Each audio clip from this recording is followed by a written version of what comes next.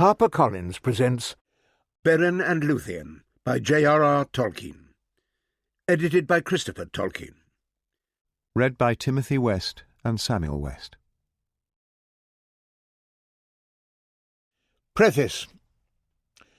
After the publication of the Silmarillion in 1977, I spent several years investigating the earlier history of the work and writing a book which I called The History of the Silmarillion. Later, this became the somewhat shortened basis of the earlier volumes of the History of Middle-earth. In 1981, I wrote at length to Rayner Unwin, the chairman of Allen and Unwin, giving him an account of what I had been and was still doing. At that time, as I informed him, the book was 1,968 pages long and 16.5 inches across, and obviously not for publication. I said to him, "If and or when you see this book, you will perceive immediately why I have said that it is in no conceivable way publishable. The textual and other discussions are far too detailed and minute. The size of it is, and will become progressively more so, prohibitive.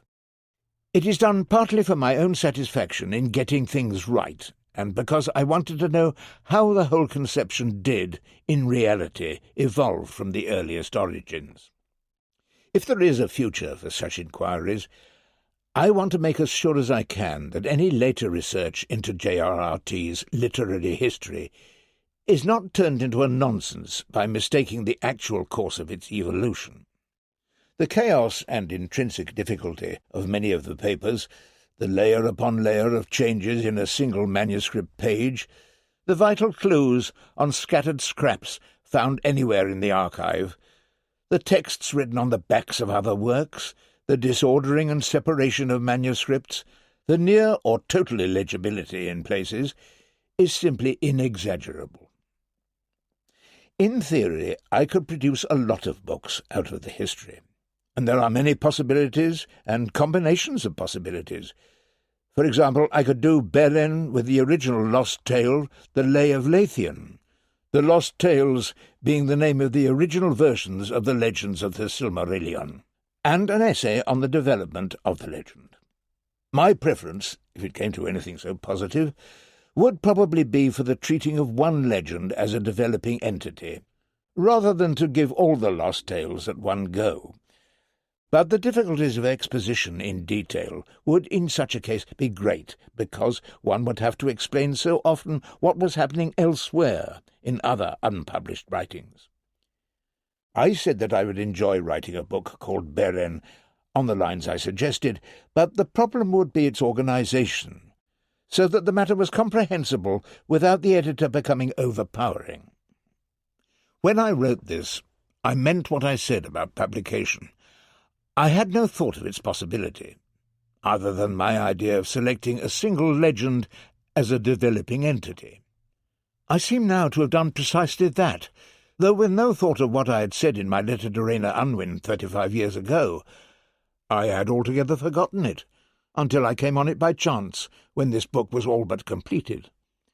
There is, however, a substantial difference between it and my original idea, which is a difference of context.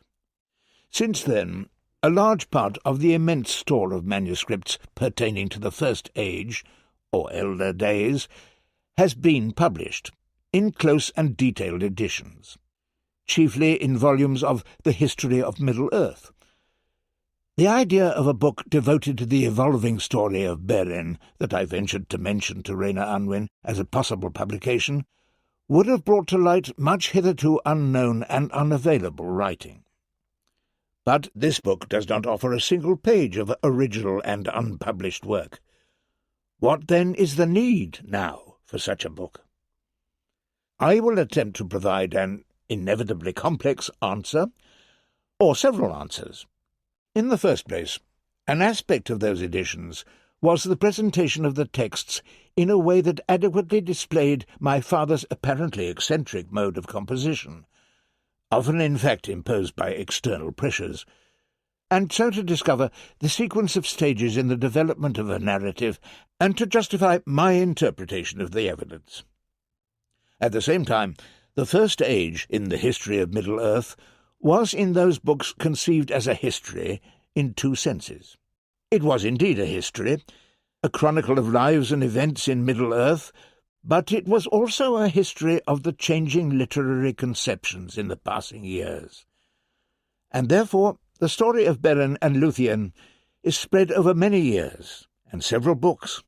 Moreover, since that story became entangled with the slowly evolving Silmarillion, and ultimately an essential part of it, its developments are recorded in successive manuscripts primarily concerned with the whole history of the elder days.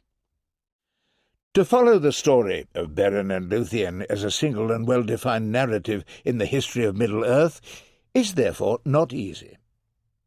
In an often-quoted letter of 1951, my father called it the chief of the stories of the Silmarillion, and he said of Beren that he is the outlawed mortal who succeeds, with the help of Lúthien, a mere maiden, even if an elf of royalty, where all the armies and warriors have failed. He penetrates the stronghold of the enemy and wrests one of the Silmarilli from the Iron Crown. Thus he wins the hand of Lúthien, and the first marriage of mortal and immortal is achieved. As such, the story is, I think, a beautiful and powerful, heroic fairy romance, receivable in itself with only a very general, vague knowledge of the background. But it is also a fundamental link in the cycle, deprived of its full significance, out of its place therein. In the second place, my purpose in this book is twofold. On the one hand, I have tried to separate the story of Beren and Lúthien, so that it stands alone, so far as that can be done, in my opinion, without distortion. On the other hand, I have wished to show how this fundamental story evolved over the years. In my foreword to the first volume of the Book of Lost Tales, I said of the changes in the stories, "In the history of Middle-earth, the development was seldom by outright rejection. Far more often it was by subtle transformation in stages, so that the growth of the legends, the process, for instance, by which the Nargothrond story made contact with that of Beren and Lúthien, a contact not even hinted at in the Lost Tales, though both elements were present, can seem like the growth of legends among peoples, the product of many minds and generations. It is an essential feature of this book that these developments in the legend of Beren and Lúthien are shown in my father's own words. For the method that I have employed is the extraction of passages from much longer manuscripts, in prose or verse, written over many years. In this way, also, there are brought to light passages of close description or dramatic immediacy that are lost in the summary, condensed manner characteristic of so much Silmarillion narrative writing. There are even to be discovered elements in the story that were later altogether lost. Thus, for example, the cross-examination of Beren and Felagund and their companions, disguised as orcs, by Thu the necromancer, the first appearance of Sauron, or the entry into the story of the appalling Tethildo, Prince of Cats, who clearly deserves to be remembered, short as was his literary life. Lastly, I will cite another of my prefaces, that to the Children of Huan, 2007. It is undeniable that there are a very great many readers of The Lord of the Rings for whom the legends of the elder days are altogether unknown, unless by their repute as strange and inaccessible in mode and manner. It is also undeniable that the volumes of the history of Middle-earth in question may well present a deterrent aspect. This is because my father's mode of composition was intrinsically difficult, and a primary purpose of the history was to try to disentangle it, thereby, it may seem, exhibiting the tales of the elder days as a creation of unceasing fluidity. I believe that he might have said, in explanation of some rejected element in a tale, "I came to see that it was not like that," or "I realized that that was not the right name." The fluidity should not be exaggerated. There were nonetheless great essential permanences. But it was certainly my hope in composing this book, that it would show how the creation of an ancient legend of Middle-earth, changing and growing over many years, reflected the search of the author for a presentation of the myth nearer to his desire. In my letter to Rayna Unwin of 1981, I observed that in the event of my restricting myself to a single legend from among the legends that make up the Lost Tales, the difficulties of exposition in detail would in such a case be great, because one would have to explain so often what was happening elsewhere in other unpublished writings. This has proved an accurate prediction in the case of Beren and Lúthien.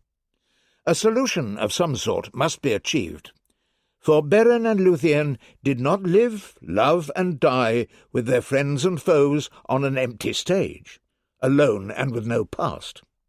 I have therefore followed my own solution in The Children of Huan. In my preface to that book I wrote, "It seems unquestionable, from my father's own words, that if he could achieve final and finished narratives on the scale he desired, he saw the three great tales of the elder days, Beren and Lúthien, The Children of Huan, and The Fall of Gondolin, as works sufficiently complete in themselves as not to demand knowledge of the great body of legend known as the Silmarillion.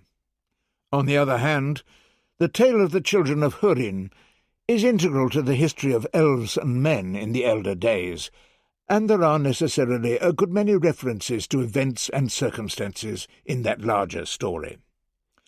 I therefore gave a very brief sketch of Beleriand and its peoples near the end of the elder days, and I included a list of all names occurring in the text with very concise indications concerning each. In this book I have adopted from The Children of Huan that brief sketch, adapting and shortening it, and I have likewise provided a list of all names occurring in the texts, in this case with explanatory indications of a very varied nature. None of this ancillary matter is essential, but is intended merely as an assistance if desired. A further problem, which I should mention, arose from the very frequent changes of names. To follow with exactness and consistency the succession of names in texts of different dates would not serve the purpose of this book. I have, therefore, observed no rule in this respect, but distinguished old and new in some cases, but not in others, for various reasons. In a great many cases, my father would alter a name in a manuscript at some later or even much later time, but not consistently. For example, Elfin to Elven. In such cases I have made Elvin the sole form, or Beleriand for earlier Broceliand, but in others I have retained both, as in Tynwelint, Thingol, Artenor, Doriath. The purpose of this book, then, is altogether different from that of the volumes of the history of Middle-earth from which it is derived. It is emphatically not intended as an adjunct to those books. It is an attempt to extract one narrative element from a vast work of extraordinary richness and complexity. But that narrative, the story of Beren and Lúthien, was itself continually evolving, and developing new associations as it became more embedded in the wider history. The decision of what to include and what to exclude of that ancient world at large could only be a matter of personal and often questionable judgment. In such an attempt there can be no attainable, correct way. In general, however, I have erred on the side of clarity, and resisted the urge to explain, for fear of undermining the primary purpose and method of the book. In my 93rd year, this is, presumptively, my last book in the long series of editions of my father's writings, very largely previously unpublished, and is of a somewhat curious nature. This tale is chosen in memoriam because of its deeply rooted presence in his own life, and his intense thought on the union of Lúthien, whom he called the greatest of the Eldar, and of Beren, the mortal man, of their fates and of their second lives. It goes back a long way in my life, for it is my earliest actual recollection of some element in a story that was being told to me. Not simply a remembered image of the scene of the storytelling.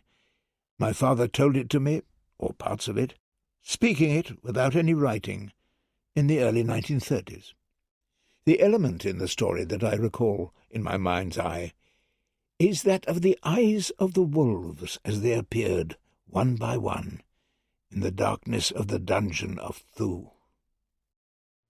In a letter to me on the subject of my mother, written in the year after her death, which was also the year before his own, he wrote of his overwhelming sense of bereavement, and of his wish to have Lúthien inscribed beneath her name on the grave.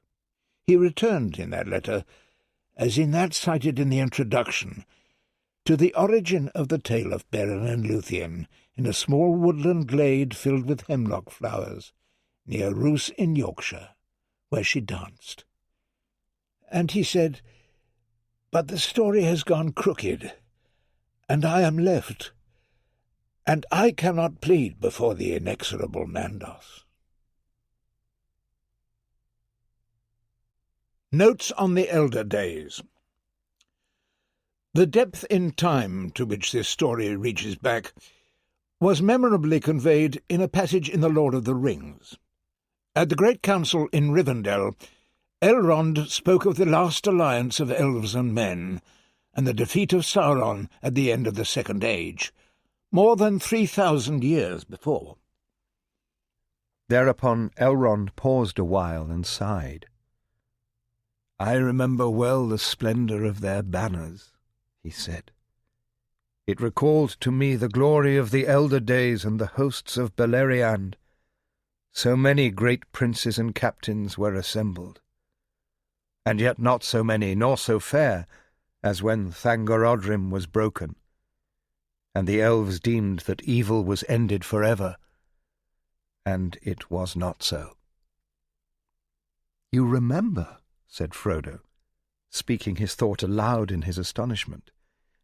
"But I thought," he stammered as Elrond turned towards him, "I thought that the fall of Gil-galad was a long age ago." "So it was indeed," answered Elrond gravely. "But my memory reaches back even to the elder days. Earendil was my sire, who was born in Gondolin before its fall, and my mother was Elwing, daughter of Dior, son of Lúthien of Doriath. I have seen 3 ages in the west of the world, and many defeats, and many fruitless victories." Of Morgoth. Morgoth, the Black Enemy, as he came to be called, was in his origin, as he declared to Húrin, brought captive before him, Melkor, first and mightiest of the Valar, who was before the world. Now become permanently incarnate, in form a gigantic and majestic but terrible king in the northwest of Middle-earth, he was physically present in his huge fortress of Angband, the Hells of Iron, the black reek that issued from the summits of Thangorodrim. The mountains that he piled above Angband could be seen far off, staining the northern sky. It is said in the annals of Beleriand that the gates of Morgoth were but 150 leagues from the bridge of Menegroth, far and yet all too near. These words refer to the bridge leading to the dwellings of the elvish king Thingol. They were called Menegroth, the 1,000 Caves. But, being incarnate, Morgoth was afraid. My father wrote of him, "As he grew in malice, and sent forth from himself the evil that he conceived in lies and creatures of wickedness, his power passed into them and was dispersed, and he himself became ever more earthbound, unwilling to issue from his dark strongholds." Thus, when Fingolfin, High King of the Noldorin Elves, rode alone to Angband to challenge Morgoth to combat, he cried at the gate, "Come forth, thou coward king, to fight with thine own hand. Den-dweller, wielder of thralls, liar and lurker, foe of gods and elves, come, for I would see thy craven face." Then, it is told, Morgoth came, for he could not refuse such a challenge before the face of his captains. He fought with the great hammer, Grond, which at each blow made a great pit, and he beat Fingolfin to the ground. But as he died, he pinned the great foot of Morgoth to the earth, and the black blood gushed forth and filled the pits of Grond. Morgoth went ever halt thereafter. So also, when Beren and Lúthien made their way into the deepest hall in Angband, where Morgoth sat, Lúthien cast a spell on him, and suddenly he fell, as a hill sliding in avalanche, and hurled like thunder from his throne, lay prone upon the floors of hell. Of Beleriand. When Treebeard strode through the forest of Fangorn, carrying Merry and Pippin each in the crook of his arm, he sang to them of ancient forests in the great country of Beleriand, which was destroyed in the tumults of the great battle at the end of the elder days. The great sea poured in, and drowned all the lands west of the Blue Mountains, called Ered Luin and Ered Lindon, so that the map accompanying the Silmarillion ends in the east with that mountain chain, whereas the map accompanying the Lord of the Rings ends in the west, also with the Blue Mountains. The coastal lands beyond them on their western sides were all that remained in the Third Age of that country called Osiriand, Land of Seven Rivers, in which Treebeard once walked. I wandered in summer in the elm woods of Osiriand. Ah, the light and the music in the summer by the seven rivers of Osir. And I thought that was best. It was over the passes of the Blue Mountains that men entered Beleriand. In those mountains were the cities of the dwarves, Nogrod and Belegost, and it was in Osiriand that Beren and Lúthien dwelt after they were permitted by Mandos to return to Middle-earth. Treebeard walked also among the pine trees of Dorthonion, land of pines. To the pine trees upon the highland of Dorthonion I climbed in the winter. Ah, the wind and the whiteness and the black branches of winter upon Orodnathon. My voice went up and sang in the sky. That country came afterwards to be called Tar Nufuin, the forest under night, when Morgoth turned it into a region of dread and dark enchantment, of wandering and despair. Of the Elves. The Elves appeared on earth far off in a distant land, Pallisaur, beside a lake named Coevienen, the Water of Awakening. And thence they were summoned by the Valar to leave Middle-earth, and passing over the great sea, to come to the blessed realm of Aman in the west of the world, the land of the gods. Those who accepted the summons were led on a great march across Middle-earth by the Valar Orome the Hunter, and they are called the Eldar, the elves of the great journey, the high elves, distinct from those who, refusing the summons, chose Middle-earth for their land and their destiny. But not all the Eldar, though they had crossed the Blue Mountains, departed over the sea, and those who remained in Beleriand are named the Sindar, the grey elves. Their high king was Thingol, which means grey cloak, who ruled from Menegroth, the 1,000 caves in Doriath, Artenor. And not all the Eldar who crossed the great sea remained in the land of the Valar, for one of their great kindreds, the Noldor, the Lawmasters, returned to Middle-earth, and they are called the Exiles. The prime mover in their rebellion against the Valar was Feanor, maker of the Silmarils. He was the eldest son of Finwë, who had led the host of the Noldor from Coevienen, but was now dead. In my father's words, the jewels were coveted by Morgoth the enemy, who stole them, and after destroying the trees, took them to Middle-earth, and guarded them in his great fortress of Thangorodrim. Against the will of the Valar, Feanor forsook the Blessed Realm and went in exile to Middle-earth, leading with him a great part of his people, for in his pride he purposed to recover the jewels from Morgoth by force. Thereafter followed the hopeless war of the Eldar and the Edain, the men of the three houses of the Elf-friends, against Thangorodrim, in which they were at last utterly defeated. Before their departure from Valinor, there took place the dreadful event that marred the history of the Noldor in Middle-earth. Feanor demanded of those Teleri, the third host of the Eldar on the great journey, who dwelt now on the coast of Aman, that they give up to the Noldor their fleet of ships, their great pride, for without ships the crossing to Middle-earth by such a host would not be possible. This the Teleri refused utterly. Then Feanor and his people attacked the Teleri in their city of Alqualonde, the haven of the swans, and took the fleet by force.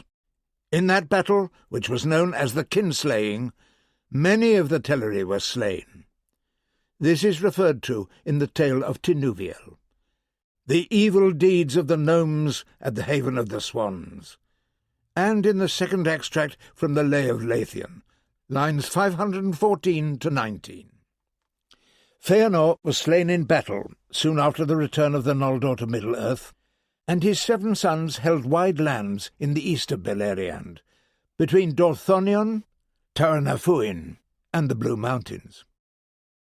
The second son of Finwë was Fingolfin, the half-brother of Feanor, who was held the overlord of all the Noldor, and he with his son Fingon ruled Hithlum, which lay to the north and west of the great chain of Ered Withrin, the Mountains of Shadow.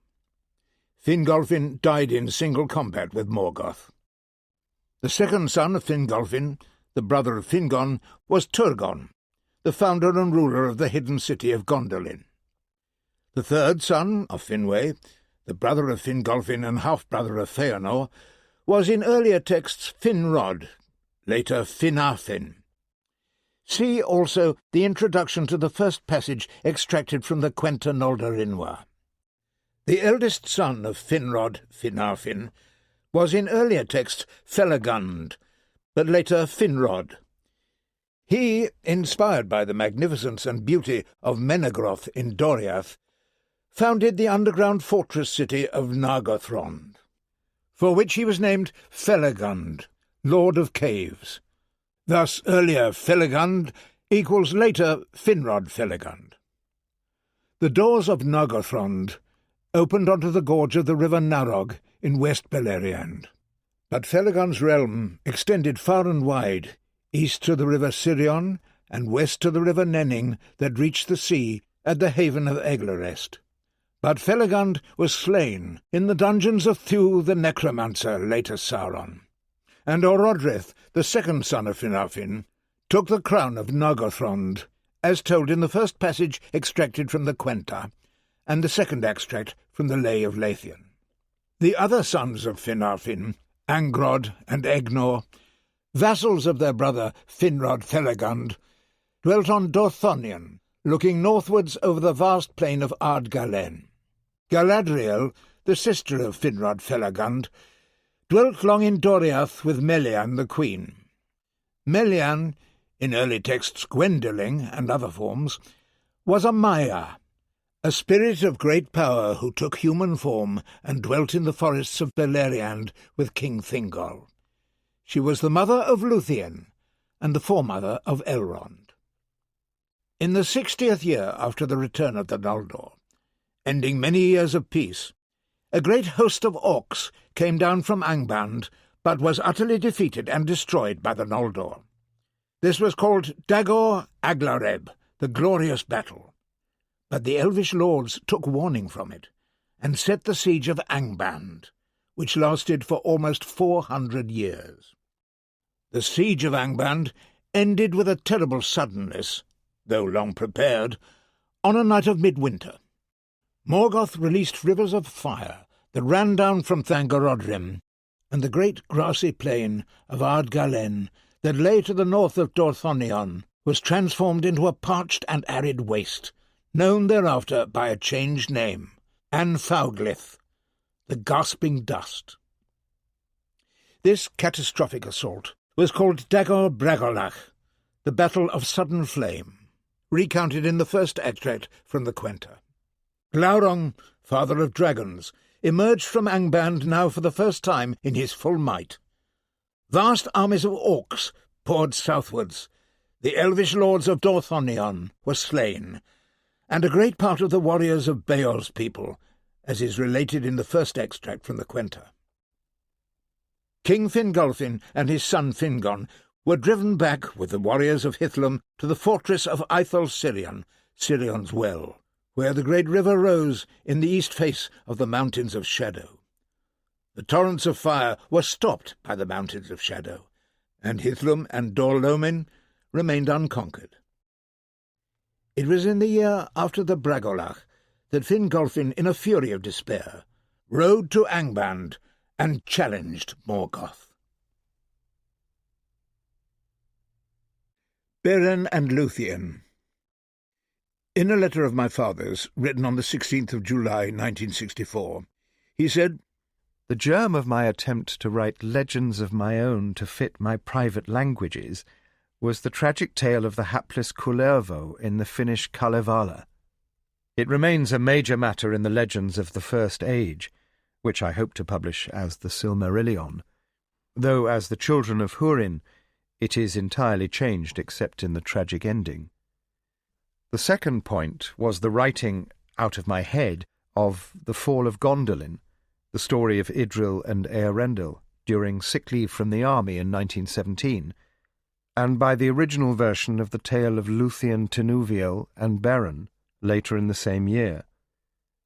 That was founded on a small wood with a great undergrowth of hemlock, no doubt many other related plants were also there, near Roos in Holderness, where I was for a while on the Humber garrison.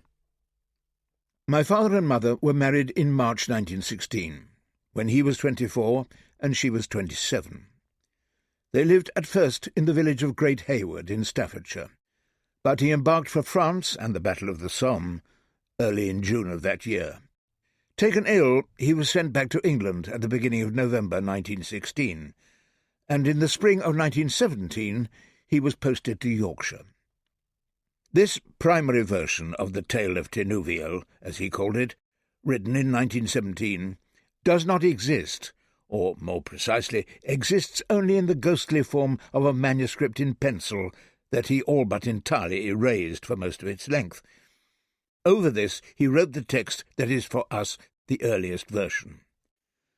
The tale of Tinuviel was one of the constituent stories of my father's major early work of his mythology, the Book of Lost Tales, an exceedingly complex work which I edited in the first 2 volumes of the History of Middle-earth, 1983 to 1984. But since the present book is expressly devoted to the evolution of the legend of Beren and Lúthien, I will here very largely pass by the strange setting and audience of the Lost Tales, for the tale of Tinuviel is in itself almost entirely independent of that setting.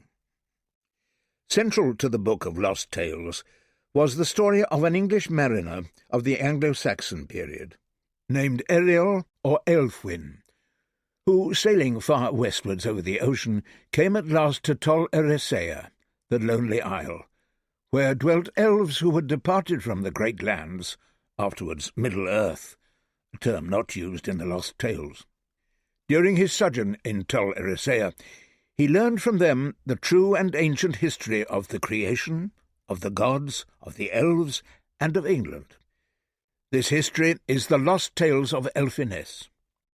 The work is extant in a number of battered little exercise books in ink and pencil, often formidably difficult to read, though after many hours of peering at the manuscript with a lens, I was able many years ago to elucidate all the texts with only occasional unsolved words.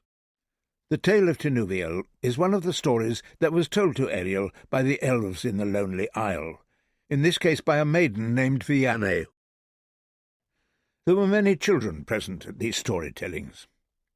Sharply observant of detail, a striking feature, It is told in an extremely individual style, with some archaisms of word and construction, altogether unlike my father's later styles, intense, poetic, at times deeply elvish mysterious. There is also an undercurrent of sardonic humour in the expression here and there, in the terrible confrontation with the demonic wolf Carcaras. As she fled with Beren from Melkor's hall, Tinuviel inquires, "Wherefore this surliness, Carcaras?" Rather than awaiting the conclusion of the tale, I think it may be helpful to draw attention here to certain aspects of this earliest version of the legend, and to give brief explanations of some names important in the narrative, which are also to be found in the list of names at the end of the book. The tale of Tinuviel, in its rewritten form, which is the earliest form for us, was by no means the earliest of the lost tales, and light is shed on it by features in other tales. To speak only of narrative structure, some of them, such as the tale of Turin, are not very far removed from the version in the published Silmarillion. Some, notably the Fall of Gondolin, the first to be written, are present in the published work only in a severely compressed form, and some, most remarkably the present tale, are strikingly different in certain aspects.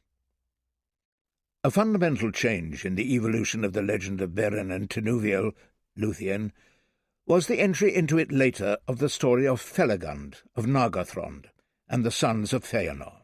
But equally significant, in a different aspect, was the alteration in the identity of Beren. In the later versions of the legend, it was an altogether essential element that Beren was a mortal man, whereas Lúthien was an immortal elf. But this was not present in the lost tale.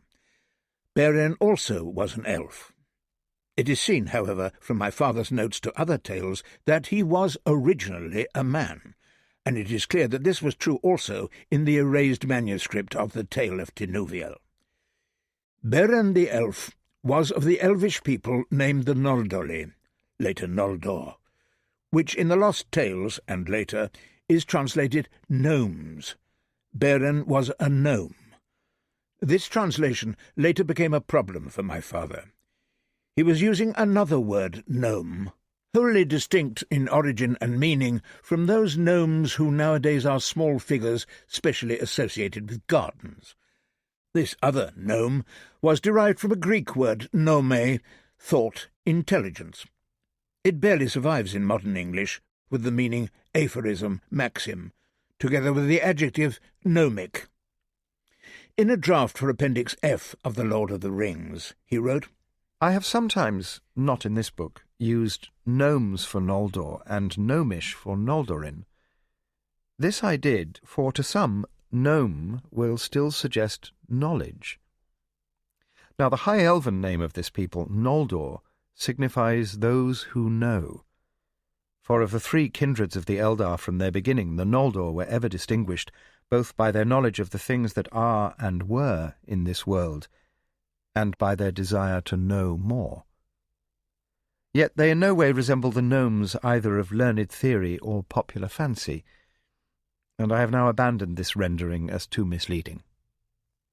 In passing, I would mention that he said also in a letter of 1954 that he greatly regretted having used the word elves, which has become overloaded with regrettable tones that are too much to overcome. The hostility shown to Beren as an elf is explained thus in the old tale. All the elves of the woodland thought of the gnomes of Dor Lomin as treacherous creatures, cruel and faithless. It may well seem somewhat puzzling that the word fairy, fairies, is frequently used of elves. Thus of the white moths that flew in the woods, Tinuviel, being a fairy, minded them not. She names herself Princess of Fairies. It is said of her that she put forth her skill and fairy magic. In the first place, the word fairies in the lost tales is synonymous with elves, and in those tales there are several references to the relative physical stature of men and elves. In those early days, my father's conceptions on such matters were somewhat fluctuating, but it is clear that he conceived a changing relation as the ages passed. Thus he wrote, Men were almost of a stature at first with elves, the fairies being far greater and men smaller than now. But the evolution of elves was greatly influenced by the coming of men. Ever as men wax more powerful and numerous, so the fairies fade and grow small and tenuous, filmy and transparent, but men larger and more dense and gross. At last men, or almost all, can no longer see the fairies. There is thus no need to suppose, on account of the word, that my father thought of the fairies of this tale as filmy and transparent, and of course years later, when the elves of the Third Age had entered the history of Middle-earth, there was nothing fairy-like in the modern sense about them. The word fae is more obscure. In the tale of Tinuviel, it is used frequently of Melian, the mother of Lúthien, who came from Valinor and is called a daughter of the gods, but also of Tevildo, who was said to be an evil fae in beast-like shape. Elsewhere in the tales there are references to the wisdom of fays and of Eldar, to orcs and dragons and evil fays, and to a fae of the woods and dells. Most notable, perhaps, is the following passage from the tale of the coming of the Valar. About them fared a great host who are the sprites, spirits of trees and woods, of dale and forest and mountain-side, or those that sing amid the grass at morning and chant among the standing corn at eve. These are the Nermir and the Tavari, Nandini and Orossi, fays of the meads, of the woods, of the valleys, of the mountains, fays, pixies, leprauns, and what else are they not called, for their number is very great. Yet must they not be confused with the Eldar, elves, for they were born before the world, and are older than its oldest, and are not of it.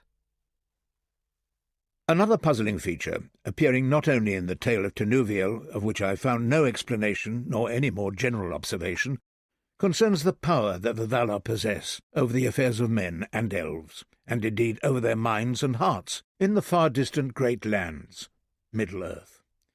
To give examples, the Valar brought Huan to a glade, where Beren and Lúthien were lying on the ground in their flight from Angband, and she said to her father, "The Valar alone saved Beren from a bitter death."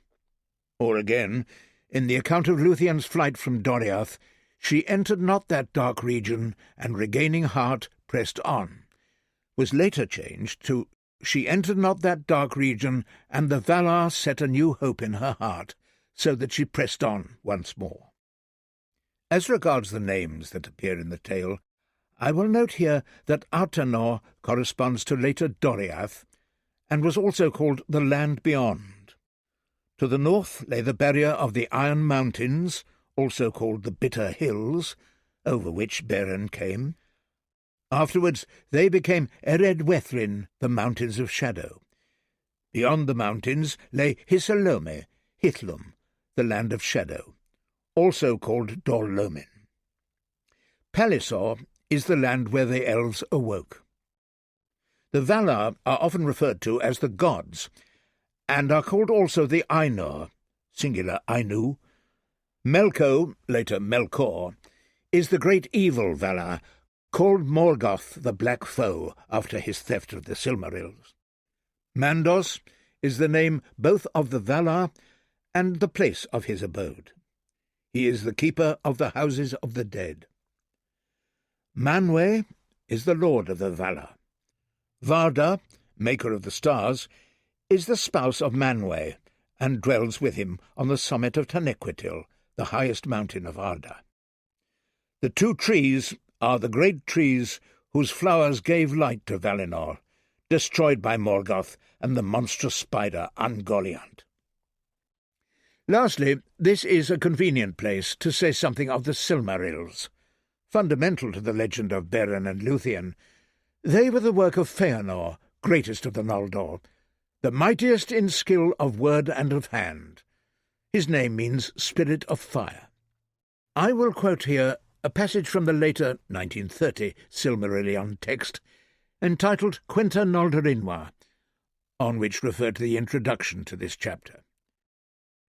In those far days Fëanor began on a time a long and marvellous labour, and all his power and all his subtle magic he called upon, for he purposed to make a thing more fair than any of the Eldar yet had made, that should last beyond the end of all.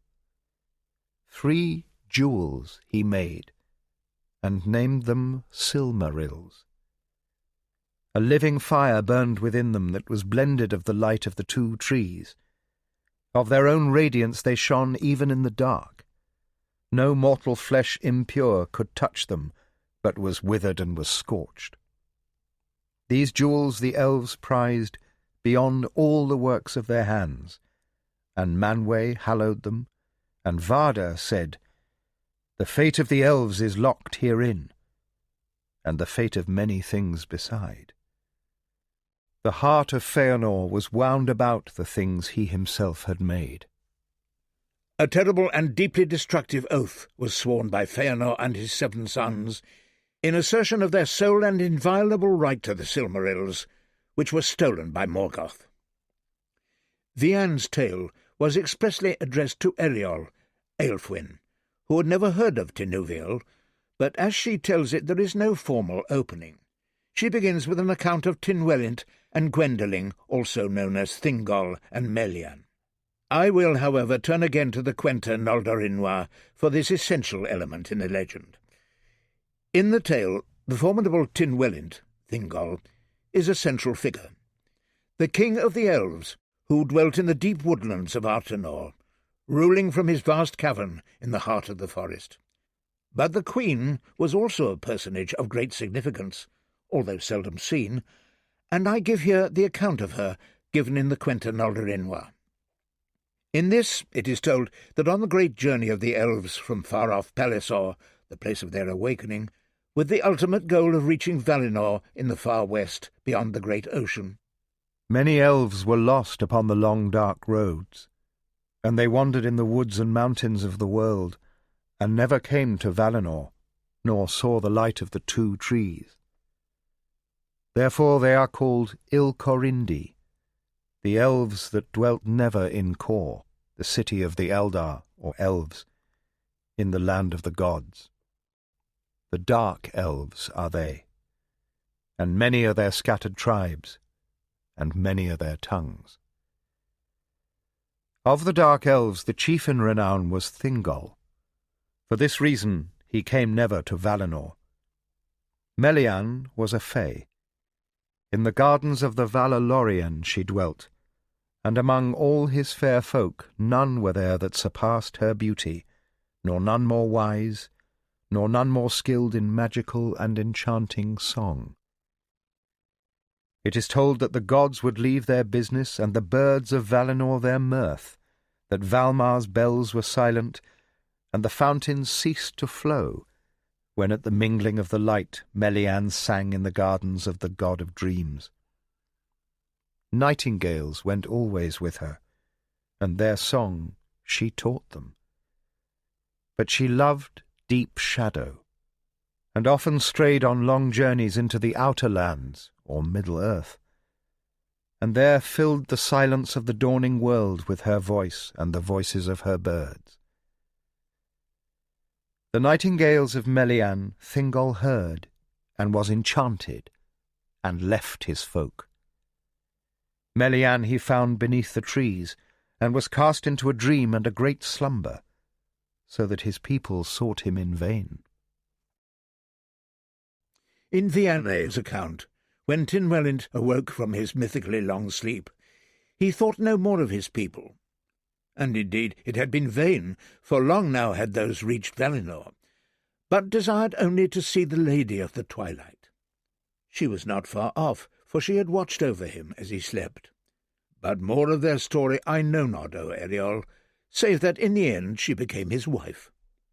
For Tynwelint and Gwendoling very long indeed were king and queen of the lost elves of Artenor, or the land beyond. Or so it is said here. Vianne said further that the dwelling of Tynwelint was hidden from the vision and knowledge of Melko by the magics of Gwendoling the Fay, and she wove spells about the paths thereto, that none but the Eldar might tread them easily. and so was the king secured from all dangers, save it be treachery alone. Now his halls were builded in a deep cavern of great size, and they were none the less a kingly and a fair abode. This cavern was in the heart of the mighty forest of Artenor, that is the mightiest of forests. And a stream ran before its doors, but none could enter that portal save across the stream, and a bridge spanned it, narrow and well guarded. Then Vianne exclaimed, "Lo, now I will tell you of things that happened in the halls of Tynwelint." And this seems to be the point at which the tale proper can be said to begin. The Tale of Tinuviel. 2 children had Tynwelint then, Dairon and Tinuviel, and Tinuviel was a maiden, and the most beautiful of all the maidens of the hidden elves. And indeed few have been so fair, for her mother was a fay, a daughter of the gods. But Dairon was then a boy strong and merry, and above all things he delighted to play upon a pipe of reeds or other woodland instruments. And he is named now among the 3 most magic players of the elves, and the others are Tinfang-Warble and Ivare, who plays beside the sea. But Tinuviel's joy was rather in the dance, and no names are set with hers for the beauty and subtlety of her twinkling feet. Now it was the delight of Dairon and Tinuviel to fare away from the cavernous palace of Tynwelint their father, and together spend long times amid the trees. There often would Dairon sit upon a tussock or a tree root and make music, while Tinuviel danced thereto. And when she danced to the playing of Dairon, more lissome was she than Gwendoling, more magical than Tinfang-Warble neath the moon, nor may any see such lilting save be it only in the rose gardens of Valinor, where Nessa dances on the lawns of never-fading green. Even at night when the moon shone pale, still would they play and dance, and they were not afraid as I should be, for the rule of Tynwelint and of Gwendoling held evil from the woods, and Melko troubled them not as yet, and men were hemmed beyond the hills. Now the place that they loved the most was a shady spot, and elms grew there, and beech too, but these were not very tall, and some chestnut trees there were with white flowers, but the ground was moist, and a great misty growth of hemlocks rose beneath the trees. On a time of June they were playing there, and the white umbels of the hemlocks were like a cloud about the boles of the trees. And there Tinuviel danced until the evening faded late, and there were many white moths abroad. Tinuviel, being a fairy, minded them not, as many of the children of men do, although she loved not beetles, and spiders will none of the Eldar touch because of Ungueliante. But now the white moths flitted about her head, and Dairon trilled an eerie tune, when suddenly that strange thing befell. Never have I heard how Beren came thither over the hills. Yet was he braver than most, as thou shalt hear, and 'twas the love of wandering maybe alone that had sped him through the terrors of the Iron Mountains until he reached the lands beyond. Now Beren was a gnome, son of Egnor the forester, who hunted in the darker places in the north of Hisilome. Dread and suspicion was between the Eldar and those of their kindred that had tasted the slavery of Melko, and in this did the evil deeds of the gnomes at the haven of the swans revenge itself. Now the lies of Melko ran among Beren's folk, so that they believed evil things of the secret elves. Yet now did he see Tinuviel dancing in the twilight, and Tinuviel was in a silver-pearly dress, and her bare white feet were twinkling among the hemlock stems. Then Beren cared not whether she were Valar or elf or child of men, and crept near to see. And he leant against a young elm that grew upon a mound, so that he might look down into the little glade where she was dancing, for the enchantment made him faint. So slender was she, and so fair, that at length he stood heedlessly in the open the better to gaze upon her. And at that moment the full moon came brightly through the boughs, and Dairon caught sight of Beren's face. Straightway did he perceive that he was none of their folk, and all the elves of the woodland thought of the gnomes of Dorlomin as treacherous creatures, cruel and faithless. Wherefore Dairon dropped his instrument, and crying, "Flee, flee, O Tinuviel! An enemy walks this wood!" he was gone swiftly through the trees.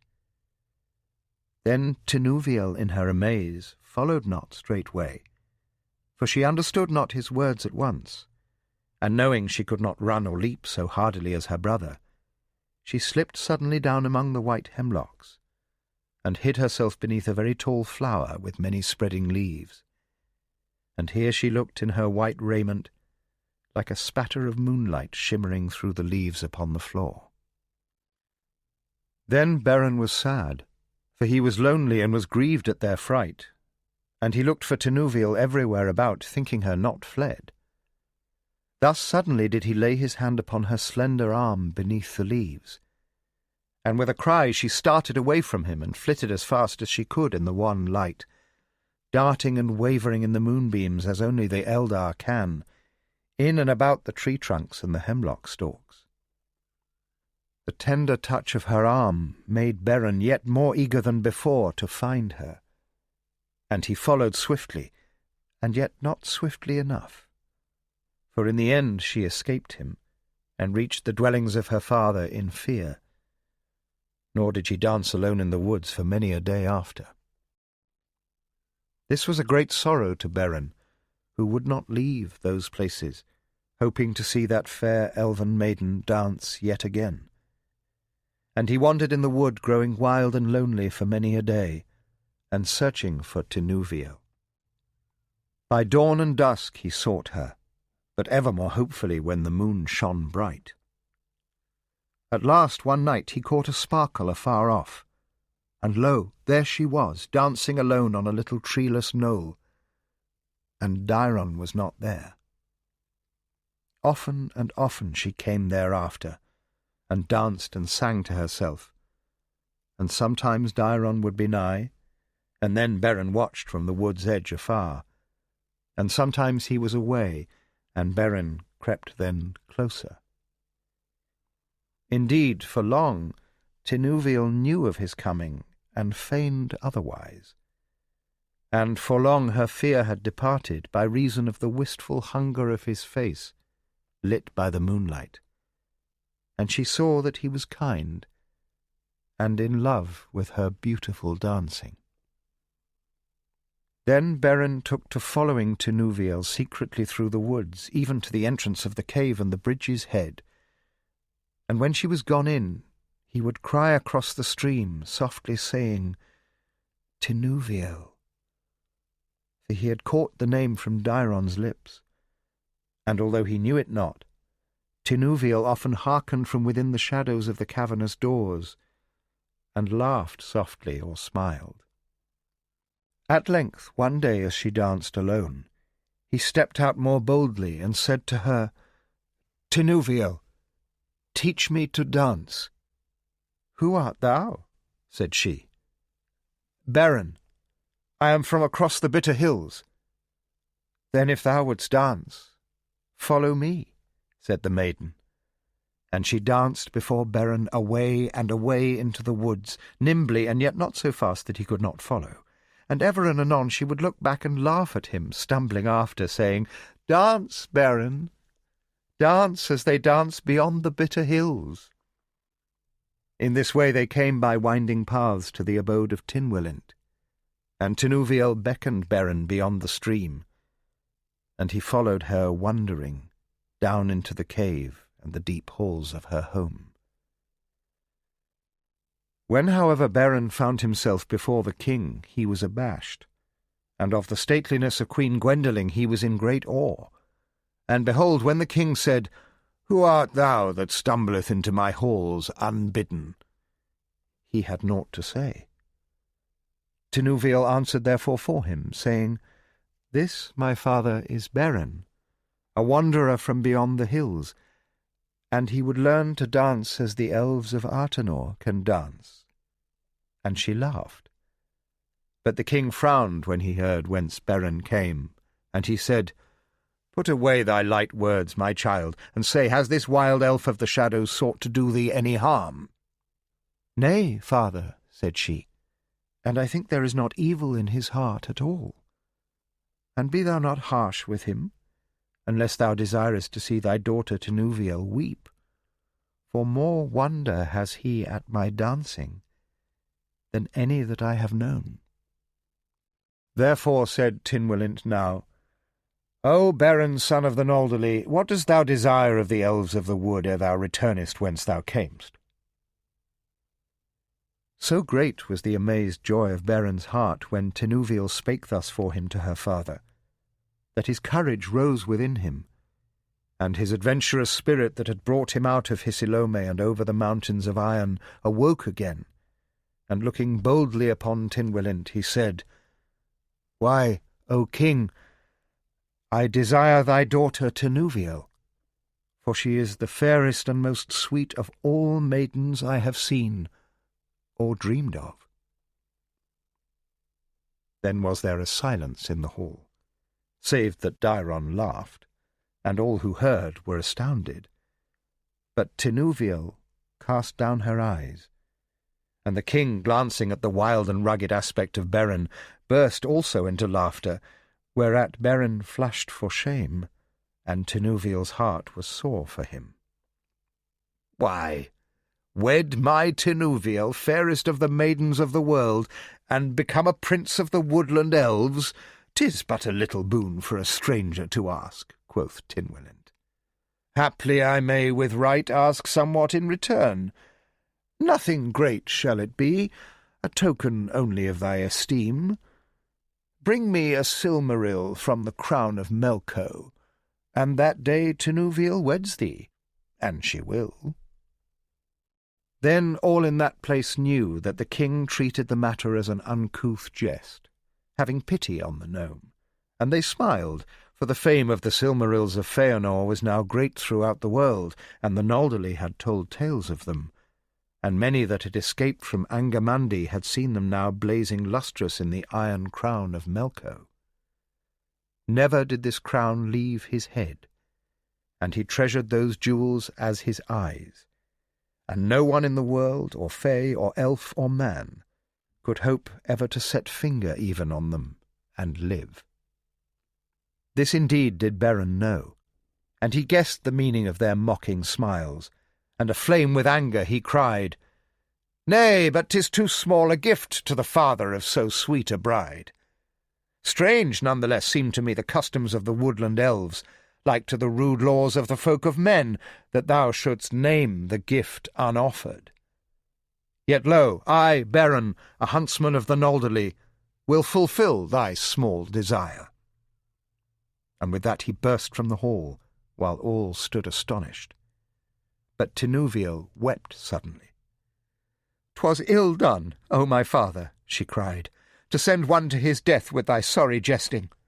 For now methinks he will attempt the deed, being maddened by thy scorn, and Melko will slay him, and none will look ever again with such love upon my dancing." Then said the king, "'Twill not be the first of gnomes that Melko has slain, and for less reason. It is well for him that he lies not bound here in grievous spells for his trespass in my halls and for his insolent speech." Yet Gwendolen said naught. Neither did she chide Tinuviel, or question her sudden weeping for this unknown wanderer. Beren, however, going from before the face of Tynwylint, was carried by his wrath far through the woods, until he drew nigh to the lower hills and treeless lands that warned of the approach of the bleak iron mountains. Only then did he feel his weariness and stay his march, and thereafter did his greater travails begin. Nights of deep despondency were his, and he saw no hope whatever in his quest, and indeed there was little, and soon as he followed the iron mountains till he drew nigh to the terrible regions of Melko's abode, the greatest fears assailed him.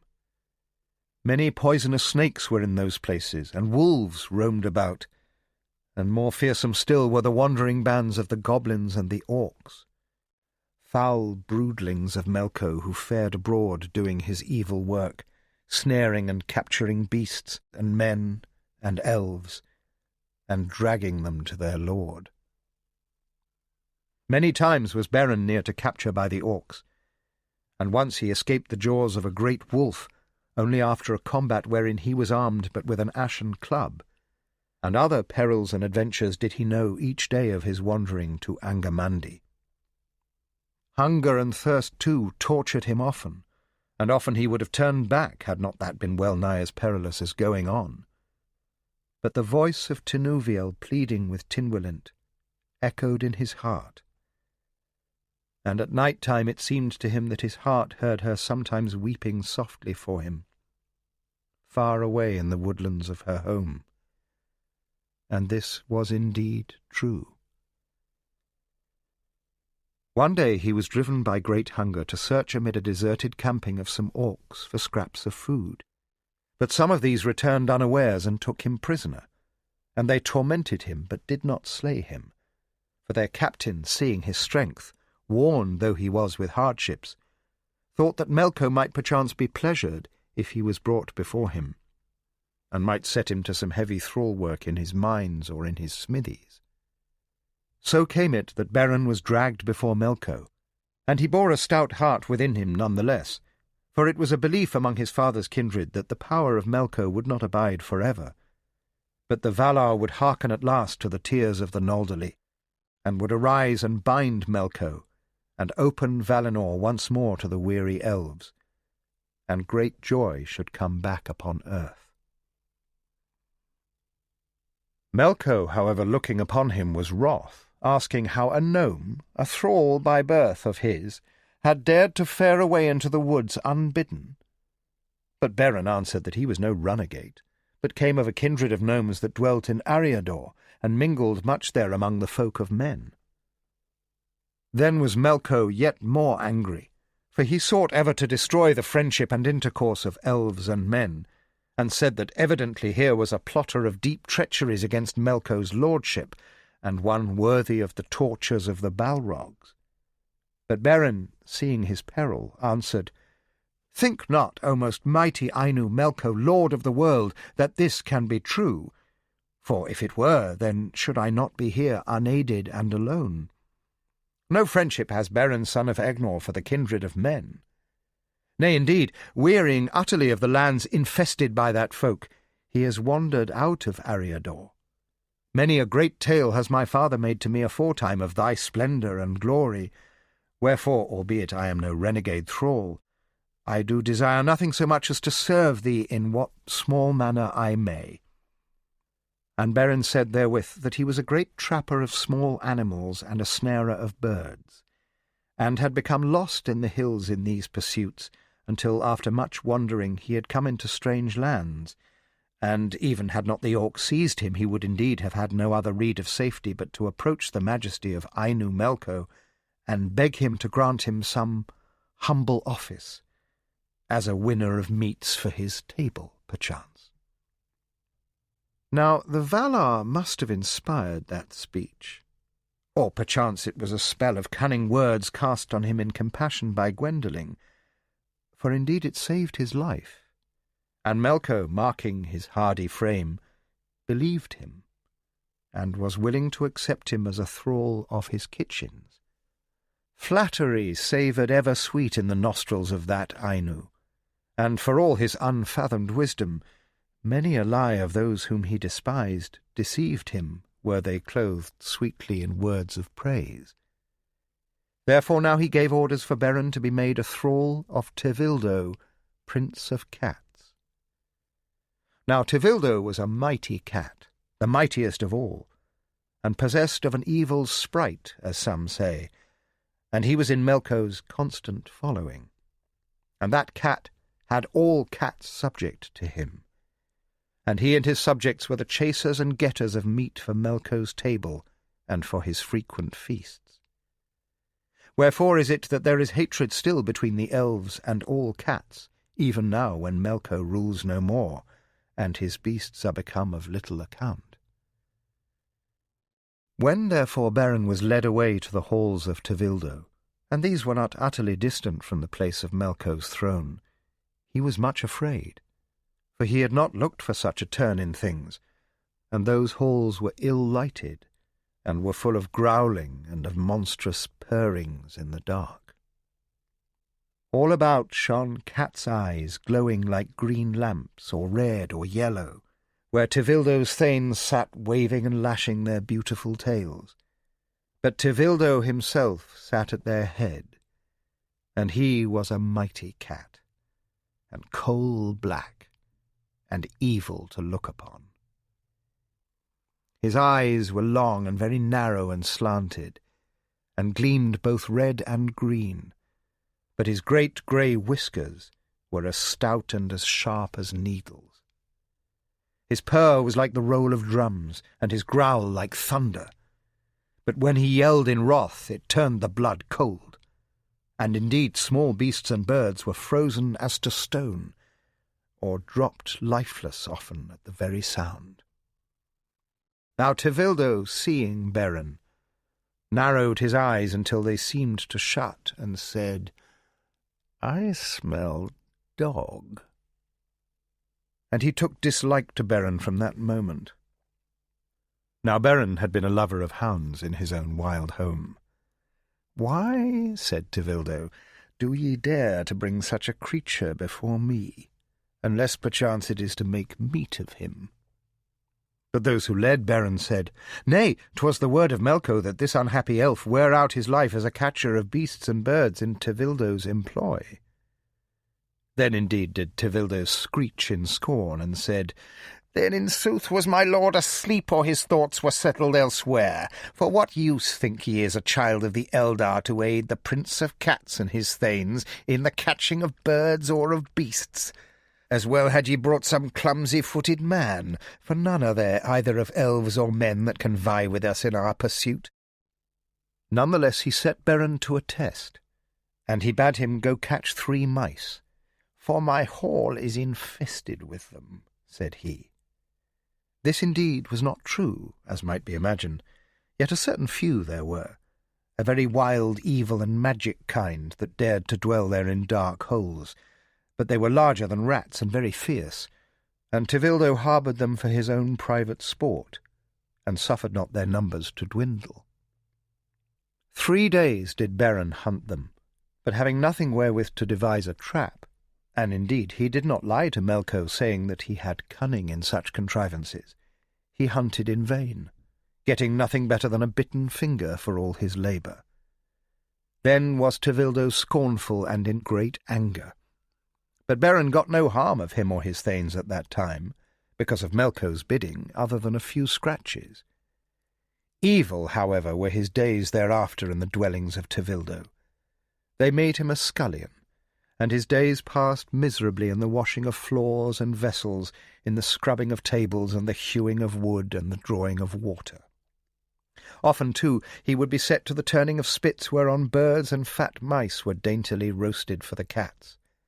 Yet seldom did he get food or sleep himself, and he became haggard and unkempt, and wished often that never straying out of Hisilome he had not even caught sight of the vision of Tinuviel. Now that fair maiden wept for a very great while after Beren's departure, and danced no more about the woods, and Dairon grew angry and could not understand her. But she had grown to love the face of Beren peeping through the branches, and the crackle of his feet as they followed her through the wood, and his voice that called wistfully, "Tinuviel, Tinuviel," across the stream before her father's doors, she longed to hear again. And she would not now dance when Beren was fled to the evil halls of Melko, and maybe had already perished. So bitter did this thought become at last, that the most tender maiden went to her mother, for to her father she dared not go, nor even suffer him to see her weep. "O Gwendoling, my mother," said she, "tell me of thy magic, if thou canst. How doth Beren fare? Is all yet well with him?" "Nay," said Gwendoling, "he lives indeed, but in an evil captivity, and hope is dead in his heart. For behold, he is a slave in the power of Tevildo, Prince of Cats. Then, said Tinuviel, I must go and succour him, for none else do I know that will. Now Gwendolen laughed not, for in many matters she was wise, and forewise. Yet it was a thing unthought in a mad dream that any elf, still less a maiden, the daughter of the king, should fare untended to the halls of Melko, even in those earlier days before the Battle of Tears, when Melko's power had not grown great, and he veiled his designs and spread his net of lies. Wherefore did Gwendolen softly bid her not to speak such folly. But Tinuviel said, Then must thou plead with my father for aid, that he send warriors to Angamandi, and demand the freedom of Beren from Ainu Melko. This indeed did Gwendolen do, of love for her daughter.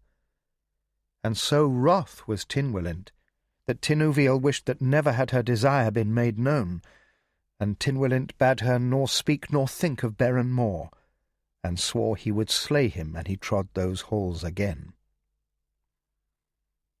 Now then Tinuviel pondered much what she might do, and going to Dairon she begged him to aid her, or indeed to fare away with her to Angamandi, an he would. But Dairon thought with little love of Beren, and he said, Wherefore should I go into the direst peril that there is in the world for the sake of a wandering gnome of the woods? Indeed, I have no love for him, for he has destroyed our play together, our music and our dancing.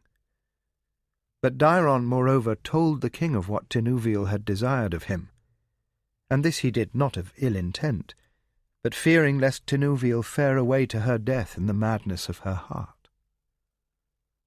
Now when Tynwylint heard this, he called Tinuviel and said, Wherefore, O maiden of mine, dost thou not put this folly away from thee, and seek to do my bidding?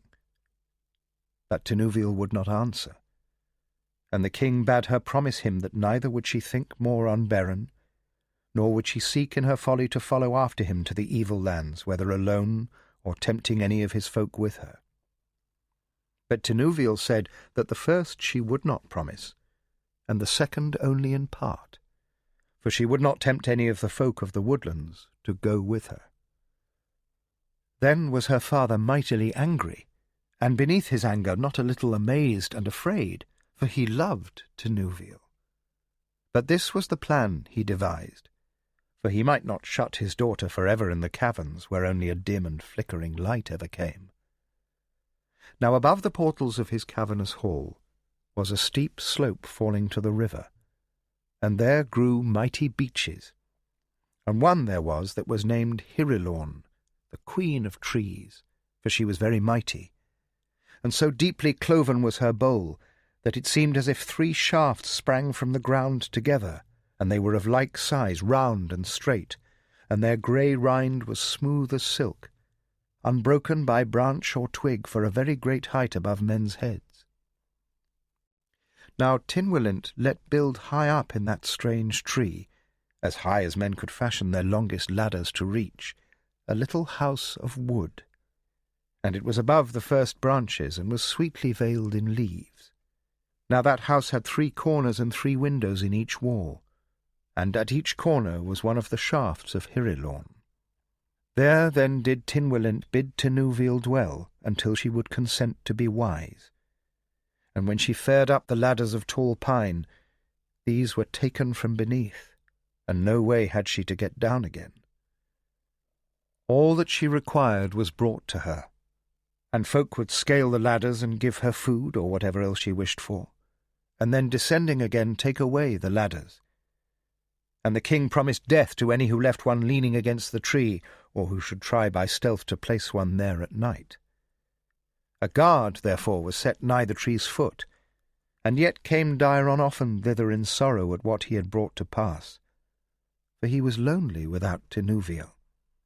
But Tinuviel had at first much pleasure in her house among the leaves, and would gaze out of her little window while Dairon made his sweetest melodies beneath. But one night a dream of the Valar came to Tinuviel, and she dreamt of Beren, and her heart said, let me be gone to seek him whom all others have forgot. And waking, the moon was shining through the trees, and she pondered very deeply how she might escape. Now Tinuvil, daughter of Gwendoling, was not ignorant of magics or of spells, as may well be believed, and after much thought she devised a plan. The next day she asked those who came to her to bring, if they would, some of the clearest water of the stream below. But this, she said, must be drawn at midnight in a silver bowl, and brought to my hand with no word spoken. And after that she desired wine to be brought. But this, she said, must be borne hither in a flagon of gold at noon, and he who brings it must sing as he comes. And they did as they were bid, but Tynwylint was not told. Then said Tinuvil, Go now to my mother and say to her that her daughter desires a spinning wheel to pass her weary hours. But Dairon secretly she begged fashion her a tiny loom, and he did this even in the little house of Tinuvil in the tree. But wherewith will you spin, and wherewith weave? Said he. And Tinuvil answered, With spells and magics. But Dairon knew not her design, nor said more to the king or to Gwendoling. Now Tinuvil took the wine and water when she was alone, and singing a very magical song the while, she mingled them together. And as they lay in the bowl of gold, she sang a song of growth. And as they lay in the bowl of silver, she sang another song. And the names of all the tallest and longest things upon earth were set in that song. The beards of the Indravangs, the tail of Karkaras, the body of Glorund, the bowl of Hirilorn, and the sword of Nan she named. Nor did she forget the chain Angainu that Aule and Tulkas made, or the neck of Gilim the giant. And last and longest of all, she spake of the hair of Uinen, the lady of the sea that is spread through all the waters. Then did she lave her head with the mingled water and wine, and as she did so she sang a third song, a song of uttermost sleep. And the hair of Tinuvil, which was dark and finer than the most delicate threads of twilight, began suddenly to grow very fast indeed. And after 12 hours had passed, it nigh filled the little room. And then Tinuvil was very pleased, and she lay down to rest. And when she awoke, the room was full as with a black mist, and she was deep hidden under it, and lo, her hair was trailing out of the windows and blowing about the tree boles in the morning. Then with difficulty she found her little shears, and cut the threads of that growth nigh to her head, and after that her hair grew only as it was wont before. Then was the labour of Tinuvil begun, and though she laboured with the deftness of an elf, long was the spinning, and longer weaving still. And did any come and hail her from below, she bid them begone, saying, I am abed, and desire only to sleep. And Dairon was much amazed, and called often up to her, but she did not answer. Now of that cloudy hair Tinuvil wove a robe of misty black, soaked with drowsiness more magical far than even one that her mother had worn and danced in long ago. And therewith she covered her garments of shimmering white, and magic slumbers filled the air about her.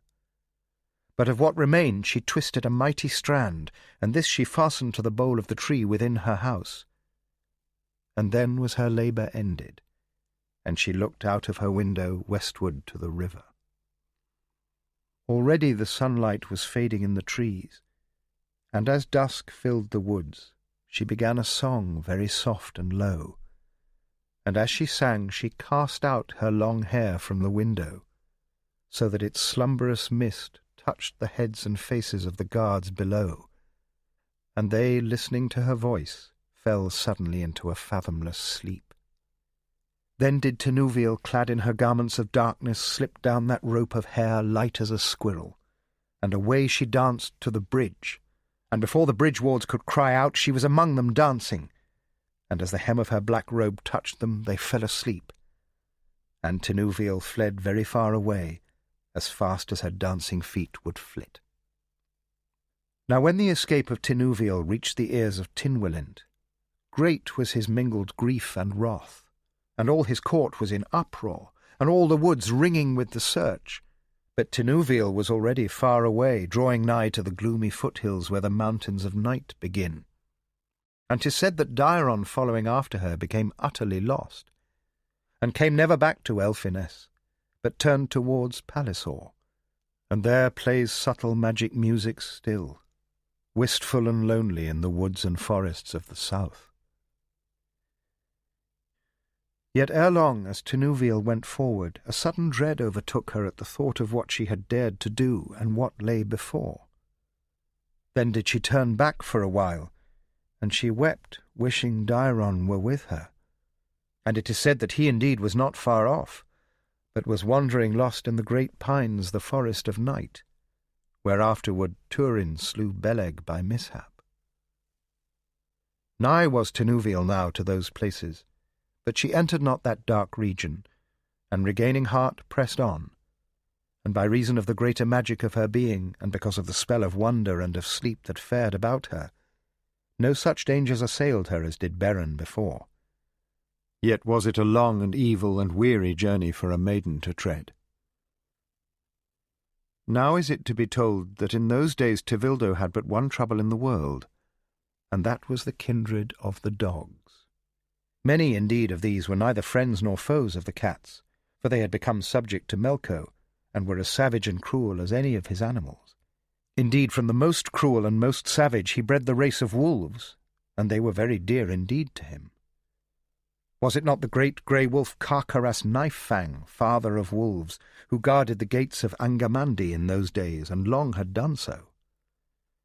Many were there, however, who would neither bow to Melko nor live wholly in fear of him, but dwelt either in the dwellings of men and guarded them from much evil that had otherwise befallen them, or roamed the woods of Hisilome, or passing the mountainous places fared even at times into the region of Artanor and the lands beyond and to the south.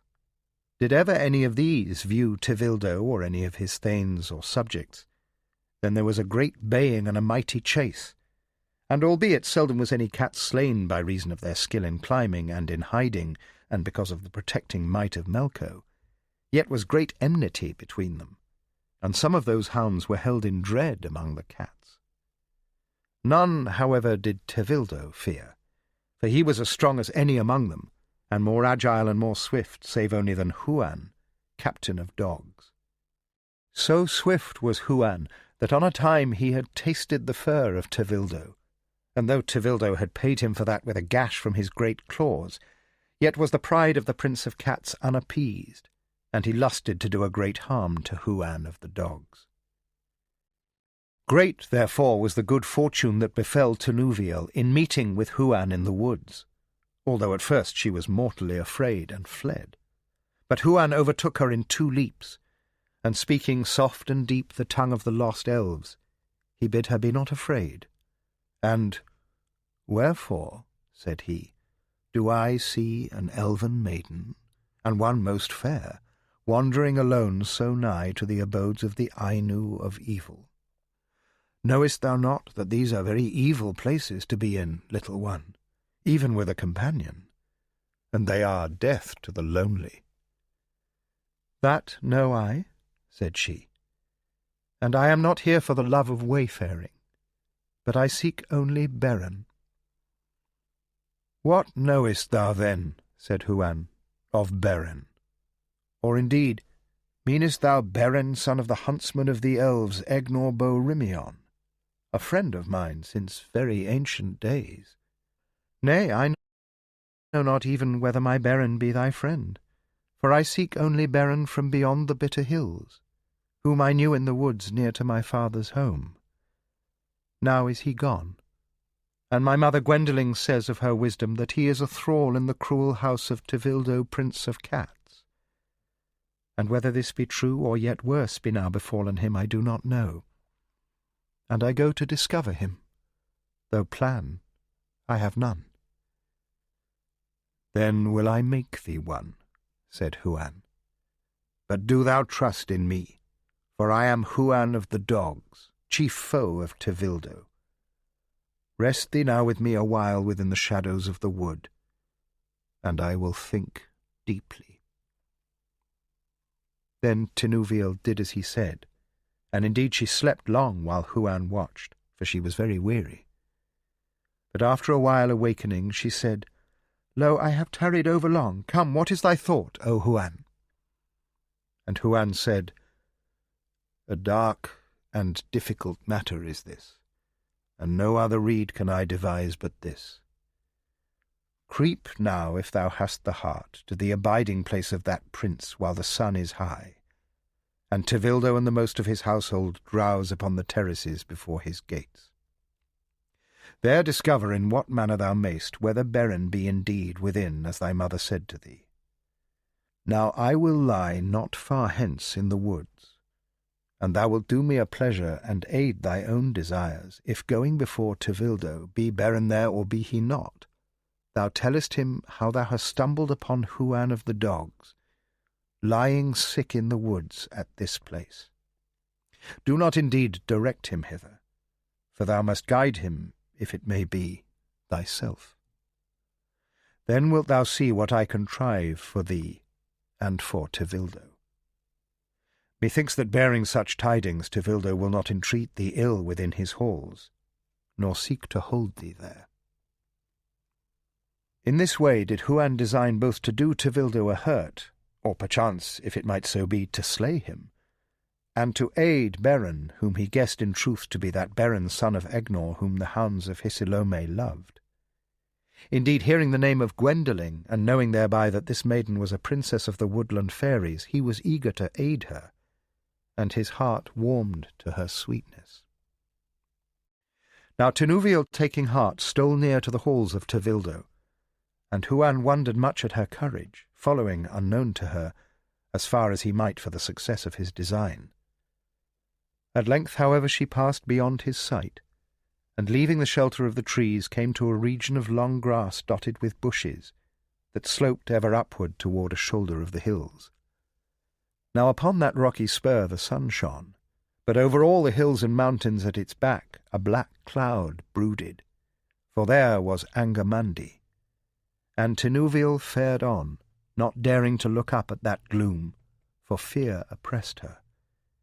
And as she went, the ground rose and the grass grew more scant and rock-strewn, until it came even to a cliff, sheer of one side, and there upon a stony shelf was the castle of Tevildo. No pathway led thereto, and the place where it stood fell towards the woods in terrace after terrace, so that none might reach its gates save by many great leaps, and those became ever steeper as the castle drew more nigh. Few were the windows of that house, and upon the ground there were none. Indeed, the very gate was in the air, wherein the dwellings of men are wont to be the windows of the upper floor. But the roof had many wide and flat spaces open to the sun. Now does Tinuviel wander disconsolate upon the lowest terrace, and look in dread at the dark house upon the hill, when behold she came at a bend in the rock upon a lone cat lying in the sun, and seemingly asleep. As she approached, he opened a yellow eye and blinked at her, and thereupon rising and stretching, he stepped up to her and said, "Whither away, little maid? Dost not know that you trespass on the sunning ground of his highness Tevildo and his thanes?" Now Tinuviel was very much afraid, but she made as bold an answer as she was able, saying, "That know I, my lord." And this pleased the old cat greatly, for he was in truth only Tevildo's doorkeeper. "But I would indeed of your goodness be brought to Tevildo's presence now, nay, even if he sleeps," said she, for the doorkeeper lashed his tail in astonished refusal. "I have words of immediate import for his private ear. Lead me to him, my lord," she pleaded.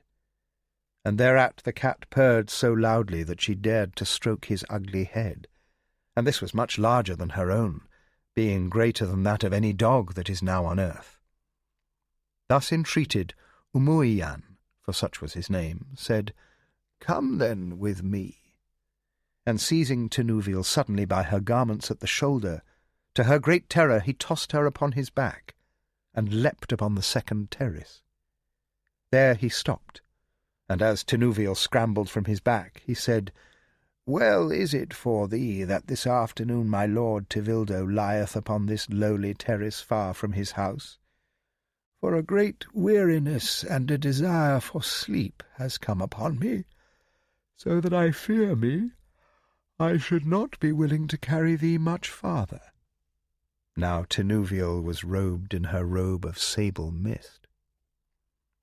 So saying, Umuian yawned mightily, and stretched himself before he led her along that terrace to an open space, where upon a wide couch of baking stones lay the horrible form of Tevildo himself, and both his evil eyes were shut.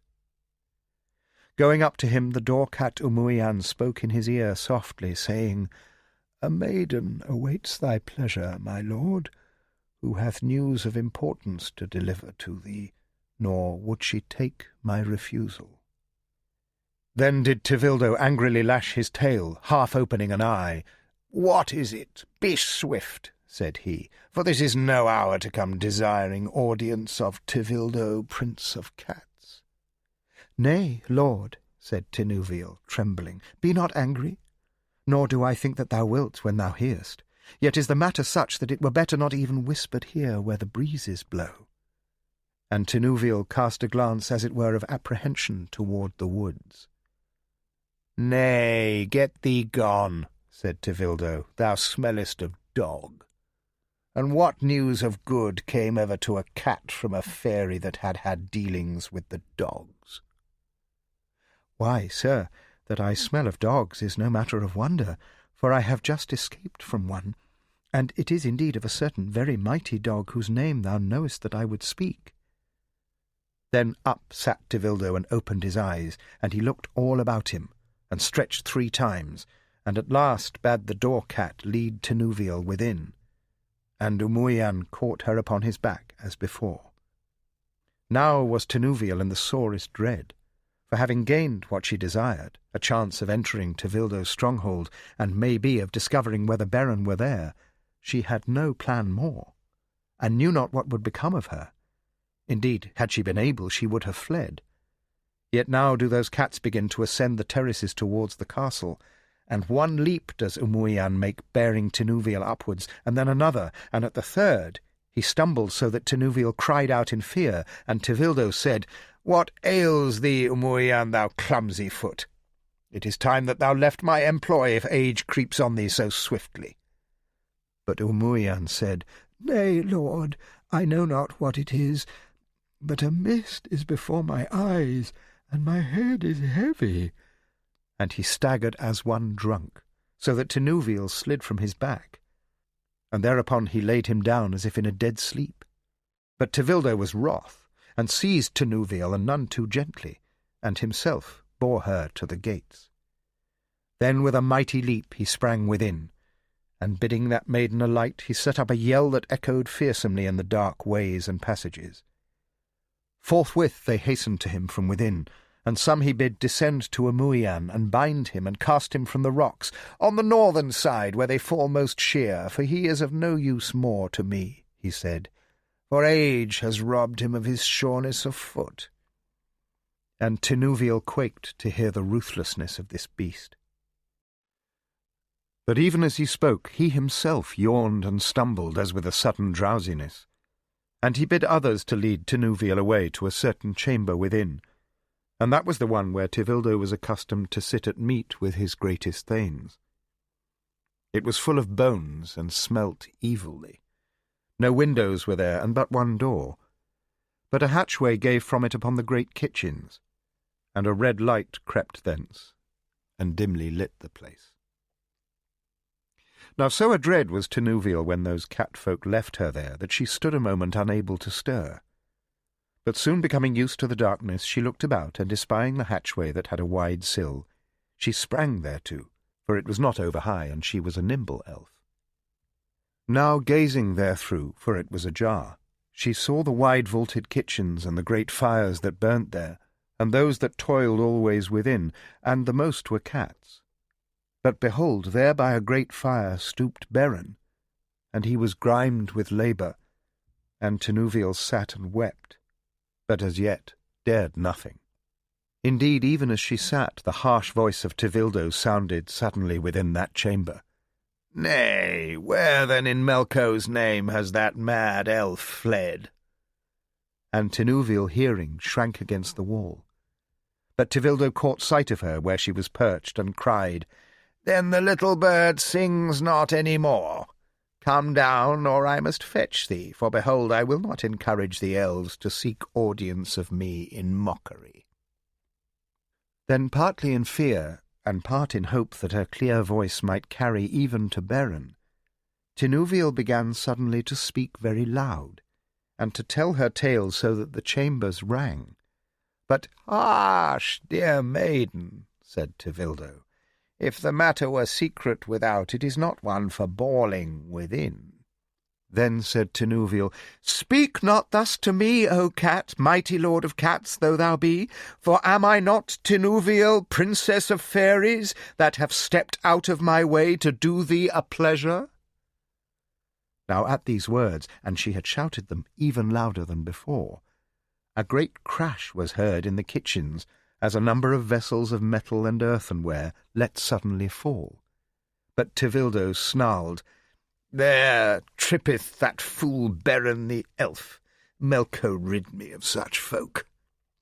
Yet Tinuviel, guessing that Beren had heard and been smitten with astonishment, put aside her fears and repented her daring no longer.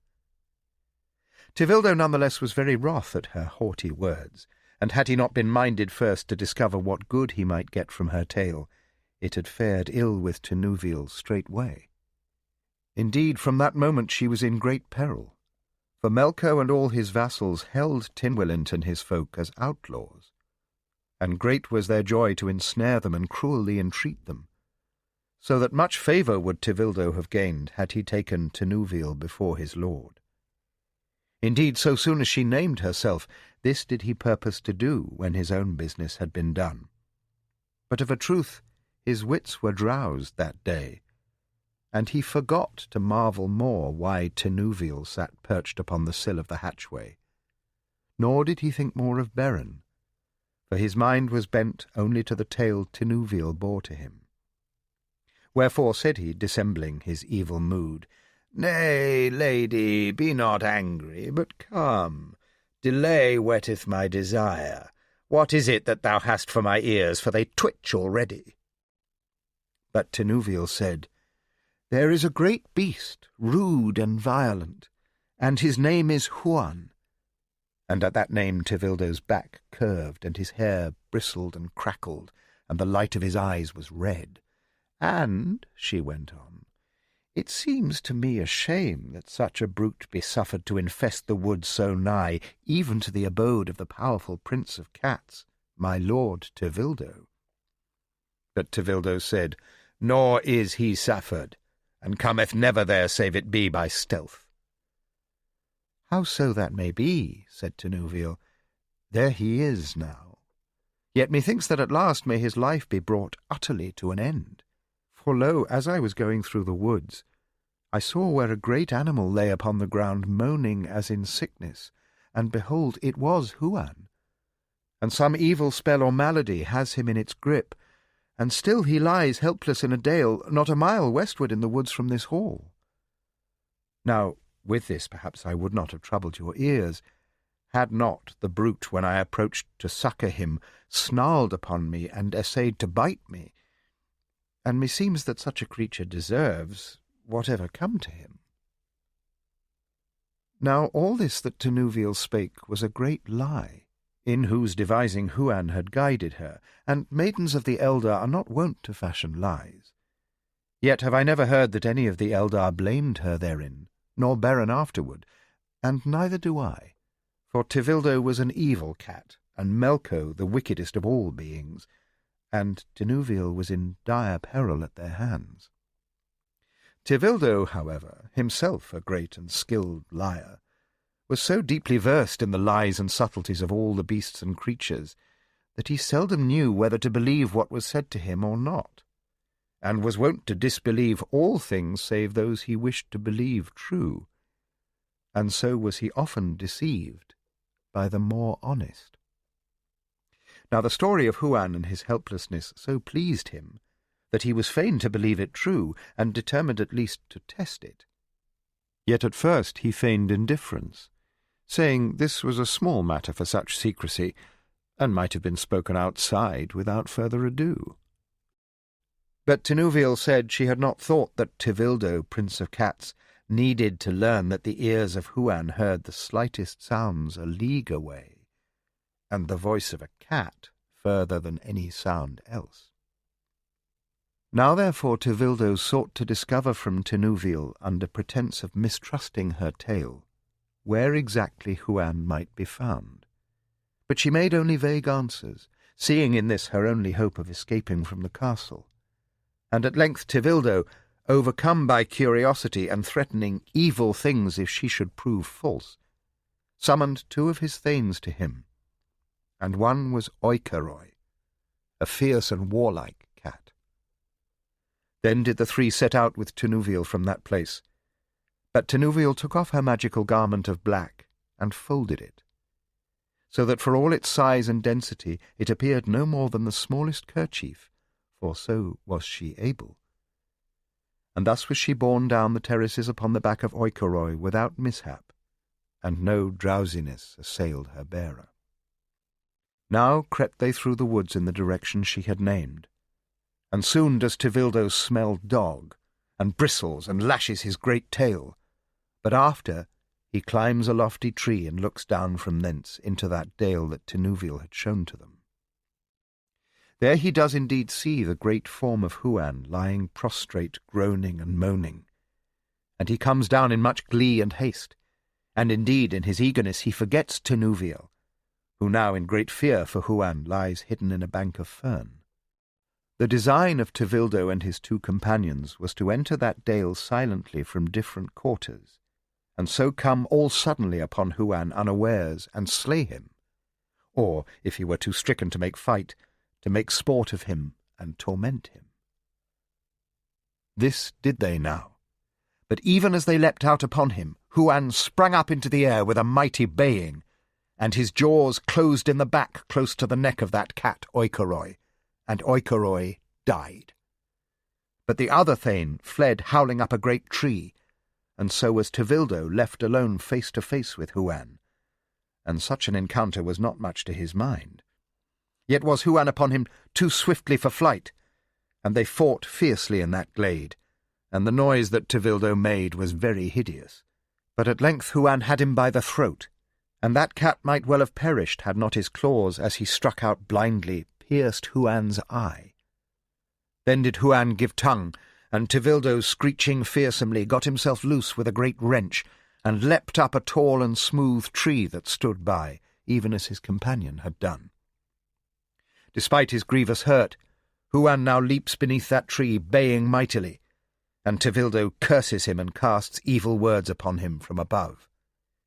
Then said Huan, "Lo, Tevildo, these are the words of Huan whom thou thoughtst to catch and slay, helpless as the miserable mice it is thy wont to hunt.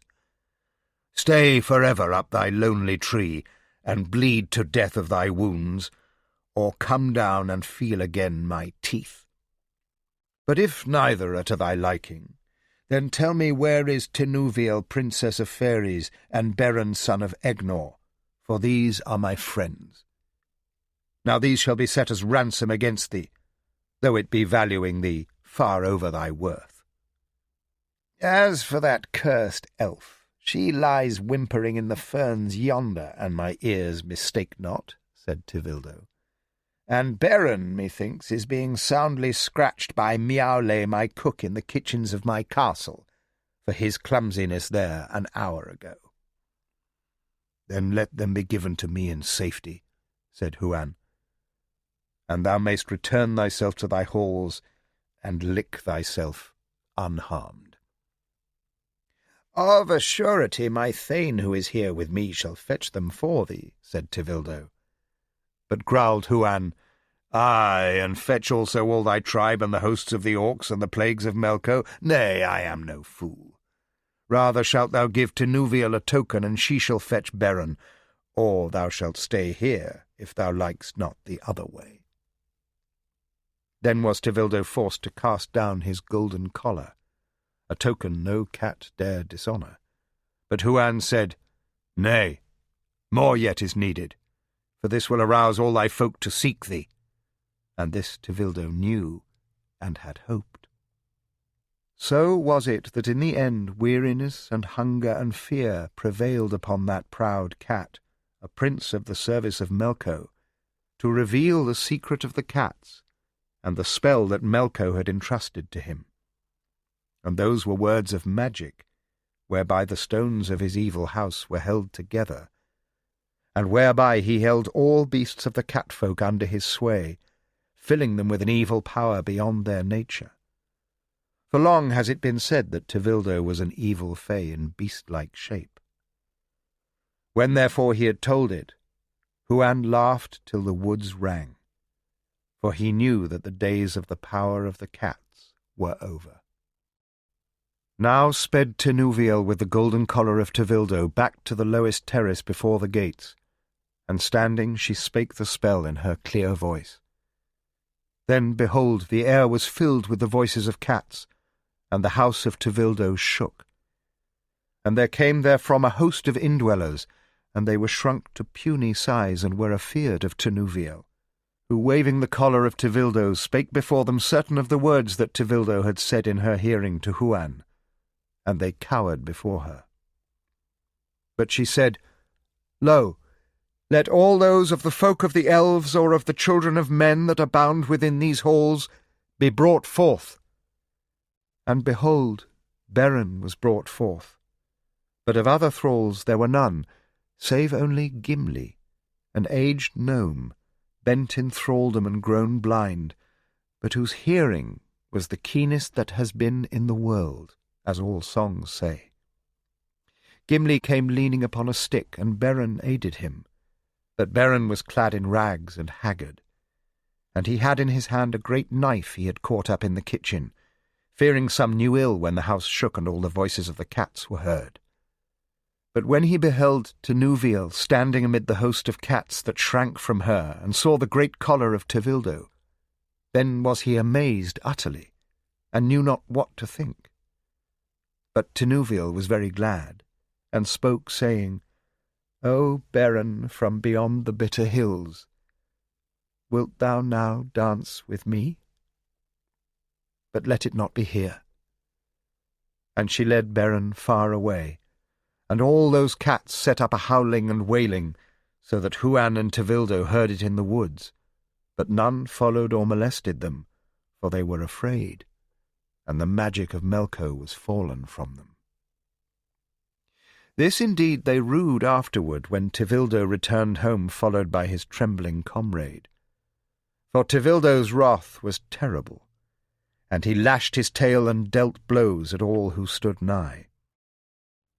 Now Huan of the dogs, though it might seem a folly, when Beren and Tinuviel came to that glade, had suffered that evil prince to return without further war. But the great collar of gold he had set about his own neck, and at this was Tevildo more angry than all else, for a great magic of strength and power lay therein. Little to Huan's liking was it that Tevildo lived still, but now no longer did he fear the cats, and that tribe has fled before the dogs ever since, and the dogs hold them still in scorn since the humbling of Tevildo in the woods nigh Angamandi, and Huan has not done any greater deed. Indeed, afterward Melko heard all, and he cursed Tevildo and his folk and banished them, nor have they since that day had lord or master or any friend. And their voices wail and screech, for their hearts are very lonely and bitter and full of loss. Yet there is only darkness therein, and no kindliness. At the time, however, whereof the tale tells, it was Tevildo's chief desire to recapture Beren and Tinuviel, and to slay Huan, that he might regain the spell and magic he had lost, for he was in great fear of Melko, and he dared not seek his master's aid and reveal his defeat and the betrayal of his spell. Unwitting of this, Huan feared those places, and was in great dread lest those doings come swiftly to Melko's ear, as did most things that came to pass in the world.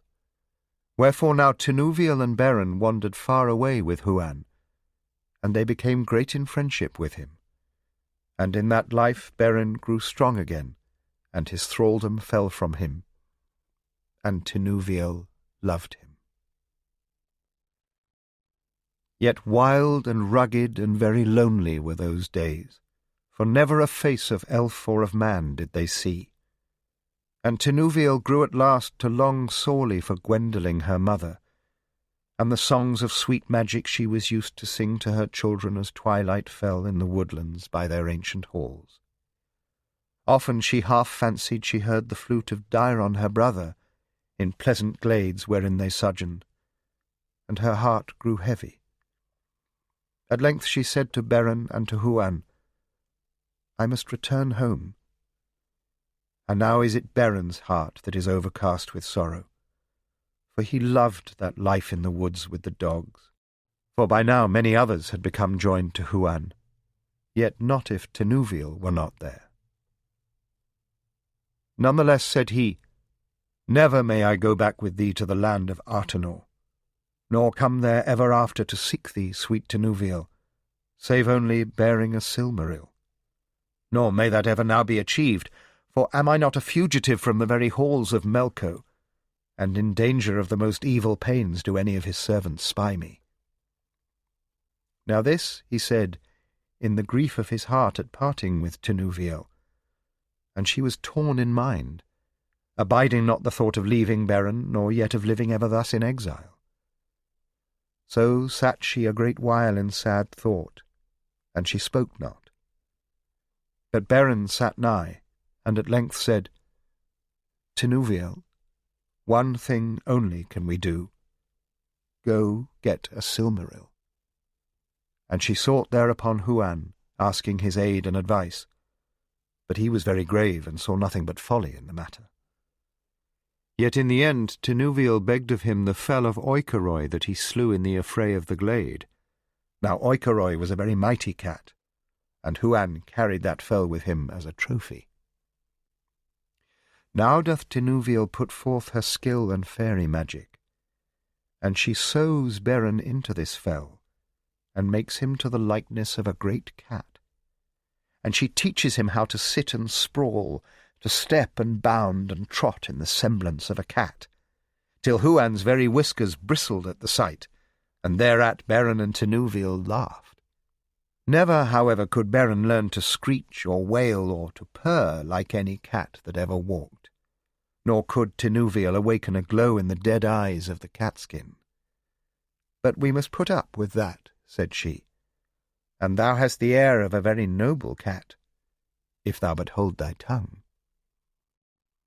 Then did they bid farewell to Huan, and set out for the halls of Melko by easy journeys, for Beren was in great discomfort and heat within the fur of Oikeroi, and Tinuviel's heart became lighter a while than it had been for long, and she stroked Beren or pulled his tail, and Beren was angry because he could not lash it in answer as fiercely as he wished. At length, however, they drew near to Angamandi, as indeed the rumblings and deep noises, and the sound of mighty hammerings of 10,000 smiths labouring unceasingly declared to them. Nigh were the sad chambers where the thrall Nolderly laboured bitterly under the orcs and goblins of the hills, and here the gloom and darkness was great, so that their hearts fell. But Tinuviel arrayed her once more in her dark garment of deep sleep. Now the gates of Angamandi were of iron, wrought hideously and set with knives and spikes, and before them lay the greatest wolf the world has ever seen, even Jar.R.R. Knife-Fang, who had never slept. And Jar.R.R. growled when he saw Tinuviel approach, but of the cat he took not much heed, for he thought little of cats, and they were ever passing in and out. "Growl not, O Jar.R.R.," said she, for I go to seek my lord Melko, and this Thane of Tevildo goeth with me as escort." Now the dark robe veiled all her shimmering beauty, and Carcaras was not much troubled in mind, yet none the less he approached, as was his wont, to snuff the air of her, and the sweet fragrance of the Eldar that garment might not hide. Therefore straightway did Tinuviel begin a magic dance, and the black strands of her dark veil she cast in his eyes, so that his legs shook with a drowsiness, and he rolled over and was asleep. But not until he was fast in dreams of great chases in the woods of Hisilome when he was yet a whelp did Tinuviel cease. And then did those twain enter that black portal, and winding down many shadowy ways they stumbled at length into the very presence of Melko. In that gloom Beren passed well enough as a very Thane of Tevildo, and indeed Oikoroi had aforetime been much about the halls of Melko, so that none heeded him, and he slunk under the very chair of the Ainu unseen. But the adders and evil things there lying set him in great fear, so that he durst not move. Now all this fell out most fortunately, for had Tevildo been with Melko, their deceit would have been discovered, and indeed of that danger they had thought, not knowing that Tevildo sat now in his halls, and knew not what to do should his discomfiture become noised in Angamandi. But behold, Melko espieth Tinuviel, and saith, "Who art thou, that flittest about my halls like a bat? How camest thou in? For of a surety thou dost not belong here." "Nay, that I do not, yet," saith Tinuviel, "though I may perchance hereafter of thy goodness, my lord Melko. Knowst thou not that I am Tinuviel, daughter of Tinwillint the outlaw? And he hath driven me from his halls, for he is an overbearing elf, and I give not my love at his command." Now in truth was Melko amazed that the daughter of Tinwillint came thus of her free will to his dwelling, Angamandi the Terrible. And suspecting something untoward, he asked what was her desire. "For knowest thou not," saith he, "that there is no love here for thy father or his folk? Nor needst thou hope for soft words and good cheer from me." "So hath my father said," saith she, "but wherefore need I believe him?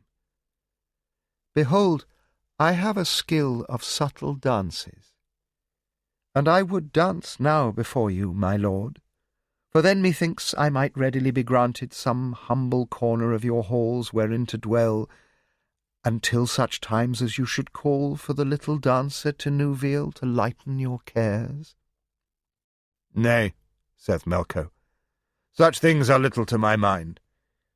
But as thou hast come thus far to dance, dance, and after we will see." And with that he leered horribly, for his dark mind pondered some evil. Then did Tinuviel begin such a dance as neither she nor any other sprite or fay or elf danced ever before or has done since.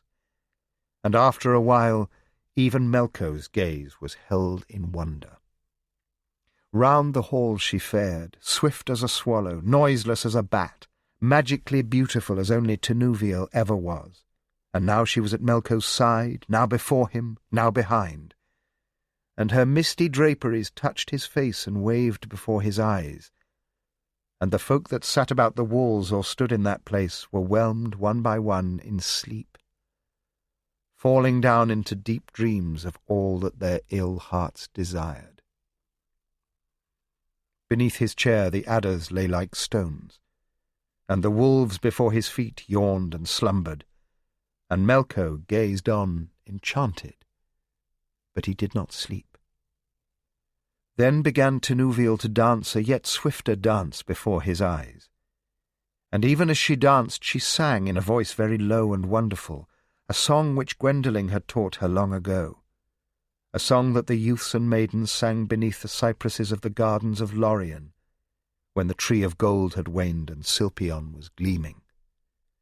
The voices of nightingales were in it, and many subtle odours seemed to fill the air of that noisome place, as she trod the floor lightly as a feather in the wind. Nor has any voice or sight of such beauty ever again been seen there. And Ainu Melko, for all his power and majesty, succumbed to the magic of that elf-maid, and indeed even the eyelids of Lorien had grown heavy, had he been there to see. Then did Melko fall forward drowsed, and sank at last in utter sleep down from his chair upon the floor, and his iron crown rolled away. Suddenly Tinuviel ceased. In the hall no sound was heard save of slumberous breath. Even Beren slept beneath the very seat of Melko, but Tinuviel shook him so that he awoke at last. Then in fear and trembling he tore asunder his disguise, and freeing himself from it leapt to his feet. Now does he draw that knife that he had from Tevildo's kitchens, and he seizes the mighty iron crown, but Tinuviel could not move it, and scarcely might the thews of Beren avail to turn it. Great is the frenzy of their fear, as in that dark hall of sleeping evil Beren labours as noiselessly as may be to prize out a Silmaril with his knife. Now does he loosen the great central jewel, and the sweat pours from his brow. But even as he forces it from the crown, lo, his knife snaps with a loud crack. Tinuviel smothers a cry thereat, and Beren springs away with the one Silmaril in his hand, and the sleepers stir, and Melko groans as though ill thoughts disturbed his dreams, and a black look comes upon his sleeping face. Content now with that one flashing gem, those twain fled desperately from the hall, stumbling wildly down many dark passages, till from the glimmering of grey light they knew they neared the gates. And behold, Car-Carras lies across the threshold, awake once more and watchful. Straightway Beren thrust himself before Tinuviel, although she said him nay, and this proved in the end ill, for Tinuviel had not time to cast her spell of slumber over the beast again. Ere seeing Beren he bared his teeth and growled angrily. "Wherefore this surliness, Car-Carras?" said Tinuviel. "Wherefore this gnome, who entered not, and yet now issueth in haste?" quoth Knife-Fang. And with that he leapt upon Beren, who struck straight between the wolf's eyes with his fist, catching for his throat with the other hand. Then Car-Carras seized that hand in his dreadful jaws, and it was the hand wherein Beren clasped the blazing Silmaril, and both hand and jewel Car-Carras bit off, and took into his red maw. Great was the agony of Beren, and the fear and anguish of Tinuviel. Yet even as they expect to feel the teeth of the wolf, a new thing strange and terrible comes to pass. Behold now that Silmaril blazeth with a white and hidden fire of its own nature, and is possessed of a fierce and holy magic. For did it not come from Valinor and the blessed realms, being fashioned with spells of the gods and gnomes before evil came there? And it doth not tolerate the touch of evil flesh or of unholy hand. Now cometh it into the foul body of Car-Carras, and suddenly that beast is burnt with a terrible anguish, and the howling of his pain is ghastly to hear as it echoeth in those rocky ways, so that all the sleeping court within awakes. Then did Tinuviel and Beren flee like the wind from the gates, yet was Car-Carras far before them, raging and in madness as a beast pursued by Balrogs. And after, when they might draw breath, Tinuviel wept over the maimed arm of Beren, kissing it often, so that, behold, it bled not, and pain left it, and was healed by the tender healing of her love. Yet was Beren ever after surnamed among all folk Ermabwed the One-Handed, which in the language of the Lonely Isle is Elmervoite. Now, however, must they bethink them of escape, if such may be their fortune. And Tinuviel wrapped part of her dark mantle about Beren, and so for a while, flitting by dusk and dark amid the hills, they were seen by none, albeit Melko had raised all his orcs of terror against them, and his fury at the rape of that jewel was greater than the elves had ever seen it yet. Even so it seemed soon to them that the net of the hunters drew ever more tightly upon them. And though they had reached the edge of the more familiar woods and passed the glooms of the forest of Tar Fuin, still were there many leagues of peril yet to pass between them and the caverns of the king. And even did they reach ever there, it seemed like they would but draw the chase behind them thither, and Melko's hate upon all that woodland folk. So great indeed was the hue and cry that Huan learnt of it far away, and he marvelled much at the daring of those twain, and still more that ever they had escaped from Angamandi. Now goes he with many dogs through the woods, hunting orcs and thanes of Tevildo, and many hurts he got thus, and many of them he slew or put to fear and flight, until one even at dusk the Valar brought him to a glade in that northward region of Artenor, that was called afterwards Nan Damgorthin, the land of the dark idols. But that is a matter that concerns not this tale. Howbeit it was even then a dark land, and gloomy and foreboding, and dread wandered beneath its lowering trees no less even than in Tower Fuin.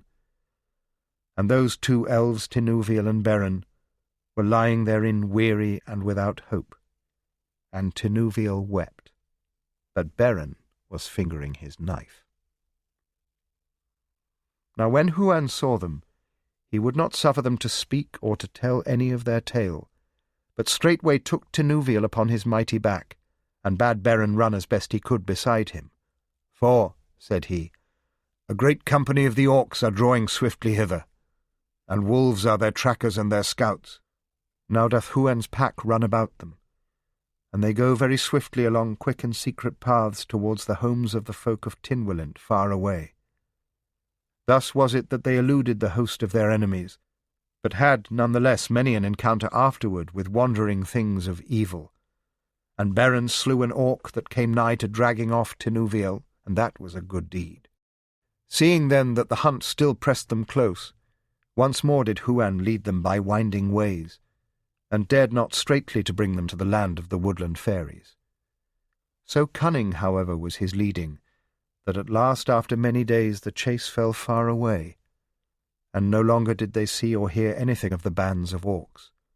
No goblins waylaid them, nor did the howling of any evil wolves come upon the airs at night.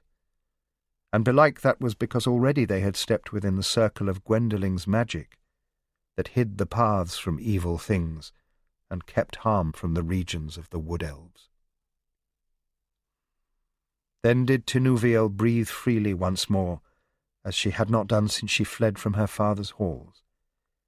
And Beren rested in the sun far from the glooms of Angband, until the last bitterness of thraldom left him. Because of the light falling through green leaves and the whisper of clean winds and the song of birds, once more are they wholly unafraid. At last came there nevertheless a day whereon, waking out of a deep slumber, Beren started up as one who leaves a dream of happy things coming suddenly to his mind, and he said, Farewell, O Huan, most trusty comrade, and thou, little Tinuviel, whom I love, fare thee well. This only I beg of thee, get thee now straight to the safety of thy home, and may good Huan lead thee. But lo, I must away into the solitude of the woods, for I have lost that Silmaril which I had, and never dare I draw near to Angamandi more. Wherefore neither will I enter the halls of Tinwillant.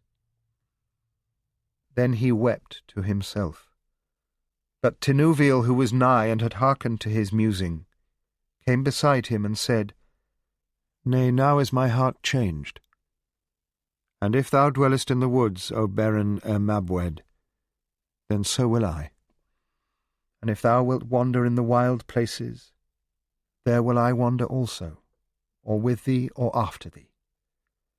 Yet never shall my father see me again, save only if thou takest me to him. Then indeed was Beren glad of her sweet words, and fain would have dwelt with her as a huntsman of the wild, but his heart smote him for all that she had suffered for him, and for her he put away his pride. Indeed she reasoned with him, saying it would be folly to be stubborn, and that her father would greet them with naught but joy, being glad to see his daughter yet alive. And may be, said she, he will have shame that his jesting has given thy fair hand to the jaws of Carcaras. But Huan also she implored to return with them a space. For my father owes thee a very great reward, O Huan, saith she, and he loves his daughter at all. So came it that those three set forward once again together, and came at last back to the woodlands that Tinuvil knew and loved, nigh to the dwellings of her folk and to the deep halls of her home. Yet even as they approach, they find fear and tumult among that people, such as had not been for a long age. And asking some that wept before their doors, they learned that ever since the day of Tinuvil's secret flight, ill fortune had befallen them. Lo, the king had been distraught with grief, and had relaxed his ancient wariness and cunning. Indeed, his warriors had been sent hither and thither deep into the unwholesome woods, searching for that maiden, and many had been slain or lost forever, and war there was with Melko's servants about all their northern and eastern borders, so that the folk feared mightily lest that Ainu upraise his strength and come utterly to crush them, and Gwendolen's magic have not the strength to withhold the numbers of the orcs. Behold, said they, now is the worst of all befallen.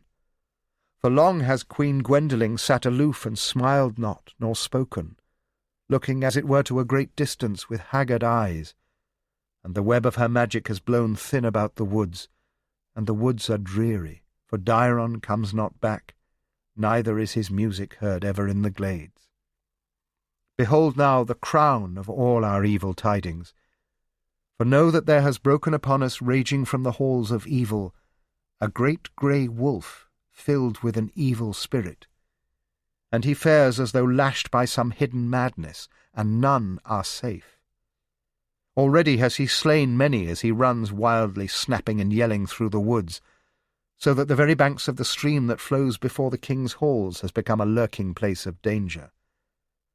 There comes the awful wolf oftentimes to drink, looking as the evil prince himself with bloodshot eyes and tongue lolling out, and never can he slake his desire for water, as though some inward fire devours him.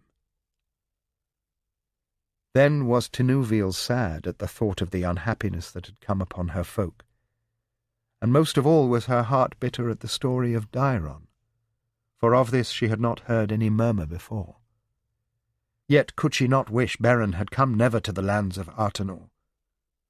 And together they made haste to Tynwylint, and already to the elves of the wood it seemed that the evil was at an end, now that Tinuvil was come back among them unharmed.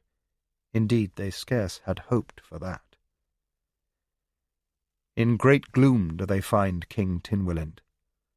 Yet suddenly is his sorrow melted to tears of gladness, and Gwendolen sings again for joy, when Tinuvil enters there, and casting away her raiment of dark mist, she stands before them in her pearly radiance of old. For a while all is mirth and wonder in that hall, and yet at length the king turns his eyes to Beren and says, So thou hast returned too, bringing a Silmaril beyond doubt in recompense for all the ill thou hast wrought my land? Or, an thou hast not, I know not wherefore thou art here. Then Tinuvil stamped her foot, and cried so that the king and all about him wondered at her new and fearless mood. For shame, my father! Behold, here is Beren the Brave, whom thy jesting drove into dark places and foul captivity, and the Valar alone saved from a bitter death. Methinks 'twould rather befit a king of the Eldar to reward him than revile him. Nay, said Beren, the king thy father hath the right. Lord, said he, I have a Silmaril in my hand even now. Show me, then, said the king in amaze. That I cannot, said Beren, for my hand is not here. And he held forth his maimed arm. Then was the king's heart turned to him by reason of his stout and courteous demeanour, and he bade Beren and Tinuvil relate to him all that had befallen either of them. And he was eager to hearken, for he did not fully comprehend the meaning of Beren's words. When, however, he had heard all, yet more was his heart turned to Beren, and he marvelled at the love that had awakened in the heart of Tinuviel, so that she had done greater deeds and more daring than any of the warriors of his folk. "Never again," said he, "O Beren, I beg of thee, leave this court nor the side of Tinuviel, for thou art a great elf, and thy name will ever be great among the kindreds." Yet Beren answered him proudly and said, "Nay, O king, I hold to my word and thine, and I will get thee that Silmaril, or ever I dwell in peace in thy halls." And the king entreated him to journey no more into the dark and unknown realms. But Beren said, "No need is there thereof. For behold, that jewel is even now nigh to thy caverns." And he made clear to Tynwylint that the beast that ravaged his land was none other than Car-Carras, the wolf-ward of Melko's gates. And this was not known to all, but Beren knew it taught by Huan, whose cunning in the reading of track and slot was greatest among all the hounds, and therein are none of them unskilled. Huan indeed was with Beren now in the halls, and when those twain spoke of a chase and a great hunt, he begged to be in that deed, and it was granted gladly. Now do those three prepare themselves to harry that beast, that all the folk be rid of the terror of the wolf, and Beren keep his word, bringing a Silmaril to shine once more in Elfiness. King Tynwylint himself led that chase, and Beren was beside him, and Mablung the heavy-handed, chief of the king's thanes, leapt up and grasped a spear, a mighty weapon captured in battle with the distant orcs, and with those three stalked Huan, mightiest of dogs. But others they would not take, according to the desire of the king, who said, "4 is enough for the slaying even of the hell-wolf." But only those who had seen knew how fearsome was that beast, nigh as large as a horse among men, and so great was the ardour of his breath that it scorched whatsoever it touched. About the hour of sunrise they set forth, and soon after Huan espied a new slot beside the stream not far from the king's doors. "And," quoth he, "this is the print of Car-Carras." Thereafter they followed that stream all day, and at many places its banks were new trampled and torn, and the water of the pools that lay about it was fouled, as though some beasts possessed of madness had rolled and fought there not long before. Now sinks the sun, and fades beyond the western trees, and darkness is creeping down from Hisilome so that the light of the forest dies. Even so they come to a place where the spoor swerves from the stream, or perchance is lost in its waters, and Huan may no longer follow it. And here therefore they encamp, sleeping in turns beside the stream, and the early night wears away. Suddenly in Beren's watch a sound of great terror leapt up from far away, a howling as of 70 maddened wolves. Then lo, the brushwood cracks, and saplings snap as the terror draweth near, and Beren knows that Car-Carras is upon them. Scarce had he time to rouse the others, and they were but just sprung up and half awake, when a great form loomed in the wavering moonlight filtering there, and it was fleeing like one mad, and its course was bent towards the water. Thereat Huan gave tongue, and straightway the beast swerved aside towards them, and foam was dripping from his jaws, and a red light shining from his eyes, and his face was marred with mingled terror and with wrath.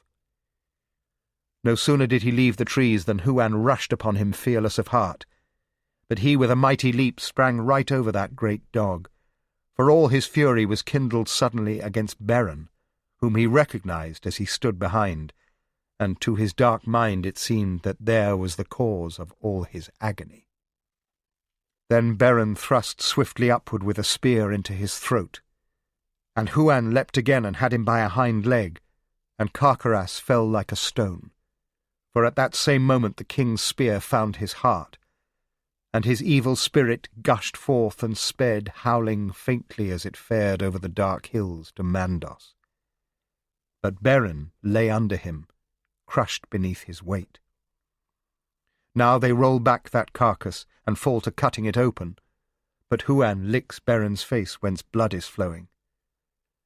Soon is the truth of Beren's words made clear, for the vitals of the wolf are half consumed, as though an inner fire had long been smouldering there. And suddenly the night is filled with a wondrous lustre shot with pale and secret colours, as Mablung draws forth the Silmaril. Then holding it out, he said, "Behold, O king!" But Tynwylint said, "Nay, never will I handle it, save only if Beren give it to me." But Huan said, "And that seems like never to be unless you tend him swiftly, for methinks he is hurt sorely." And Mablung and the king were ashamed. Therefore now they raised Beren gently up and tended him and washed him. And he breathed, but he spoke not nor opened his eyes. And when the sun arose and they had rested a little, they bore him as softly as might be upon a bier of boughs back through the woodlands.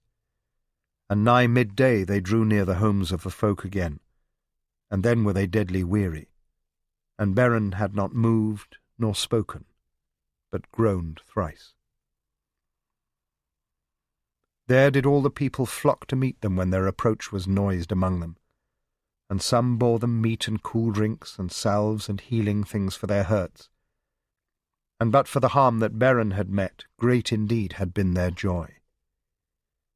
Now then they covered the leafy boughs wherein he lay with soft raiment, and they bore him away to the halls of the king, and there was Tinuviel awaiting them in great distress. And she fell upon Beren's breast and wept and kissed him. And he awoke and knew her. And after Mablung gave him that Silmaril, and he lifted it above him, gazing at its beauty, ere he said slowly and with pain, "Behold, O king, I give thee the wondrous jewel thou didst desire, and it is but a little thing found by the wayside, for once methinks thou hadst one beyond thought more beautiful, and she is now mine." Yet even as he spake, the shadows of Mandos lay upon his face, and his spirit fled in that hour to the margin of the world, and Tinuviel's tender kisses called him not back.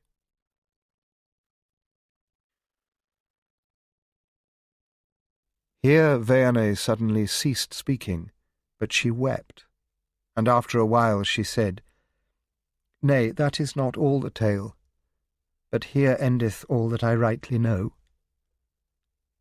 In the conversation that followed, one Ausier said, "I have heard that the magic of Tinuviel's tender kisses healed Beren, and recalled his spirit from the gates of Mandos, and long time he dwelt among the lost elves." But another said, "Nay, that was not so, O Ausier.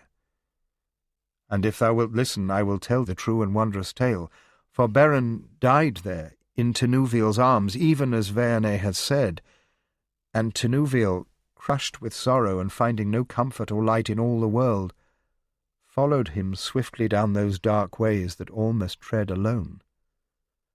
Now her beauty and tender loveliness touched even the cold heart of Mandos, so that he suffered her to lead Beren forth once more into the world, nor has this ever been done since to man or elf. And many songs and stories are there of the prayer of Tinuviel before the throne of Mandos, that I remember not right well. Yet said Mandos to those twain, "Lo, O elves, it is not to any life of perfect joy that I dismiss you, for such may no longer be found in all the world where sits Melko of the evil heart. And know that ye will become mortal even as men, and when ye fare hither again, it will be for ever, unless the gods summon you indeed to Valinor." None the less those twain departed hand in hand, and they fared together through the northern woods, and oftentimes were they seen dancing magic dances down the hills, and their name became heard far and wide.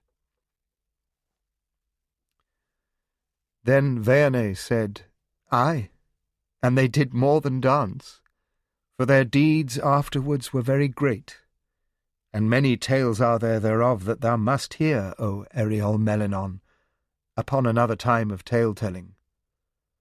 For these twain it is that stories name Equil Warthon, which is to say, the dead that live again. And they became mighty fairies in the lands about the north of Sirion. Behold, now all is ended. And doth it like thee? Then Eriol said that he had not expected to hear such an astonishing story from one such as Veane. To which she answered, Nay, but I fashioned it not with words of myself. But it is dear to me, and indeed all the children know of the deeds that it relates, and I have learned it by heart, reading it in the great books, and I do not comprehend all that is set therein.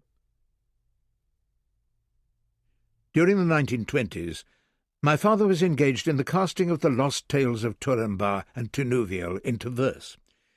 The first of these poems, The Lay of the Children of Hurin, in the Old English alliterative metre, was begun in 1918, but when far from completion he abandoned it, very probably when he left the University of Leeds. In the summer of 1925, the year in which he took up his appointment to the professorship of Anglo-Saxon at Oxford, he began the poem of Tinuviel called The Lay of Lúthien. This he translated Release from Bondage, but he never explained the title. Remarkably, and uncharacteristically, he inserted dates at many points. The first of these, at line 557, in the numbering of the poem as a whole, is 23rd of August 1925, and the last, 17th of September 1931, is written against line 4085. Not far beyond this, at line 4223, the poem was abandoned, at the point in the narrative where the fangs of Karkaroth crashed together like a trap on Beren's hand bearing the Silmaril, as he fled from Angband. For the remainder of the poem that was never written, there are prose synopses. In 1926, he sent many of his poems to R.W. Reynolds, who had been his teacher at King Edward's School in Birmingham. In that year he composed a substantial text with the title Sketch of the Mythology with a Special Reference to the Children of Hurin, and on the envelope containing this manuscript he wrote later that this text was the original Silmarillion, and that he had written it for Mr. Reynolds in order to explain the background of the alliterative version of Turin and the Dragon. This sketch of the mythology was the original Silmarillion, because from it there was a direct line of evolution, whereas there is no stylistic continuity with the lost tales. The sketch is what its name implies. It is a synopsis composed in a terse present-tense manner. I give here the passage in the text that tells in briefest form the tale of Beren and Lúthien. A passage from the sketch of the mythology. The power of Morgoth begins to spread once more. One by one he overthrows men and elves in the north. Of these a famous chieftain of men was Barahir, who had been a friend of Celegorm of Nargothrond. Barahir is driven into hiding, his hiding betrayed, and Barahir slain. His son Beren, after a life outlawed, flees south, crosses the shadowy mountains, and after grievous hardships comes to Doriath. Of this and his other adventures is told in the Lay of Lúthien. He gains the love of Tinuviel, the nightingale, his own name for Lúthien, the daughter of Thingol. To win her, Thingol in mockery requires a Silmaril from the crown of Morgoth. Beren sets out to achieve this, is captured, and set in dungeon in Angband, but conceals his real identity and is given as a slave to Thu, the hunter. Lúthien is imprisoned by Thingol, but escapes and goes in search of Beren. With the aid of Huan, Lord of Dogs, she rescues Beren and gains entrance to Angband, where Morgoth is enchanted and finally wrapped in slumber by her dancing. They get a Silmaril and escape, but are barred at gates of Angband by Karkaras the Wolf-Ward.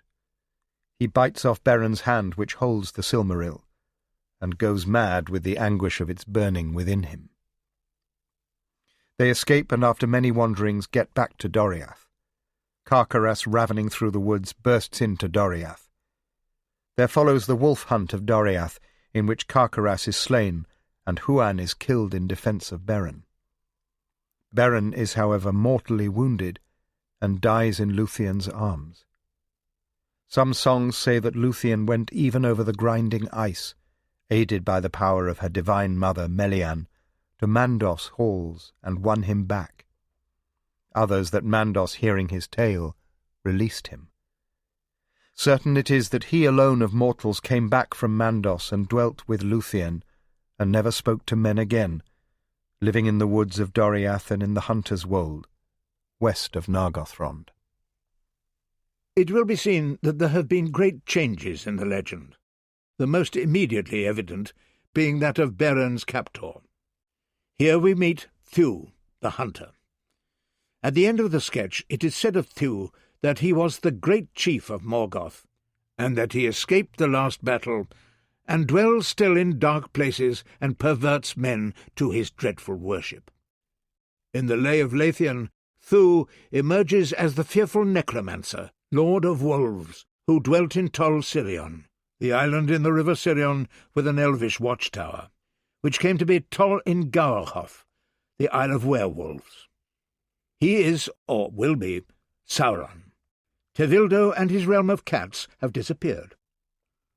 But in the background, another significant element in the legend had emerged after the tale of Tunuviel was written. This concerns the father of Beren, Egnor the forester, the gnome who hunted in the darker places of Hisolome, has gone.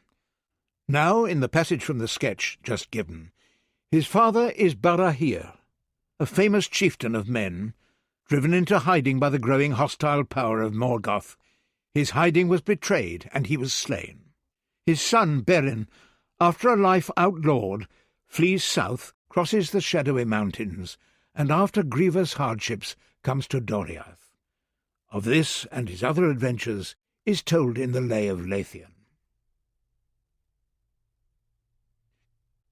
A passage extracted from the Lay of Lúthien.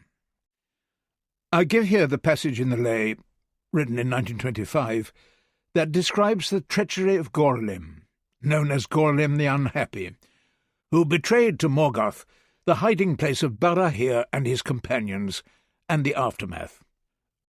I should mention here that the textual detail of the poem is very complex, but since my ambitious purpose in this book is to make a readily readable text that shows the narrative evolution of the legend at different stages, I have neglected virtually all detail of this nature, which could only confuse that purpose. An account of the textual history of the poem will be found in my book The Lays of Beleriand, The History of Middle-earth, Volume 3, 1985. I have taken the extracts from the lay in the present book word for word from the text that I prepared for the Lays of Beleriand. The line numbers are simply those of the extracts, and have no relation to those of the whole poem. The extract that follows is taken from Canto 2 of the lay. It is preceded by a description of the ferocious tyranny of Morgoth over the northern lands at the time of Beren's coming into Artenor, Doriath, and of the survival in hiding of Barahir and Beren and 10 others, hunted in vain by Morgoth for many years, until, at last, their feet were caught in Morgoth's snare. Gorlim it was, who, wearying of toil and flight and harrying, one night by chance did turn his feet o'er the dark fields by stealth to meet with hidden friend within a dale, and found a homestead looming pale against the misty stars, all dark, save one small window, whence a spark of fitful candle strayed without. Therein he peeped, and filled with doubt he saw, as in a dreaming deep when longing cheats the heart in sleep, his wife beside a dying fire lament him lost. Her thin attire and greying hair and paling cheek of tears and loneliness did speak. Ah, fair and gentle Eilinel, whom I had thought in darkling hell long since imprisoned, ere I fled I deemed I saw thee slain and dead upon that night of sudden fear, when all I lost that I held dear. Thus thought his heavy heart amazed outside in darkness as he gazed. But ere he dared to call her name, or ask how she escaped and came to this far vale beneath the hills, he heard a cry beneath the hills. There hooted near a hunting owl with boding voice. He heard the howl of the wild wolves that followed him, and dogged his feet through shadows dim. Him, unrelenting, well he knew the hunt of Morgoth did pursue. Lest Eilunel with him they slay, without a word he turned away, and like a wild thing winding led his devious ways o'er stony bed of stream and over quaking fen, until far from the homes of men he lay beside his fellows few in a secret place, and darkness grew and waned, and still he watched unsleeping, and saw the dismal dawn come creeping in dank heavens above gloomy trees. A sickness held his soul for ease, and hope, and even thraldom's chain if he might find his wife again. But all he thought twixt love of lord and hatred of the king abhorred, and anguish for fair Eilunel who drooped alone, what tale shall tell? Yet at the last, when many days of brooding did his mind amaze, he found the servants of the king, and bade them to their master bring a rebel who forgiveness sought, if haply forgiveness might be bought with tidings of Barahir the bold, and where his hidings and his hold might best be found by night or day. And thus sad Gorlim led away unto those dark, deep dolven halls, before the knees of Morgoth falls, and puts his trust in that cruel heart wherein no truth had ever part. Quoth Morgoth, Eilunel the fair thou shalt most surely find, and there where she doth dwell and wait for thee, together shall ye ever be, and sundered shall ye sigh no more. Thus guerdon shall he have that bore these tidings sweet, O traitor dear. For Eilunel she dwells not here, but in the shades of death doth roam, widowed of husband and of home, a wraith of that which might have been. Methinks it is that thou hast seen. Now shalt thou through the gates of pain the land thou askest grimly gain. Thou shalt to the moonless mists of hell descend and seek thy Eilunel. Thus Gorlim died a bitter death, and cursed himself with dying breath, and Barahir was caught and slain, and all good deeds were made in vain. But Morgoth's guile for ever failed, nor wholly o'er his foes prevailed, and some were ever that still fought, unmaking that which malice wrought. Thus men believed that Morgoth made the fiendish phantom that betrayed the soul of Gorlim, and so brought the lingering hope forlorn to naught that lived amid the lonely wood. Yet Beren had by fortune good long hunted far afield that day, and benighted in strange places lay far from his fellows. In his sleep he felt a dreadful darkness creep upon his heart, and thought the trees were bare and bent in mournful breeze. No leaves they had, but ravens dark sat thick as leaves on bough and bark, and croaked, and as they croaked each neb let fall a gout of blood. A web unseen entwined him hand and limb, until worn out upon the rim of stagnant pool he lay and shivered. There saw he that a shadow quivered far out upon the water wan, and grew to a faint form thereon that glided o'er the silent lake, and coming slowly softly spake and sadly said, Lo, Gorlim here, traitor betrayed, now stands, nor fear but haste, for Morgoth's fingers close upon thy father's throat. He knows your secret tryst, your hidden lair, and all the evil he laid bare that he had done and Morgoth wrought. Then Beren, waking swiftly, sought his sword and bow, and sped like wind that cuts with knives the branches thinned of autumn trees. At last he came, his heart afire with burning flame, where Barahir his father lay. He came too late. At dawn of day he found the homes of hunted men, a wooded island in the fen, and birds rose up in sudden cloud, no fenfowl were they crying loud. The raven and the carrion crow sat in the alders all a row. One croaked, Ha! Beren comes too late, and answered all, Too late, too late. There Beren buried his father's bones, and piled a heap of boulder stones, and cursed the name of Morgoth thrice, but wept not, for his heart was ice. Then over fen and field and mountain he followed, till beside a fountain upgushing hot from fires below, he found the slayers and his foe, the murderous soldiers of the king. And one there laughed, and showed a ring he took from Barahir's dead hand. "This ring in far Beleriand, now mark ye, mates," he said, "was wrought. Its like with gold could not be bought, for this same Barahir I slew. This robber fool, they say, did do a deed of service long ago for Felagund. It may be so, for Morgoth bade me bring it back. And yet methinks he has no lack of weightier treasure in his hoard. Such greed befits not such a lord, and I am minded to declare the hand of Barahir was bare." Yet as he spake an arrow sped, with riven heart he crumpled dead. Thus Morgoth loved that his own foe should in his service deal the blow that punished the breaking of his word. But Morgoth laughed not when he heard that Beren, like a wolf alone, sprang madly from behind a stone amid that camp beside the well, and seized the ring, and ere the yell of wrath and rage had left their throat, had fled his foes. His gleaming coat was made of rings of steel no shaft could pierce, a web of dwarvish craft. And he was lost in rock and thorn, for in charmed hour was Beren born. Their hungry hunting never learned the way his fearless feet had turned. As fearless, Beren was renowned as man most hardy upon ground, while Barahir yet lived and fought. But sorrow now his soul had wrought to dark despair, and robbed his life of sweetness, that he longed for knife or shaft or sword to end his pain, and dreaded only thraldom's chain. Danger he sought, and death pursued, and thus escaped the fate he wooed, and deeds of breathless wonder dared, whose whispered glory widely fared.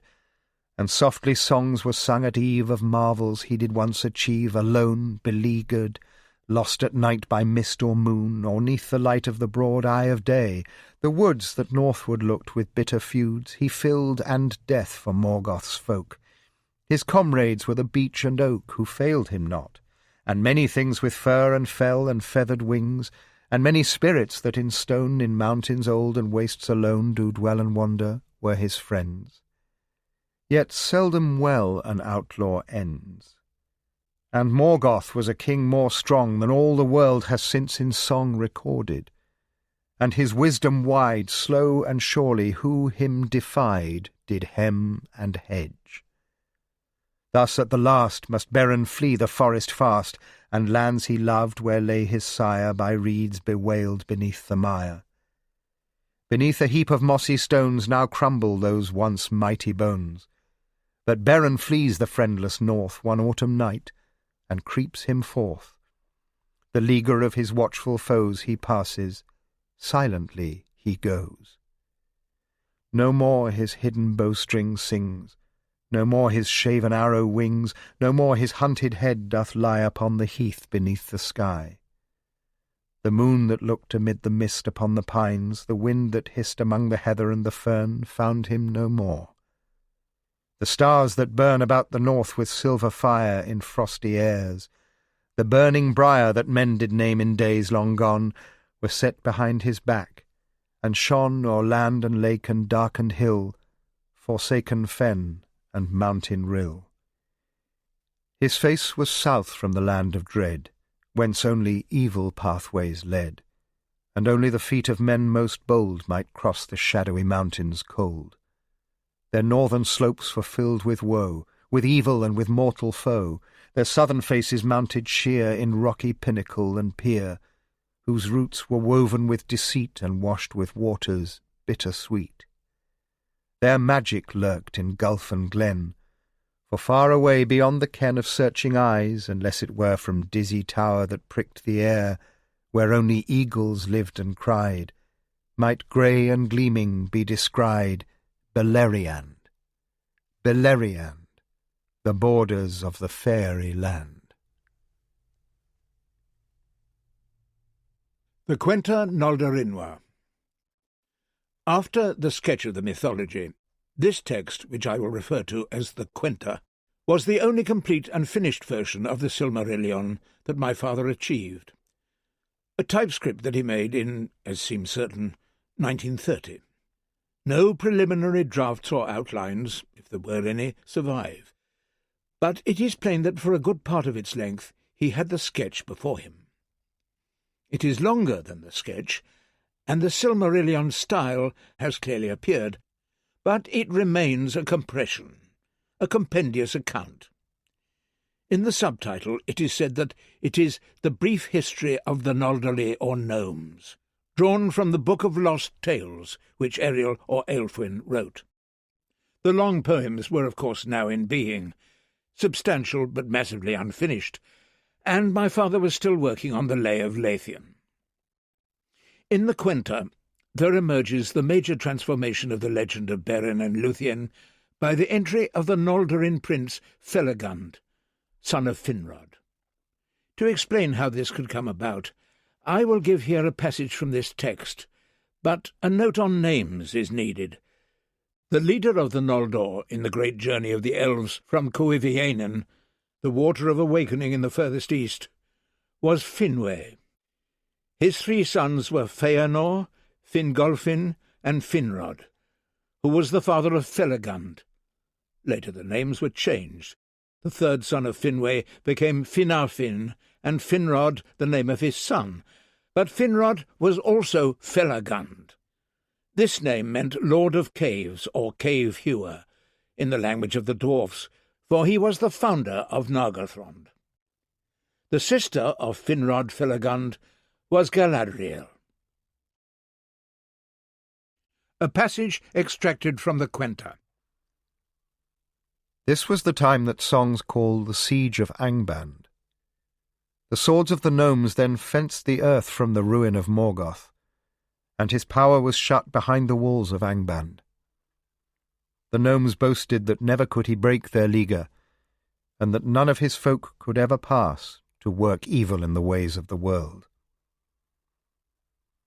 In those days men came over the Blue Mountains into Beleriand, bravest and fairest of their race. Felagund it was that found them, and he was ever their friend. On a time he was the guest of Celegorm in the east, and rode a-hunting with him. But he became separated from the others, and at a time of night he came upon a dale in the western foothills of the Blue Mountains. There were lights in the dale, and the sound of rugged song. Then Felagund marvelled, for the tongue of those songs was not the tongue of Eldar or of dwarves, nor was it the tongue of orcs, though this at first he feared. There were camped the people of Beor, a mighty warrior of men, whose son was Barahir the Bold. They were the first of men to come into Beleriand. That night Felagund went among the sleeping men of Beor's host, and sat by their dying fires where none kept watch. And he took a harp which Beor had laid aside, and he played music on it such as mortal ear had never heard, having learned the strains of music from the dark elves alone. Then men woke and listened and marvelled, for great wisdom was in that song as well as beauty, and the heart grew wiser that listened to it. Thus came it that men called Felagund, whom they met first of the Noldorli, Wisdom, and after him they called his race the Wise, whom we call the Gnomes. Beor lived till death with Felagund, and Barahir his son was the greatest friend of the sons of Finrod. Now began the time of the ruin of the gnomes. It was long before this was achieved, for great was their power grown, and they were very valiant, and their allies were many and bold, dark elves and men. But the tide of their fortune took a sudden turn. Long had Morgoth prepared his forces in secret. On a time of night at winter he let forth great rivers of flame that poured over all the plain before the mountains of iron, and burned it to a desolate waste. Many of the gnomes of Finrod's sons perished in that burning, and the fumes of it wrought darkness and confusion among the foes of Morgoth. In the train of the fire came the black armies of the orcs. in numbers such as the gnomes had never before seen or imagined. In this way Morgoth broke the leaguer of Angband, and slew by the hands of the orcs a great slaughter of the bravest of the besieging hosts. His enemies were scattered far and wide, gnomes, Ilkorins, and men. Men he drove for the most part back over the Blue Mountains, save the children of Beor and of Hador, who took refuge in Hithlum, beyond the shadowy mountains, where as yet the orcs came not in force. The Dark Elves fled south to Beleriand and beyond, but many went to Doriath, and the kingdom and power of Thingol grew great in that time, till he became a bulwark and a refuge of the elves. The magics of Melian that were woven about the borders of Doriath fenced evil from his halls and realm. The pine forest Morgoth took, and turned it into a place of dread, and the watchtower of Sirion he took, and made it into a stronghold of evil and of menace. There dwelt Thu, the chief servant of Morgoth, a sorcerer of dreadful power, the Lord of Wolves. Heaviest had the burden of that dreadful battle, the second battle and the first defeat of the gnomes, fallen upon the sons of Finrod. There were Angrod and Egnor slain. There too would Felagund have been taken or slain, but Barahir came up with all his men and saved the gnomish king, and made a wall of spears about him. And though grievous was their loss, they fought their way from the orcs, and fled to the fens of Sirion to the south. There Felagund swore an oath of undying friendship and aid in time of need to Barahir and all his kin and seed, and in token of his vow he gave to Barahir his ring. Then Felagund went south, and on the banks of Narog established after the manner of Thingol a hidden and cavernous city and a realm. Those deep places were called Nargothrond. There came Arodreth, son of Finrod, brother of Felagund, after a time of breathless flight and perilous wanderings, and with him Celagorm and Curufin, the sons of Feanor, his friends. The people of Celagorm swelled the strength of Felagund, but it would have been better if they had gone rather to their own kin, who fortified the hill of Himling east of Doriath, and filled the gorge of Aglon with hidden arms. In these days of doubt and fear after the battle of Sudden Flame, many dreadful things befell of which but few are here told. It is told that Beor was slain, and Barahir yielded not to Morgoth, but all his land was won from him, and his people scattered, enslaved, or slain, and he himself went in outlawry with his son Beren and 10 faithful men. Long they hid, and did secret and valiant deeds of war against the orcs. But in the end, as is told in the beginning of the Lay of Lúthien and Beren, the hiding-place of Barahir was betrayed, and he was slain, and his comrades, all save Beren, who by fortune was that day hunting afar. Thereafter Beren lived an outlaw alone, save for the help he had from birds and beasts which he loved, and seeking for death in desperate deeds, found it not, but glory and renown in the secret songs of fugitives and hidden enemies of Morgoth, so that the tale of his deeds came even to Beleriand, and was rumoured in Doriath. At length Beren fled south from the ever-closing circle of those that hunted him, and crossed the dreadful mountains of shadow, and came at last worn and haggard into Doriath. There in secret he won the love of Lúthien, daughter of Thingol, and he named her Tinuviel, the nightingale, because of the beauty of her singing in the twilight beneath the trees, for she was the daughter of Melian. But Thingol was wroth, and he dismissed him in scorn, but did not slay him because he had sworn an oath to his daughter. But he desired none the less to send him to his death. And he thought in his heart of a quest that could not be achieved, and he said, "If thou bring me a Silmaril from the crown of Morgoth, I will let Lúthien wed thee, if she will." And Beren vowed to achieve this, and went from Doriath to Nargothrond, bearing the ring of Barahir. The quest of the Silmaril there aroused the oath from sleep that the sons of Feanor had sworn, and evil began to grow from it. Felagund, though he knew the quest to be beyond his power, was willing to lend all his aid to Beren because of his own oath to Barahir.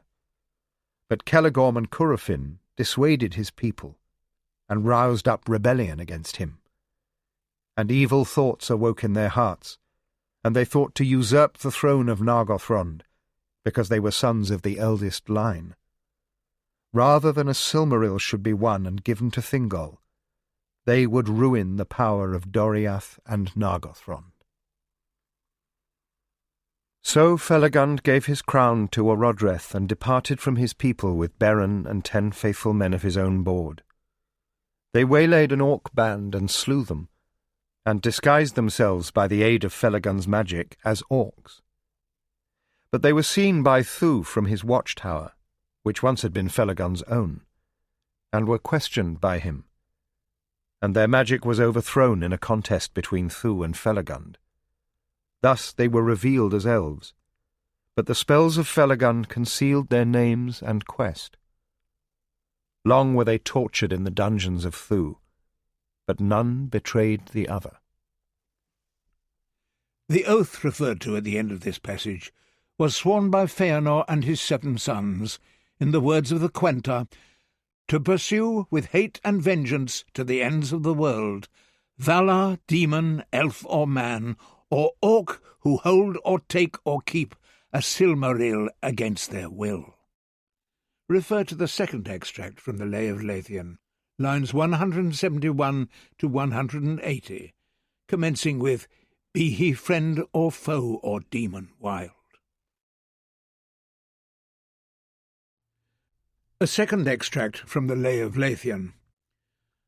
I give now a further passage of the Lay of Lúthien, telling the story that has just been given in its very compressed form in the Quenta. I take up the poem where the siege of Angband was ended in what was later called the Battle of Sudden Flame. According to the dates that my father wrote on the manuscript, the whole passage was composed in March to April 1928. At line 246, "And Curufin smiled and turned away," Canto 6 of the lay ends, and Canto 7 begins. An end there came, when fortune turned, and flames of Morgoth's vengeance burned, and all the might which he prepared in secret in his fastness flared and poured across the thirsty plain, and armies black were in his train. The leaguer of Angband Morgoth broke. His enemies in fire and smoke were scattered, and the orcs there slew and slew, until the blood like dew dripped from each cruel and crooked blade. Then Barahir the bold did aid with mighty spear, with shield and men, Felagund wounded. To the fen escaping, there they bound their troth, and Felagund deeply swore an oath of friendship to his kin, and seed of love and succour in time of need. But there of Finrod's children 4 were Angrod slain, and proud Egnor. Felagund and Orodreth then gathered the remnant of their men, their maidens and their children fair. Forsaking war, they made their lair and cavernous hold far in the south. On Narog's towering bank its mouth was opened, which they hid and veiled, and mighty doors that unassailed till Turin's day stood vast and grim, they built by trees or shadowed dim. And with them dwelt a long time there Curufin and Celegorm the fair, and a mighty folk grew neath their hands in Narog's secret halls and lands. Thus Felagund in Nargothrond still reigned, a hidden king, whose bond was sworn to Barahir the bold. And now his son through forests cold wandered alone as in a dream. Esgalduin's dark and shrouded stream he followed, till its waters frore were joined to Sirion, Sirion hoar, pale silver water wide and free, rolling in splendour to the sea. Now Beren came unto the pools, wide shallow meres where Sirion cools his gathered tide beneath the stars, ere chafed and sundered by the bars of reedy banks, a mighty fen he feeds and drenches, plunging then into vast chasms underground, where many miles his way is wound. Umboth Muilin, twilight meres, those great wide waters grey as tears the elves then named. Through driving rain from thence across the guarded plain the hills of the hunters Beren saw, with bare tops bitten bleak and raw by western winds. But in the mist of streaming rains that flashed and hissed into the meres, he knew there lay beneath those hills the cloven way of Narog, and the watchful halls of Felagund beside the falls of Ingwil tumbling from the wold. An everlasting watch they hold, the gnomes of Nargothrond renowned, and every hill is tower-crowned, where wardens sleepless peer and gaze, guarding the plain and all the ways between Narog swift and Sirion pale. And archers whose arrows never fail there range the woods, and secret kill all who creep thither against their will. Yet now he thrusts into that land, bearing the gleaming ring on hand of Felagund, and oft doth cry, "Here comes no wandering orc or spy, but Beren son of Barahir, who once to Felagund was dear." So ere he reached the eastward shore of Narog, that doth foam and roar o'er boulders black, those archers green came round him. When the ring was seen, they bowed before him, though his plight was poor and beggarly. Then by night they led him northward, for no ford nor bridge was built when Narog poured before the gates of Nargothrond, and friend nor foe might pass beyond. To northward, where that stream yet young more slender flowed, below the tongue of foam-splashed land that Ginglith pens when her brief golden torrent ends and joins the Narog, there they wade. Now swiftest journey thence they made to Nargothrond's sheer terraces and dim, gigantic palaces. They came beneath a sickle moon to doors, there darkly hung and hewn with posts and lintels of ponderous stone and timbers huge. Now open thrown were gaping gates, and in they strode where Felagund on throne abode. Fair were the words of Narog's king to Beren, and his wandering and all his feuds and bitter wars recounted soon. Behind closed doors they sat while Beren told his tale of Doriath, and words him fail recalling Lúthien dancing fair with wild white roses in her hair, remembering her elven voice that rung while stars in twilight round her hung. He spake of Thingol's marvellous halls by enchantment lit, where fountain falls and ever the nightingale doth sing to Melian and to her king. The quest he told that Thingol laid in scorn on him, how for love of maid more fair than ever was born to men of Tinuviel, of Lúthien, he must essay the burning waste, and doubtless death and torment taste. This Felagund in wonder heard, and heavily spoke at last this word. It seems that Thingol doth desire thy death. The everlasting fire of those enchanted jewels all know is cursed with an oath of endless woe. And Feanor's sons alone by right are lords and masters of their light. He cannot hope within his hoard to keep this gem, nor is he lord of all the folk of Elfiness. And yet thou say'st for nothing less can thy return to Doriath be purchased. Many a dreadful path, in sooth, there lies before thy feet, and after Morgoth, still a fleet untiring hate, as I know well, would hunt thee from heaven unto hell. Feanor's sons would, if they could, slay thee or ever thou reached his wood, or laid in Thingol's lap that fire, or gained at least thy sweet desire. Lo, Celegorm and Curufin here dwell this very realm within, and even though I, Finrod's son, am king, a mighty power have won, and many of their own folk lead. Friendship to me in every need they yet have shown, but much I fear that to Beren, son of Barahir, mercy or love they will not show, if once thy dreadful quest they know. True words he spoke.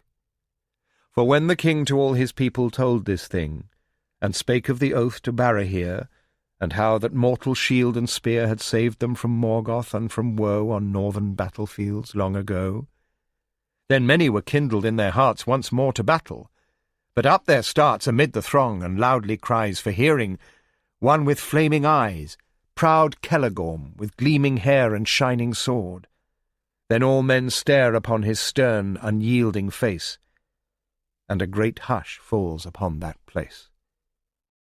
Be he friend or foe, or demon wild of Morgoth, elf or mortal child, or any that here on earth may dwell, no law, nor love, nor league of hell, no might of gods, no binding spell, shall him defend from hatred fell of Feanor's sons, whoso take or steal, or finding keep a Silmaril. These we alone do claim by right, our thrice enchanted jewels bright.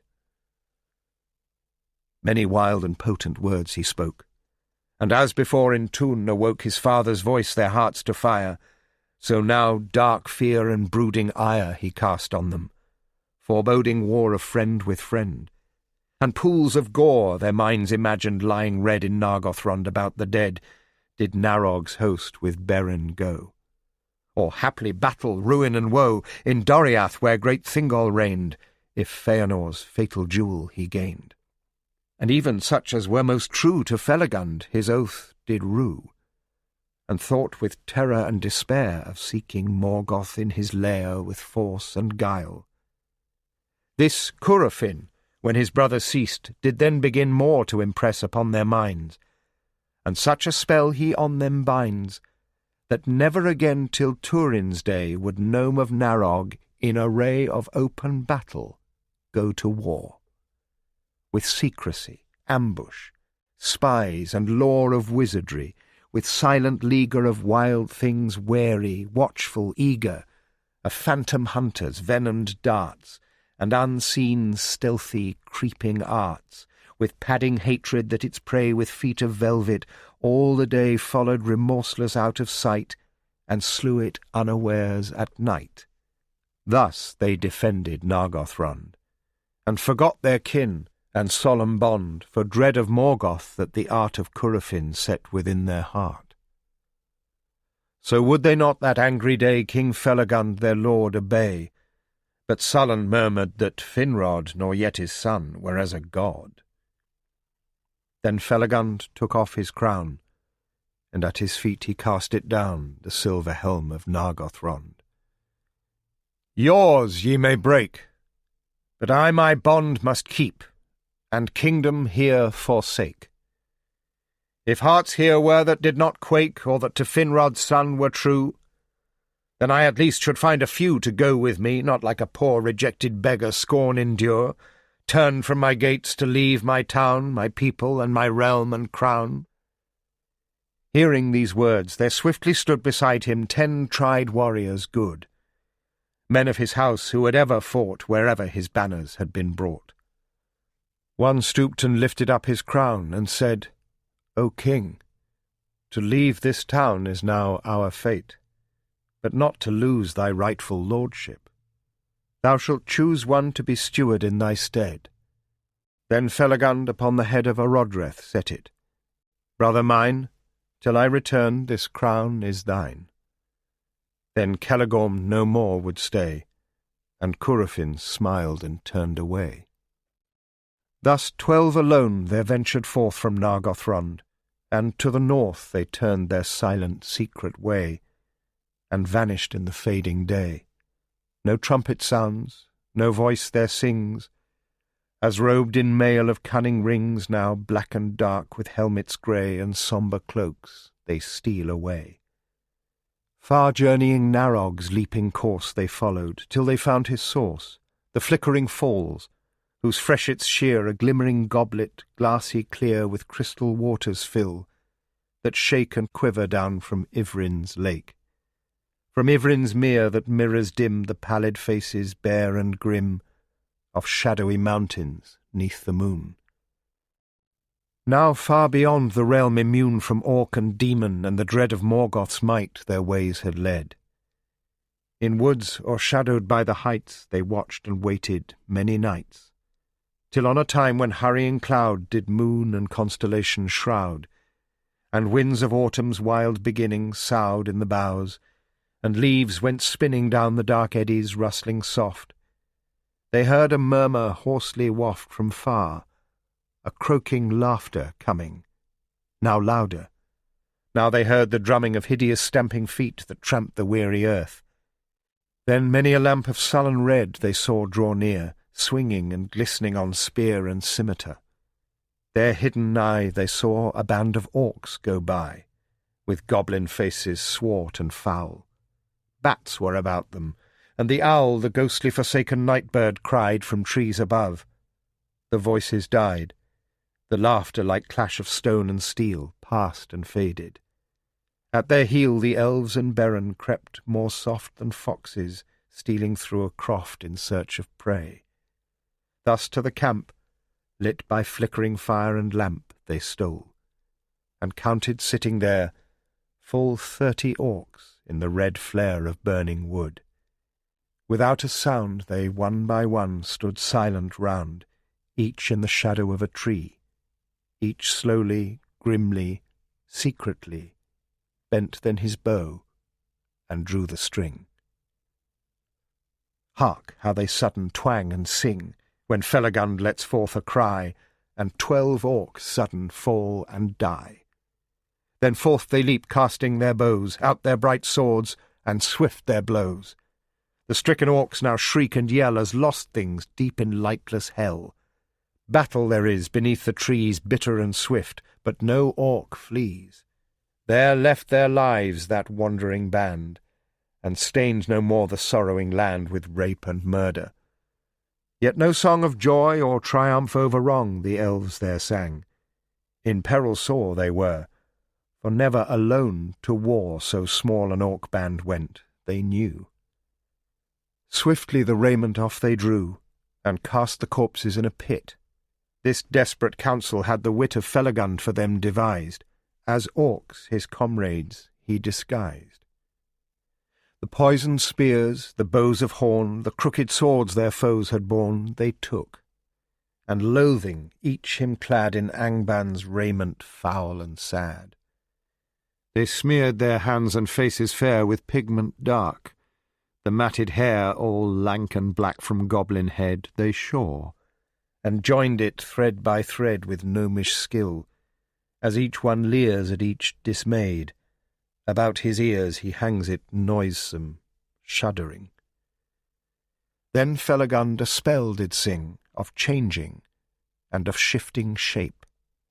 Their ears grew hideous, and agape their mouths did start, and like a fang each tooth became, as slow he sang. Their gnomish raiment then they hid, and one by one behind him slid behind a foul and goblin thing, that once was elven fair and king.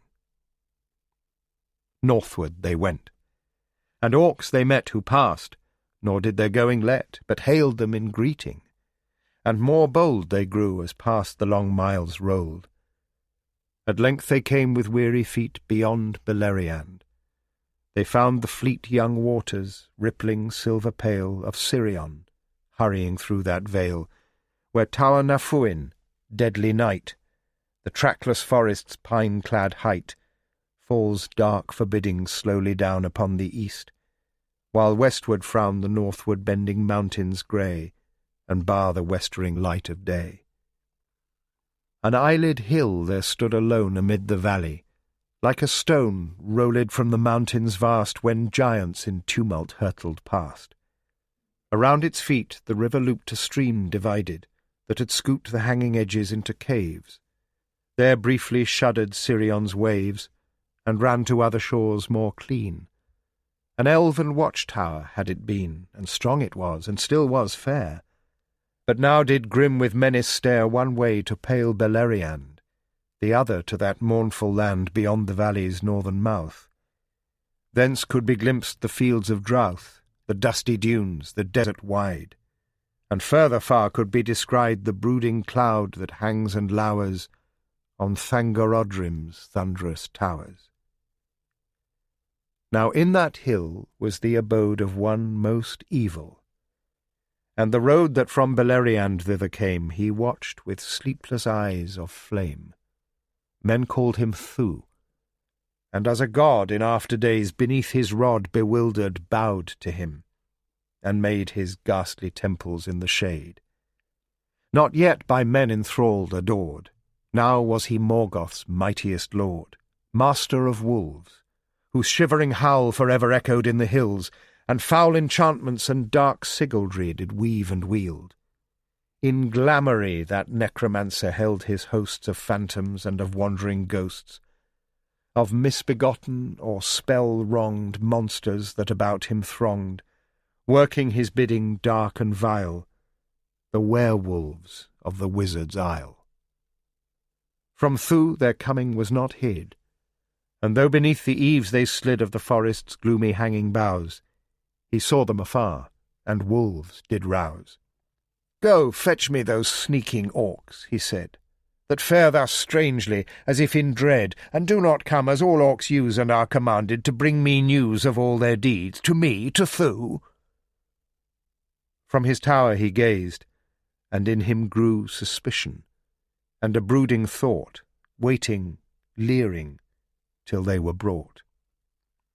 Now ringed about with wolves they stand, and fear their doom. Alas, the land of Narog left behind! Foreboding evil waits their mind, as downcast, halting, they must go and cross the stony bridge of woe to Wizard's Isle, and to the throne there fashioned of blood-darkened stone. "Where have ye been? What have ye seen?"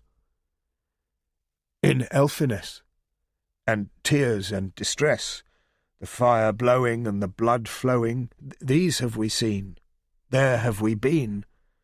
30 we slew, and their bodies threw in a dark pit. The ravens sit, and the owl cries where our swath lies. Come, tell me true, O Morgoth thralls, what then in Elfiness befalls?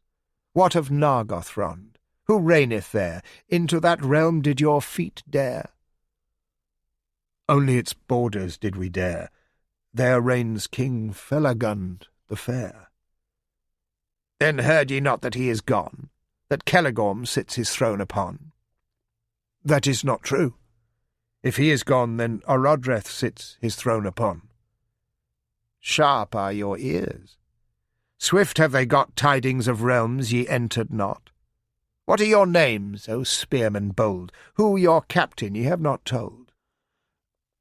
"Nereb and Dungalif, and warriors 10, so we are called, and dark our den under the mountains. Over the waste we march on an errand of need and haste. Boldog, the captain, awaits us there, where fires from under smoke and flare." "Boldog, I heard, was lately slain, warring on the borders of that domain where robber Thingol and outlaw folk cringe and crawl beneath elm and oak in drear Doriath. Heard ye not then of that pretty fay, of Lúthien? Her body is fair, very white and fair. Morgoth would possess her in his lair. Boldog he sent, but Boldog was slain. Strange ye were not in Boldog's train. Nereb looks fierce, his frown is grim. Little Lúthien? What troubles him? Why laughs he not to think of his lord crushing a maiden in his hoard, that foul should be what once was clean, that dark should be where light has been? Whom do ye serve, light or murk? Who is the maker of mightiest work? Who is the king of earthly kings, the greatest giver of gold and rings? Who is the master of the wide earth? Who despoiled them of their mirth, the greedy gods? Repeat your vows, orcs of Bauglir. Do not bend your brows. Death to light, to law, to love. Cursed be moon and stars above. May darkness everlasting old that waits outside in surges cold drown Manwë, Vardar, and the sun. May all in hatred be begun, and all in evil ended be, in the moaning of the endless sea. But no true man, nor elf yet free, would ever speak that blasphemy. And Beren muttered, "Who is Thu to hinder work that is to do? Him we serve not, nor to him owe obeisance, and we now would go." Thu laughed. "Patience. Not very long shall ye abide. But first a song I will sing to you, to ears intent." Then his flaming eyes he on them bent, and darkness black fell round them all. Only they saw as through a pall of eddying smoke those eyes profound, in which their senses choked and drowned. He chanted a song of wizardry, of piercing, opening, of treachery, revealing, uncovering, betraying. Then, sudden, Felagund, there swaying, sang in answer a song of staying, resisting, battling against power, of secrets kept, strength like a tower, and trust unbroken, freedom, escape, of changing and of shifting shape, of snares eluded, broken traps, the prison opening, the chain that snaps. Backwards and forwards swayed their song, reeling and foundering, as ever more strong Thu's chanting swelled, Felagund fought, and all the magic and might he brought of elfiness into his words. Softly in the gloom they heard the birds singing afar in Nargothrond, the sighing of the sea beyond the western world, on sand of pearls in elven land. Then the gloom gathered, darkness growing in Valinor, the red blood flowing beside the sea, where the gnomes slew the foam riders, and stealing drew their white ships with their white sails from lamplit havens. The wind wails, the wolf howls, the ravens flee, the ice mutters in the mouths of the sea, the captives sad in Angband mourn, thunder rumbles, the fires burn, a vast smoke gushes out, a roar, and Felagund swoons upon the floor.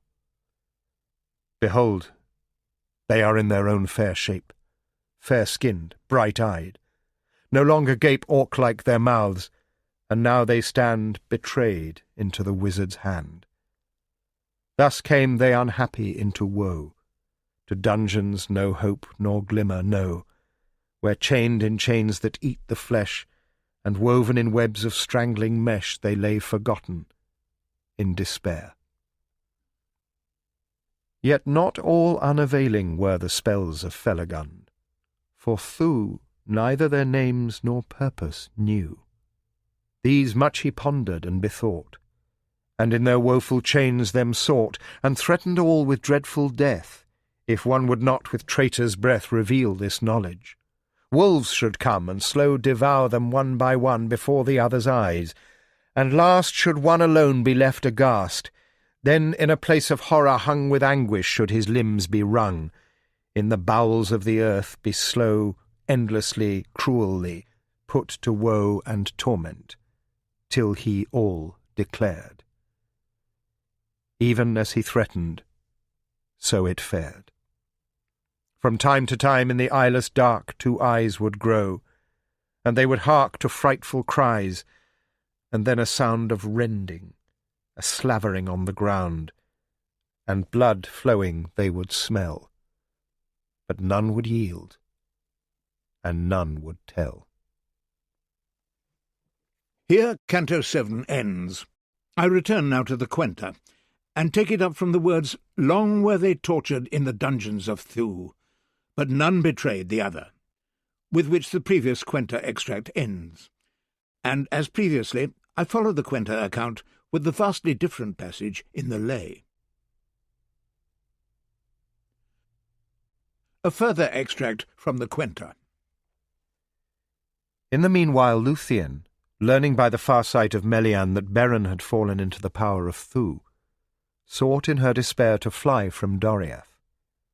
This became known to Thingol, who imprisoned her in a house in the tallest of his mighty beeches far above the ground. How she escaped and came into the woods, and was found there by Celegorm as they hunted on the borders of Doriath, is told in the Lay of Lúthien. They took her treacherously to Nargothrond, and Curufin the Crafty became enamoured of her beauty. From her tale they learned that Felagund was in the hands of Thu, and they purposed to let him perish there, and keep Lúthien with them, and force Thingol to wed Lúthien to Curufin, and so build up their power and usurp Nargothrond, and become the mightiest of the princes of the gnomes. They did not think to go in search of the Silmarils, or suffer any others to do so, until they had all the power of the elves beneath themselves and obedient to them. But their designs came to naught, save estrangement and bitterness between the kingdoms of the elves. Huan was the name of the chief of the hounds of Celegorm. He was of immortal race from the hunting lands of Orome. Orome gave him to Celegorm long before in Valinor, when Celegorm often rode in the train of the god and followed his horn. He came into the great lands with his master, and dart nor weapon, spell nor poison could harm him, so that he went into battle with his lord and saved him many times from death. His fate had been decreed that he should not meet death, save at the hands of the mightiest wolf that should ever walk the world. Huan was true of heart, and he loved Lúthien from the hour that he first found her in the woods and brought her to Celegorm. His heart was grieved by his master's treachery, and he set Lúthien free, and went with her to the north. There Thu slew his captives one by one, till only Felagund and Beren were left. When the hour for Beren's death came, Felagund put forth all his power, and burst his bonds, and wrestled with the werewolf that came to slay Beren, and he killed the wolf, but was himself slain in the dark. There Beren mourned in despair, and waited for death. But Lúthien came, and sang outside the dungeons. Thus she beguiled Thu to come forth, for the fame of the loveliness of Lúthien had gone through all lands, and the wonder of her song. Even Morgoth desired her, and had promised the greatest reward to any who could capture her. Each wolf that Thu sent, Huan slew silently, till Draugluin, the greatest of his wolves, came. Then there was fierce battle, and Thu knew that Lúthien was not alone. But he remembered the fate of Huan, and he made himself the greatest wolf that had yet walked the world, and came forth.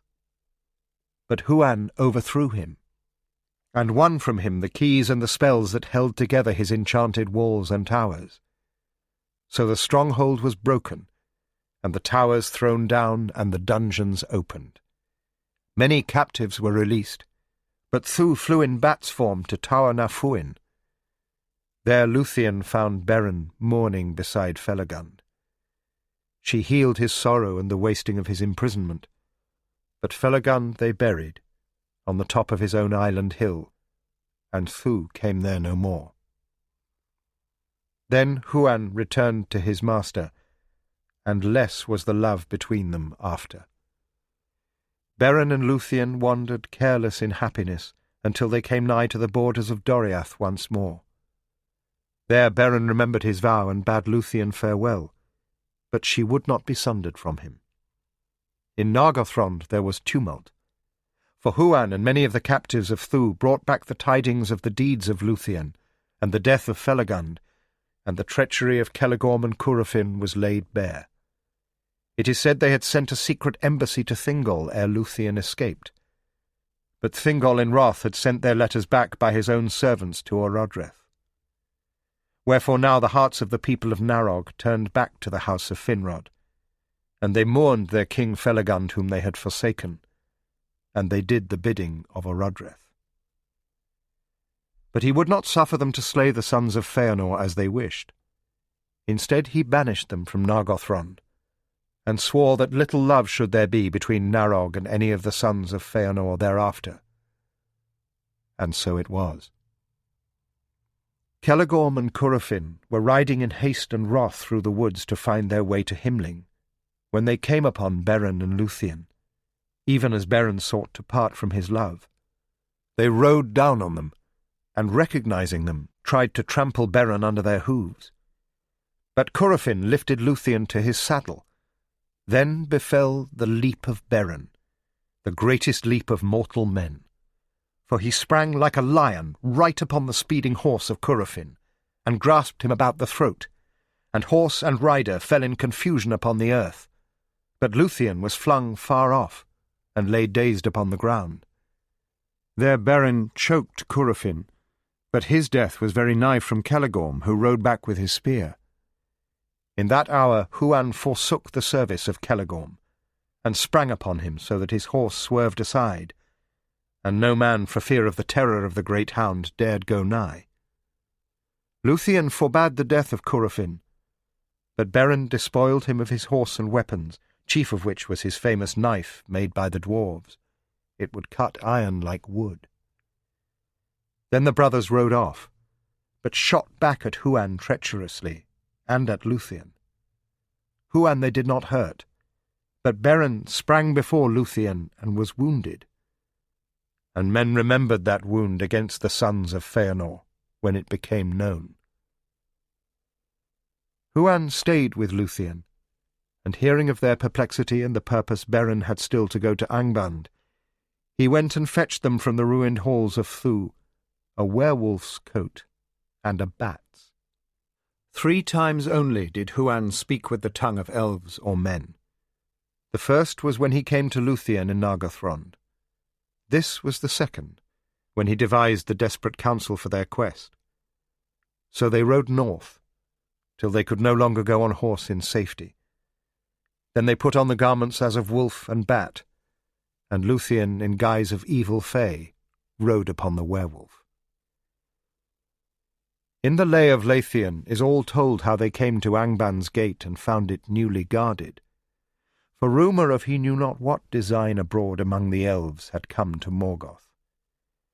Wherefore he fashioned the mightiest of all wolves, Jar-R-R Knife-Fang, to sit at the gates. But Lúthien set him in spells, and they won their way to the presence of Morgoth, and Beren slunk beneath his chair.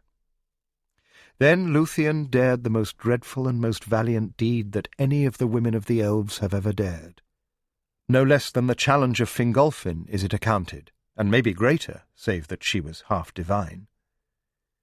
She cast off her disguise, and named her own name, and feigned that she was brought captive by the wolves of Thu. And she beguiled Morgoth, even as his heart plotted foul evil within him, and she danced before him, and cast all his court in sleep, and she sang to him, and she flung the magic robe she had woven in Doriath in his face, and she set a binding dream upon him. What song can sing the marvel of that deed, or the wrath and humiliation of Morgoth? For even the orcs laugh in secret when they remember it, telling how Morgoth fell from his chair, and his iron crown rolled upon the floor. Then forth leapt Beren, casting aside the wolvish robe, and drew out the knife of Curufin. With that he cut forth a Silmaril. But daring more, he essayed to gain them all. Then the knife of the treacherous dwarves snapped, and the ringing sound of it stirred the sleeping hosts, and Morgoth groaned. Terror seized the hearts of Beren and Lúthien, and they fled down the dark ways of Angband. The doors were barred by Jar-R-R, now aroused from the spell of Lúthien. Beren set himself before Lúthien, which proved ill. For ere she could touch the wolf with her robe or speak word of magic, he sprang upon Beren, who now had no weapon. With his right he smote at the eyes of Jar-R-R, but the wolf took the hand into his jaws and bit it off. Now that hand held the Silmaril. Then was the maw of Jar-R-R burned with a fire of anguish and torment when the Silmaril touched his evil flesh, and he fled howling from before them, so that all the mountains shuddered, and the madness of the wolf of Angband was of all the horrors that ever came into the north the most dire and terrible. Hardly did Lúthien and Beren escape, ere all Angband was aroused. Of their wanderings and despair, and of the healing of Beren, who ever since has been called Beren Ermabwed, the One-Handed, of their rescue by Huan, who had vanished suddenly from them ere they came to Angband, and of their coming to Doriath once more, here there is little to tell. But in Doriath many things had befallen. Ever things had gone ill there since Lúthien fled away. Grief had fallen on all the people, and silence on their songs when their hunting found her not. Long was the search, and in searching Daeron the piper of Doriath was lost, who loved Lúthien before Beren came to Doriath. He was the greatest of the musicians of the elves, save Maglor son of Feanor and Tinfang Warble. But he came never back to Doriath, and strayed into the east of the world. Assaults, too, there were on Doriath's borders, for rumours that Lúthien was astray had reached Angband. Boldog, the captain of the Orcs, was there slain in battle by Thingol, and his great warriors Beleg the bowman and Mablung Heavyhand were with Thingol in that battle. Thus Thingol learned that Lúthien was yet free of Morgoth, but that he knew of her wandering, and Thingol was filled with fear. In the midst of his fear came the embassy of Celegorm in secret, and said that Beren was dead, and Felagund, and Lúthien was at Nargoth Run. Then Thingol found it in his heart to regret the death of Beren, and his wrath was aroused at the hinted treachery of Celegorm to the house of Finrod, and because he kept Lúthien and did not send her home. Wherefore he sent spies into the land of Nargothrond and prepared for war. But he learned that Lúthien had fled, and that Celegorm and his brother were gone to Aglon. So now he sent an embassy to Aglon, since his might was not great enough to fall upon all the 7 brothers, nor was his quarrel with others than Celegorm and Curufin. But this embassy, journeying in the woods, met with the onslaught of Carcaras. That great wolf had run in madness through all the woods of the north, and death and devastation went with him. Mablung alone escaped to bear the news of his coming to Thingol. Of fate, or the magic of the Silmaril that he bore to his torment, he was not stayed by the spells of Melian, but burst into the inviolate woods of Doriath, and far and wide terror and destruction was spread. Even as the sorrows of Doriath were at their worst, came Lúthien and Beren and Huan back to Doriath. Then the heart of Thingol was lightened, but he looked not with love upon Beren, in whom he saw the cause of all his woes. When he had learned how Beren had escaped from Thu, he was amazed, but he said, "Mortal, what of thy quest and of thy vow?" Then said Beren, "Even now I have a Silmaril in my hand." "Show it to me," said Thingol. "That I cannot," said Beren, "for my hand is not here." And all the tale he told, and made clear the cause of the madness of Carcaras. And Thingol's heart was softened by his brave words, and his forbearance, and the great love that he saw between his daughter and this most valiant man. Now therefore did they plan the wolf hunt of Carcaras. In that hunt was Huan, and Thingol, and Mablung, and Beleg, and Beren, and no more. And here the sad tale of it must be short, for it is elsewhere told more fully. Lúthien remained behind in foreboding as they went forth, and well she might, for Carcaras was slain, but Huan died in the same hour, and he died to save Beren. Yet Beren was hurt to the death, but lived to place the Silmaril in the hands of Thingol, when Mablung had cut it from the belly of the wolf. Then he spoke not again, until they had borne him with Huan at his side back to the doors of Thingol's halls. There, beneath the beech, wherein before she had been imprisoned, Lúthien met them, and kissed Beren ere his spirit departed to the halls of awaiting. So ended the long tale of Lúthien and Beren. But not yet was the lay of Lúthien, release from bondage, told in full. For it has long been said that Lúthien failed and faded swiftly and vanished from the earth, though some songs say that Melian summoned Thorondor, and he bore her living unto Valinor. And she came to the halls of Mandos, and she sang to him a tale of moving love so fair that he was moved to pity, as never has befallen since. Beren he summoned, and thus, as Lúthien had sworn as she kissed him at the hour of death, they met beyond the western sea, and Mandos suffered them to depart. But he said that Lúthien should become mortal, even as her lover, and should leave the earth once more in the manner of mortal women, and her beauty become but a memory of song.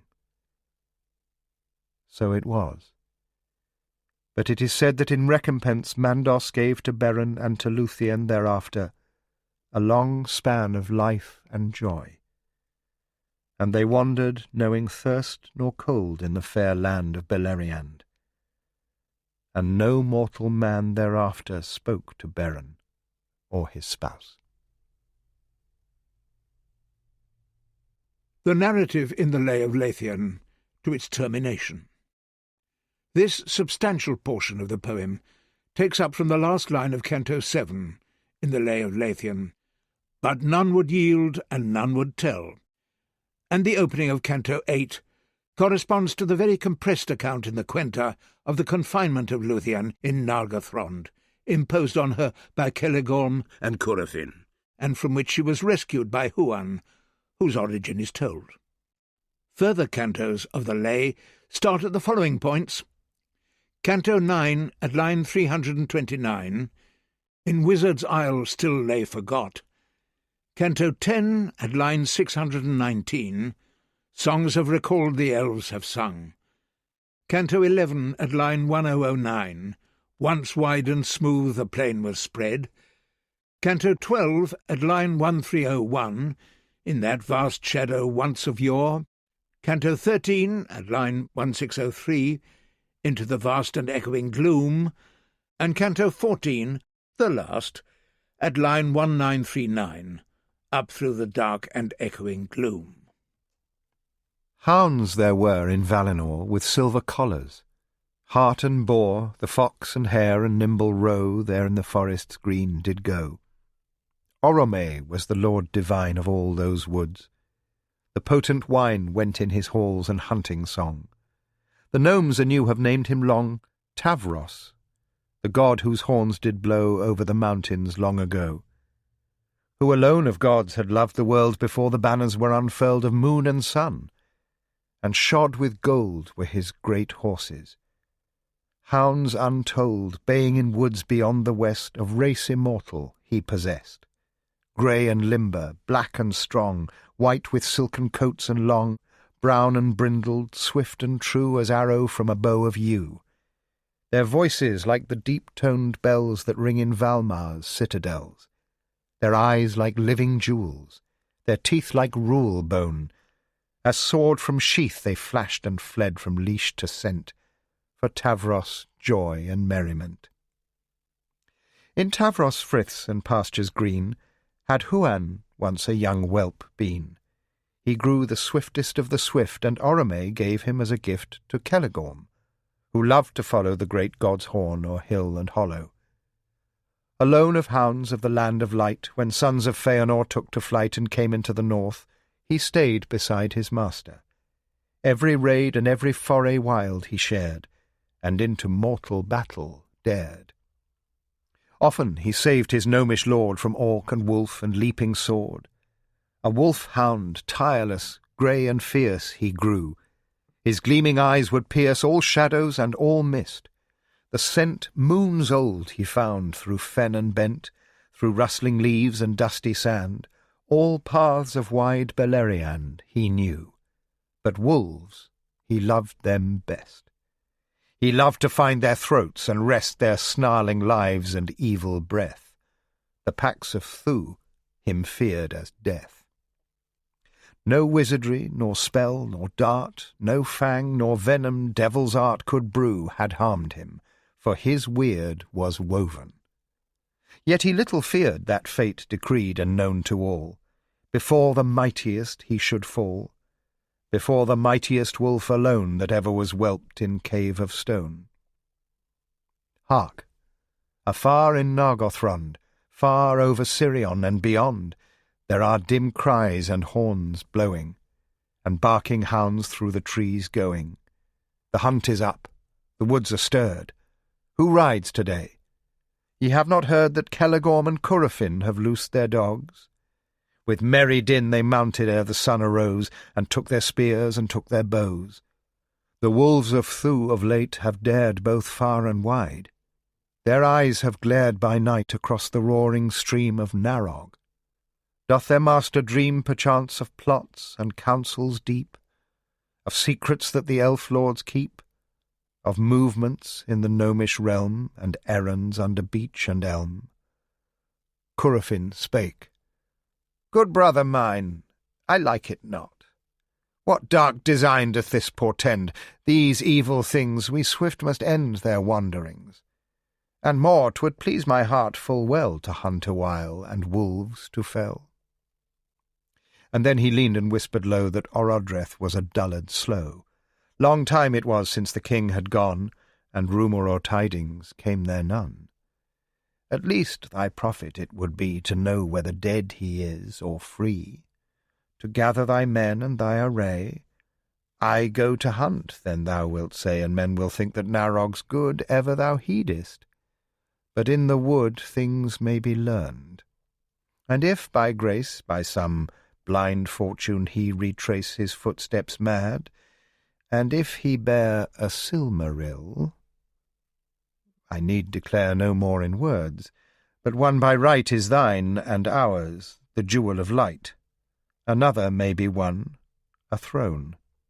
The eldest blood our house doth own. Celegorm listened. Naught he said, but forth a mighty host he led, and Huan leapt at the glad sounds, the chief and captain of his hounds. 3 days they ride by holt and hill, the wolves of Thu to hunt and kill. And many a head and fell of grey they take, and many drive away, till nigh to the borders in the west of Doriath, a while they rest. There were dim cries and horns blowing, and barking dogs through the woods going. The hunt was up, the woods were stirred, and one there fled like a startled bird, and fear was in her dancing feet. She knew not who the woods did beat. Far from her home, forewandered, pale, she flitted ghost-like through the vale. Ever her heart bade her up and on, but her limbs were worn, her eyes were wan.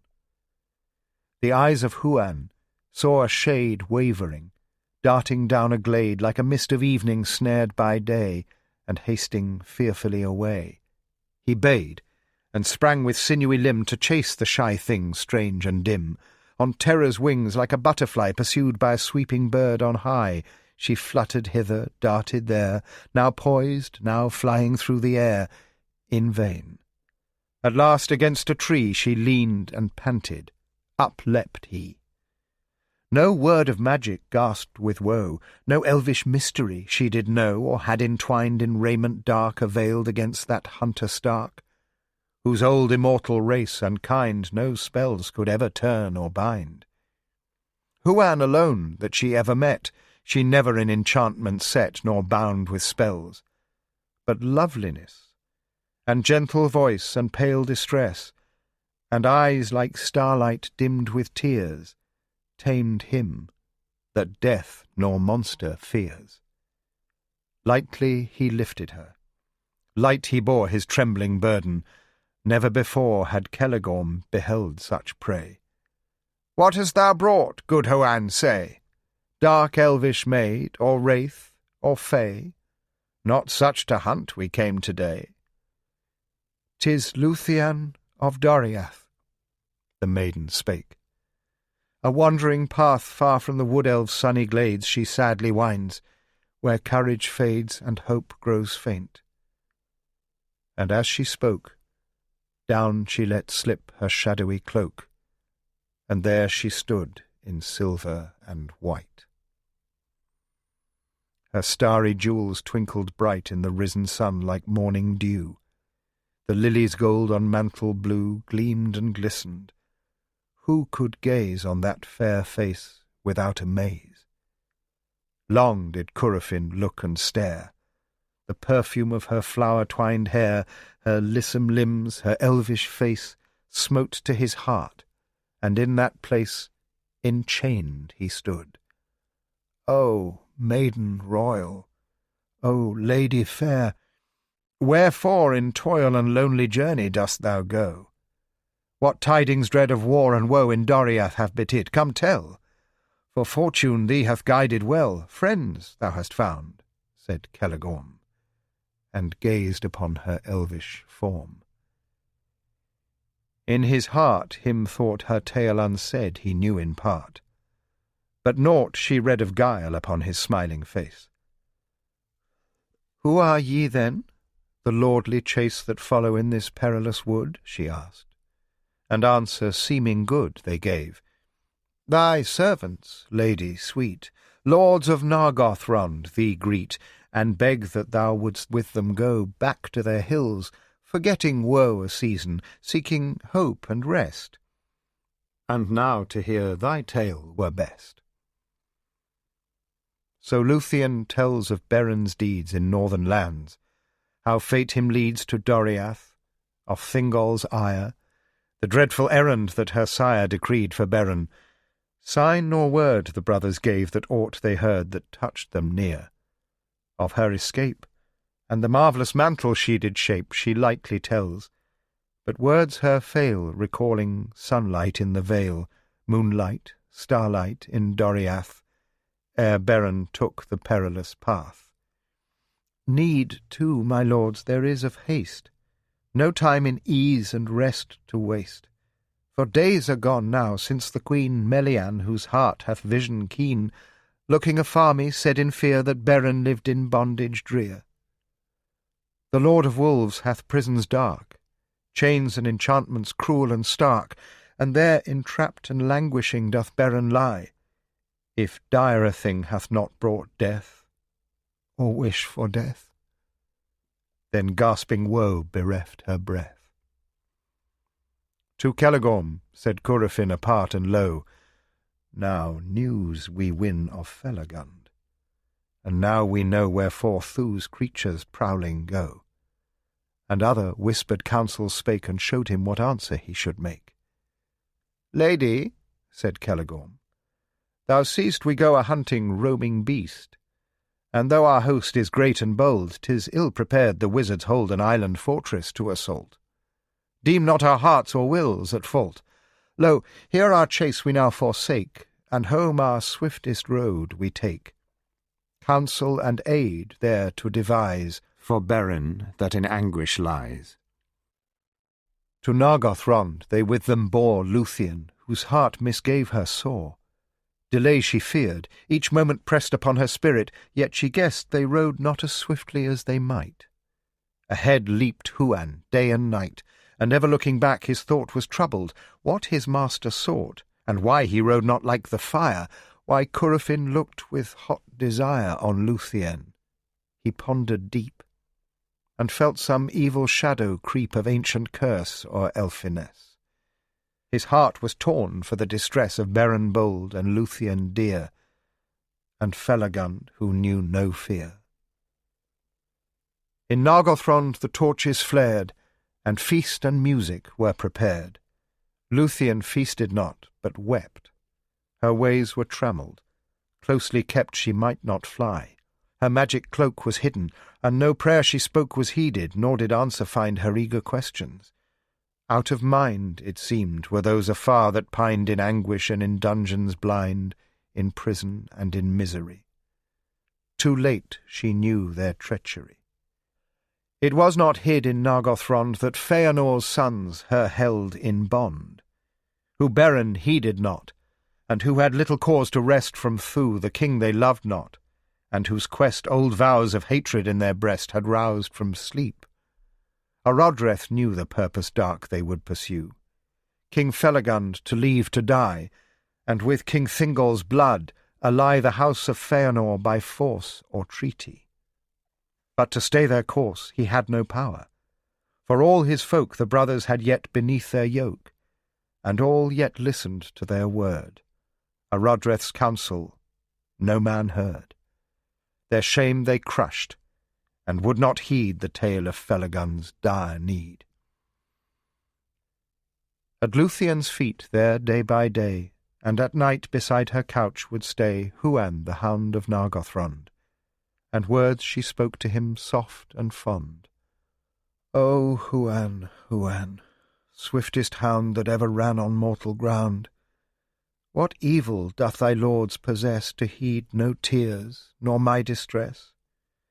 Once Bara here all men above good hounds did cherish and did love. Once Beren in the friendless north, when outlaw wild he wandered forth, had friends unfailing among things with fur and fell and feathered wings, and among the spirits that in stone in mountains old and wastes alone still dwell.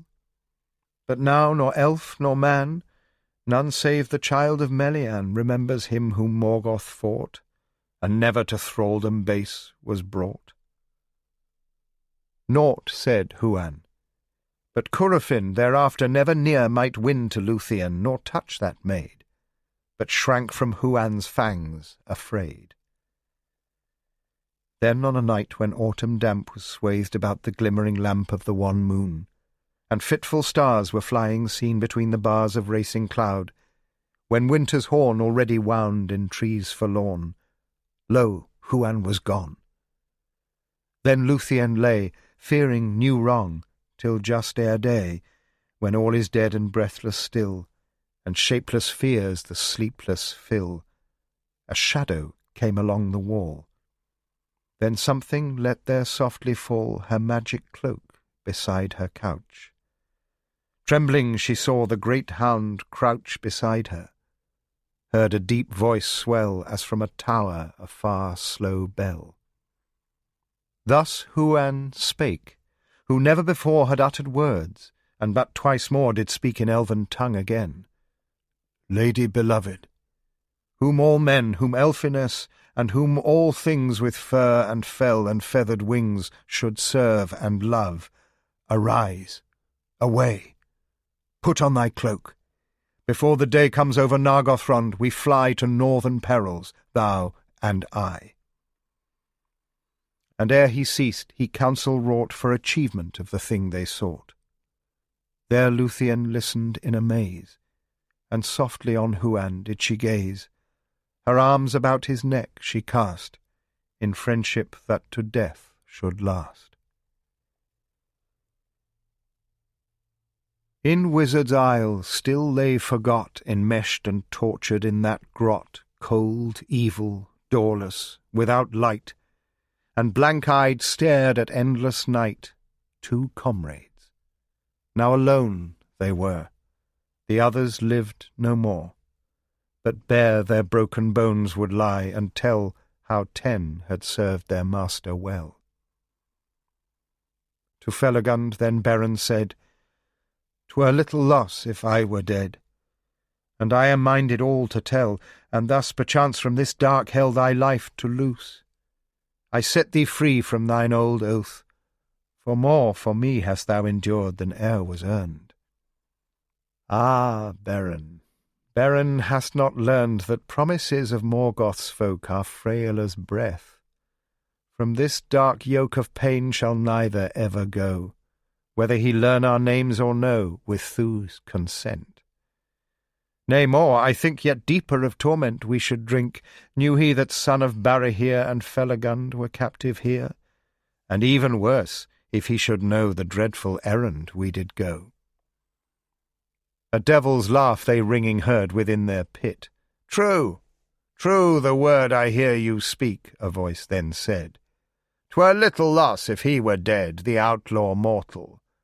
But the king, the elf undying, many a thing no man could suffer may endure.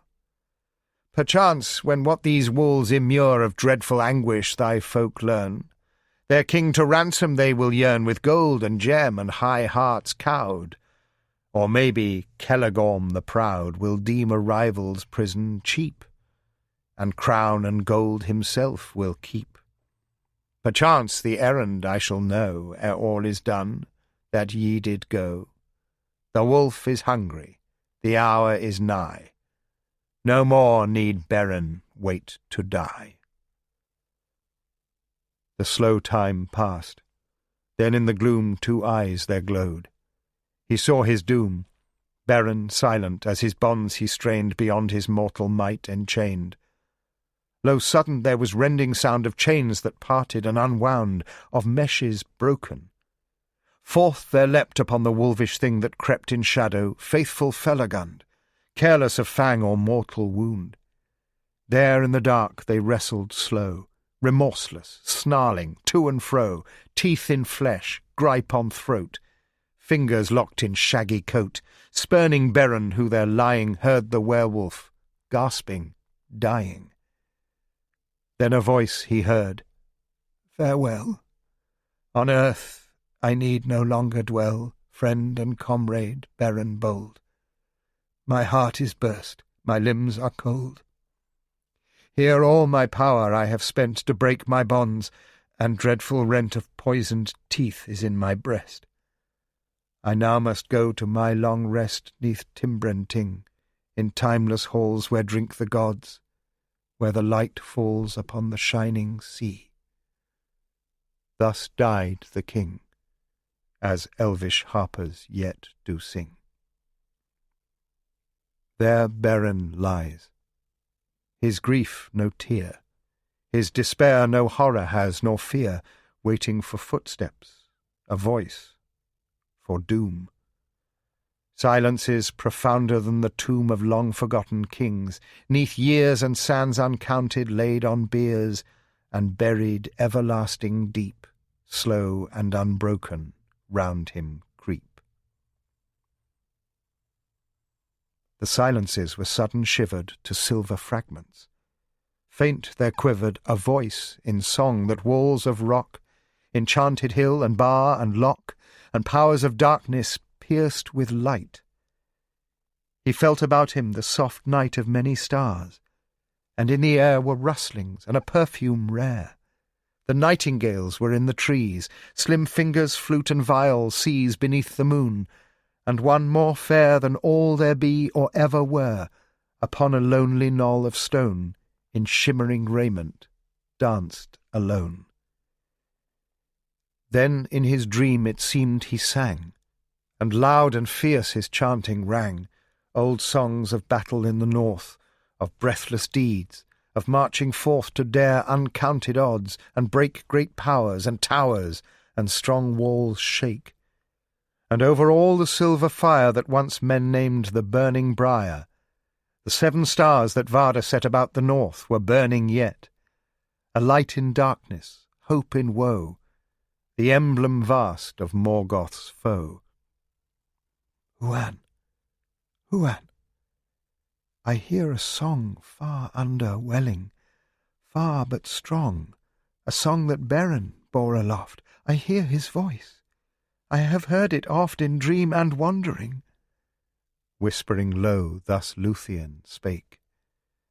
On the bridge of woe in mantle wrapped at dead of night she sat and sang, and to its height and to its depth the wizard's isle, rock upon rock and pile on pile, trembling echoed.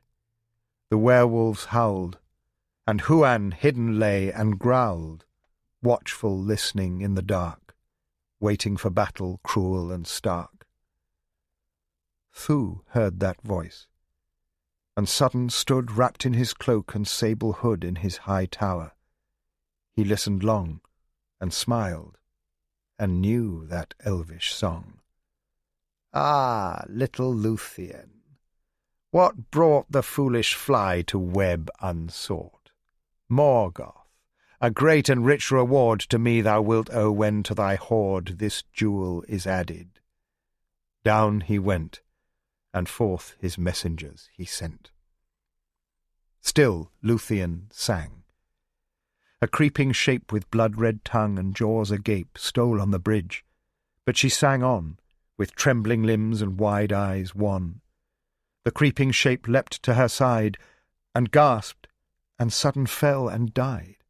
And still they came, still one by one, and each was seized, and there were none returned with padding feet to tell that a shadow lurketh fierce and fell at the bridge's end, and that below the shuddering waters loathing flow o'er the grey corpses Huan killed. A mightier shadow slowly filled the narrow bridge, a slavering hate, an awful werewolf, fierce and great, pale Draug Lúin, the old grey lord of wolves and beasts of blood abhorred. that fed on flesh of man and elf, beneath the chair of Thu himself. No more in silence did they fight. Howling and baying smote the night, till back by the chair where he had fed to die, the werewolf yammering fled. "Huan is there," he gasped, and died. And Thu was filled with wrath and pride. "Before the mightiest he shall fall, before the mightiest wolf of all," so thought he now, and thought he knew how fate long spoken should come true. Now there came slowly forth, and glared into the night, a shape long-haired, dank with poison, with awful eyes, wolvish, ravenous. But there lies a light therein more cruel and dread than ever wolvish eyes had fed. More huge were its limbs, its jaws more wide, its fangs more gleaming sharp, and dyed with venom, torment, and with death. The deadly vapour of its breath swept on before it.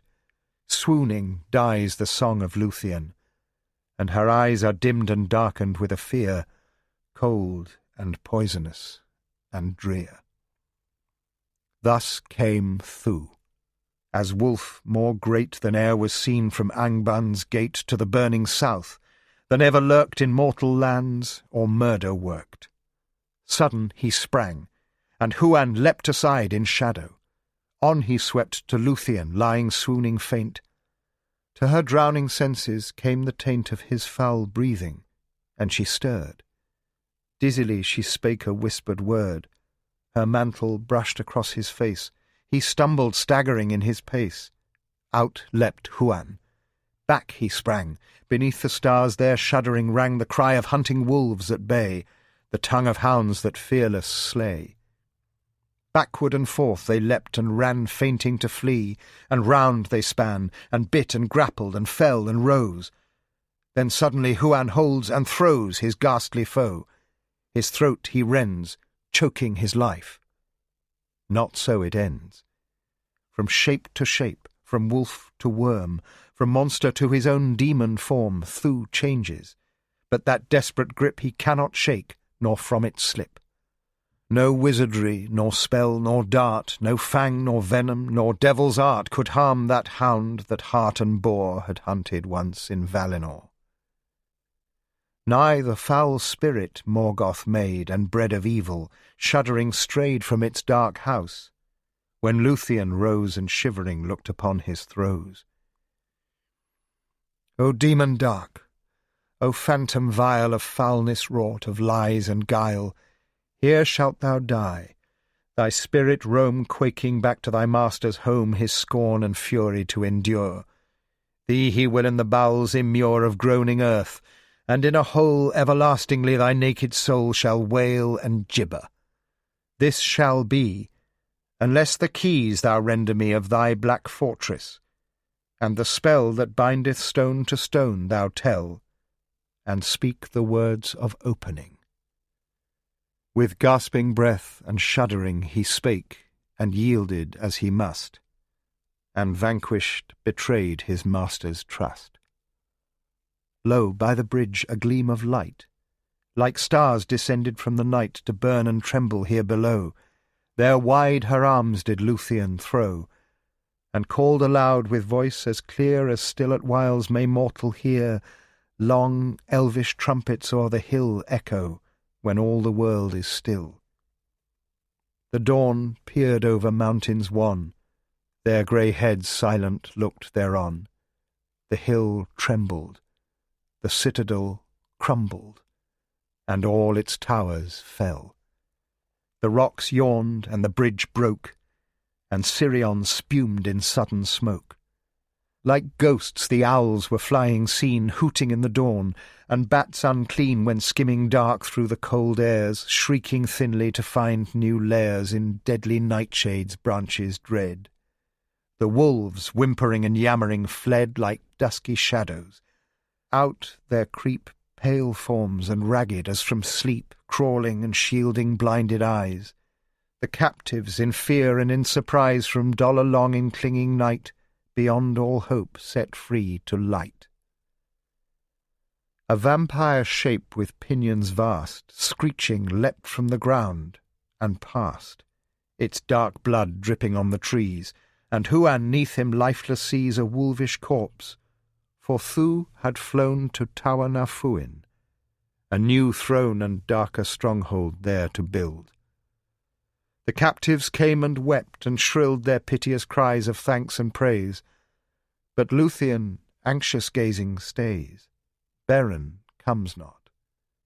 At length she said, Huan, Huan, among the dead must we then find him whom we sought, for love of whom we toiled and fought? Then side by side from stone to stone o'er Sirion they climbed.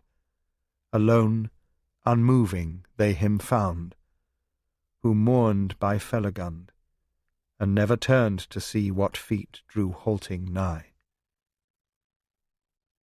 Ah, Beren, Beren, came her cry, almost too late have I thee found?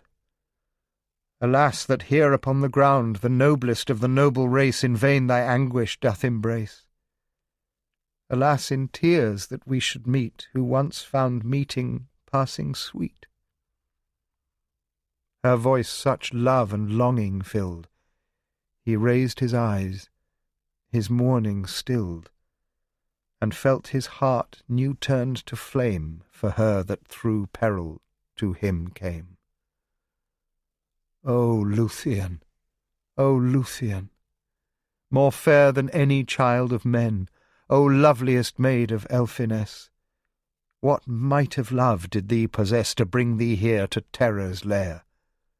O lissom limbs and shadowy hair, O flower-entwined brows so white, O slender hands in this new light. She found his arms, and swooned away, just at the rising of the day. Songs have recalled, the elves have sung, in old forgotten elven tongue, how Lúthien and Beren strayed by the banks of Sirion. Many a glade they filled with joy, and there their feet passed by lightly, and days were sweet. Though winter hunted through the wood, still flowers lingered where she stood. Tinuviel, Tinuviel. The birds are unafraid to dwell and sing beneath the peaks of snow, where Beren and where Lúthien go. The isle in Sirion they left behind, but there on hilltop might one find a green grave and a stone set, and there lie the white bones yet of Felagund, of Finrod's son, unless that land is changed and gone, or foundered in unfathomed seas, while Felagund laughs beneath the trees in Valinor, and comes no more to this grey world of tears and war. To Nargothrond no more he came, but thither swiftly ran the fame of their king dead, of Thu o'erthrown, of the breaking of the towers of stone. For many now came home at last who long ago to shadow passed, and like a shadow had returned Huan the Hound, and scant had earned or praise or thanks of master wrath, yet loyal he was, though he was loath. The halls of Narog clamours fill that vainly Celagorm would still. Their men bewailed their fallen king, crying that a maiden dared that thing which sons of Feanor would not do. Let us slay these faithless lords untrue, the fickle folk now loudly cried with Felagund who would not ride. Orodrith spake, The kingdom now is mine alone. I will allow no spilling of kindred blood by kin, but bread nor rest shall find herein these brothers who have set at naught the house of Finrod. They were brought. Scornful, unbowed, and unashamed stood Celagorm. In his eye there flamed a light of menace. Curufin smiled with his crafty mouth and thin. Be gone forever, ere the day shall fall into the sea. Your way shall never lead you hither more, nor any son of Feanor, nor ever after shall be bond of love twixt yours and Nargothrond. We will remember it, they said, and turned upon their heels and sped, and took their horses and such folk as still them followed. Naught they spoke, but sounded horns and rode like fire, and went away in anger dire. Towards Doriath the wanderers now were drawing nigh. Though bare the bough, though cold the wind, and grey the grasses through which the hiss of winter passes, they sang beneath the frosty sky, uplifted o'er them pale and high. They came to Mindeb's narrow stream, that from the hills doth leap and gleam by western borders, where begin the spells of Melian to fence in King Thingol's land, and stranger steps to wind bewildered in their webs. Their sudden sad grew Beren's heart. Alas, Tinuviel, here we part, and our brief song together ends, and sundered ways each lonely wends. Why part we here? What dost thou say, just at the dawn of brighter day? For safe thou'rt come to borderlands, o'er which in the keeping of the hands of Melian thou wilt walk at ease, and find thy home and well-loved trees. My heart is glad when the fair trees far off uprising grey it sees of Doriath inviolate. Yet Doriath my heart did hate, and Doriath my feet forsook, my home, my kin. I would not look on grass nor leaf there evermore without thee by me. Dark the shore of Esgalduin, the deep and strong. Why there alone, forsaking song by endless waters rolling past, must I then hopeless sit at last, and gaze at waters pitiless in heartache and in loneliness? For nevermore to Doriath can Beren find the winding path, though Thingol willed it or allowed. For to thy father there I vowed to come not back save to fulfil the quest of the shining Silmaril, and win by valour my desire. Not rock, nor steel, nor Morgoth's fire, nor all the power of Elfiness shall keep the gem I would possess. Thus swore I once of Lúthien, more fair than any child of men. My word, alas, I must achieve, though sorrow pierce and parting grieve. Then Lúthien will not go home, but weeping in the woods will roam, nor peril heed, nor laughter know. And if she may not by thee go, against thy will thy desperate feet she will pursue, until they meet, Beren and Lúthien, love once more, on earth or on the shadowy shore. Nay, Lúthien, most brave of heart, thou makest it more hard to part. Thy love me drew from bondage drear, but never to that outer fear, that darkest mansion of all dread, shall thy most blissful light be led. Never, never, she shuddering said. But even as in his arms she pled, a sound came like a hurrying storm. There Curufin and Celegorm in sudden tumult like the wind rode up. The hoofs of horses dinned loud on the earth.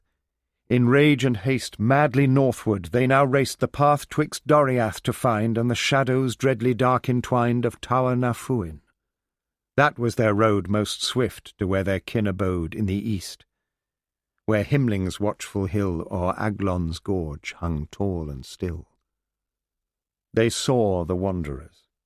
With a shout, straight on them swung their hurrying rout, as if 'neath maddened hooves to rend the lovers and their love to end. But as they came their horses swerved, with nostrils wide and proud necks curved. Curufin, stooping, to saddle-bow with mighty arm did Lúthien throw, and laughed. Too soon. For there a spring fiercer than tawny lion king, maddened with arrows barbed smart, greater than any horned hart that hounded to a gulf leaps o'er, there Beren gave, and with a roar leapt on Curufin. Round his neck his arms entwined, and all to wreck both horse and rider fell to ground, and there they fought without a sound. Dazed in the grass did Lúthien lie beneath bare branches and the sky. The gnome felt Beren's fingers grim close on his throat and strangle him, and out his eyes did start, and tongue gasping from his mouth there hung. Up rode Celegorm with his spear, and bitter death was Beren near. With elvish steel he nigh was slain, whom Lúthien won from hopeless chain. But baying Huan, suddenly sprang before his master's face with fang white gleaming and with bristling hair, as if he on boar or wolf did stare. The horse in terror leapt aside, and Celegorm in anger cried, "Curse thee, thou base-born dog, to dare against thy master teeth to bare!" But dog, nor horse, nor rider bold would venture near the anger cold of mighty Huan, fierce at bay. Red were his jaws. They shrank away, and fearful eyed him from afar. Nor sword, nor knife, nor scimitar, no dart of bow, nor cast of spear, master nor man did Huan fear. There Curufin had left his life, had Lúthien not stayed that strife. Waking, she rose, and softly cried, standing distressed at Beren's side, "Forbear thy anger now, my lord, nor do the work of orcs abhorred. For foes there be of elfiness unnumbered, and they grow not less, while here we war by ancient curse distraught, and all the world to worse decays and crumbles. Make thy peace." Then Beren did Curufin release, but took his horse and coat of mail, and took his knife there gleaming pale, hanging sheathless, wrought of steel. No flesh could leeches ever heal that point had pierced, for long ago the dwarves had made it, singing slow enchantments, where their hammers fell in Nogrod ringing like a bell. Iron as tender wood it cleft, and sundered mail like woollen weft. But other hands its haft now held, its master lay by mortal felled. Beren, uplifting him, far him flung, and cried, "Begone!" with stinging tongue. "Begone, thou renegade and fool, and let thy lust in exile cool. Arise and go, and no more work like Morgoth's slaves or cursed orc, and deal, proud son of Feanor, in deeds more proud than heretofore." Then Beren led Lúthien away, while Huan still there stood at bay. "Farewell!" cried Celegorm the fair. "Far get you gone! And better were to die forehungered in the waste than wrath of Feanor's sons to taste, that yet may reach your dale and hill. No gem, nor maid, nor Silmaril shall ever long in thy grasp lie. We curse thee under cloud and sky, we curse thee from rising unto sleep. Farewell!" He swift from horse did leap, his brother lifted from the ground, then bow of yew with gold wire bound he strung, and shaft he shooting sent, as heedless hand in hand they went.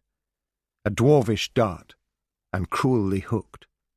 They never turned nor backward looked. Loud bayed Huan, and leaping caught the speeding arrow. Quick as thought another followed, deadly singing, but Beren had turned, and sudden springing defended Lúthien with his breast. Deep sank the dart in flesh to rest. He fell to earth. They rode away, and laughing left him as he lay, yet spurred like wind in fear and dread of Huan's pursuing anger red. Though Curufin with bruised mouth laughed, yet later of that dastard shaft was tale and rumour in the north, and men remembered at the marching forth, and Morgoth's will its hatred helped. Thereafter never hound was whelped would follow horn of Celegorm or Curufin. Though in strife and storm, though all their house in ruin red went down, thereafter laid his head Huan no more at that lord's feet, but followed Lúthien, brave and fleet. Now sank she weeping at the side of Beren, and sought to stem the tide of welling blood that flowed there fast. The raiment from his breast she cast, from shoulder plucked the arrow keen, his wound with tears she washed it clean. Then Huan came and bore a leaf of all the herbs of healing chief, that evergreen in woodland glade there grew with broad and hoary blade. The powers of all grasses Huan knew, who wide did forest paths pursue. Therewith the smart he swift allayed, while Lúthien, murmuring in the shade the staunching song that elvish wives long years had sung in those sad lives of war and weapons, wove o'er him. The shadows fell from mountains grim, Then sprang about the darkened north the sickle of the gods, and forth each star there stared in stony night, radiant, glistering, cold and white. But on the ground there is a glow, a spark of red that leaps below, under woven boughs, beside a fire of crackling wood and sputtering briar. There Beren lies in drowsing deep, walking and wandering in sleep. Watchful bending o'er him wakes a maiden fair. His thirst she slakes, his brow caresses, and softly croons a song more potent than in runes or leech's lore hath since been writ. Slowly the nightly watches flit. The misty morning crawleth grey from dusk to the reluctant day. Then Beren woke and opened eyes, and rose and cried, "'Neath other skies, in lands more awful and unknown, I wandered long, methought, alone to the deep shadow where the dead dwell. But ever a voice that I knew well, like bells, like viols, like harps, like birds, like music moving without words, called me through the night, enchanted drew me back to light, healed the wound, assuaged the pain. Now are we come to mourn again. New journeys once more lead us on, to perils whence may life be won, hardly for Beren. And for thee, awaiting in the wood I see beneath the trees of Doriath, while ever follow down my path the echoes of thine elvish song, where hills are haggard and roads are long. Nay, now no more we have for foe dark Morgoth only, but in woe, in wars and feuds of elfiness, thy quest is bound, and death no less for thee and me, for Huan bold the end of weird of yore foretold. All this I bode shall follow swift, if thou go on. Thy hand shall lift and lay on Thingol's lap the dire and flaming jewel, Feanor's fire, never, never. Why then go? Why turn we not from fear and woe beneath the trees, to walk and roam roofless, with all the world as home, over mountains, beside the seas, in the sunlight, in the breeze? Thus long they spoke with heavy hearts, and yet not all her elvish arts, nor lissom arms, nor shining eyes as tremulous stars in rainy skies, nor tender lips, enchanted voice, his purpose bent or swayed his choice. Never to Doriath would he fare, save guarded fast to leave her there. Never to Nargothrond would go with her, lest there came war and woe. And never would in the world untrod to wander suffer her, worn, unshod, roofless and restless, whom he drew with love from the hidden realms she knew. For Morgoth's power is now awake. Already hill and dale doth shake. The hunt is up, the prey is wild, a maiden lost, an elven child. Now orcs and phantoms prowl and peer from tree to tree, and fill with fear each shade and hollow. Thee they seek. At thought thereof my hope grows weak, my heart is chilled. I curse mine oath, I curse the fate that joined us both and snared thy feet in my sad doom of flight and wandering in the gloom. Now let us haste, and ere the day be fallen take our swiftest way, till o'er the marches of thy land beneath the beech and oak we stand, in Doriath, fair Doriath, whither no evil finds the path, powerless to pass the listening leaves that droop upon those forest eaves. Then to his will she seeming bent. Swiftly to Doriath they went and crossed its borders. There they stayed, resting in deep and mossy glade. There lay they sheltered from the wind under mighty beeches silken-skinned, and sang of love that still shall be, though earth be foundered under sea, and sundered here for evermore shall meet upon the western shore. One morning as asleep she lay upon the moss, as though the day too bitter were for gentle flower to open in a sunless hour. Beren arose and kissed her hair, and wept. and softly left her there.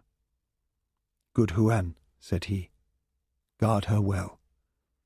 In leafless field no asphodel, in thorny thicket never a rose forlorn so frail and fragrant blows.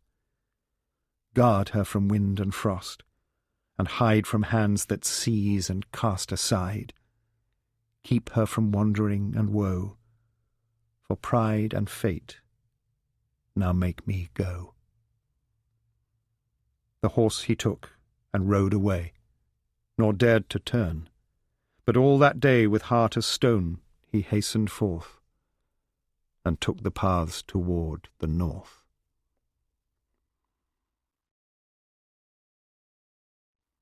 Once wide and smooth a plain was spread, where King Fingolfin proudly led his silver armies on the green, his horses white, his lances keen. His helmets tall of steel were hewn, his shields were shining as the moon. Their trumpets sang both long and loud, and challenge rang unto the cloud that lay on Morgoth's northern tower, while Morgoth waited for his hour. Rivers of fire at dead of night in winter lying cold and white upon the plain burst forth, and high the red was mirrored in the sky. From Hithlum's walls they saw the fire, the steam and smoke in spire on spire leap up, till in confusion vast the stars were choked.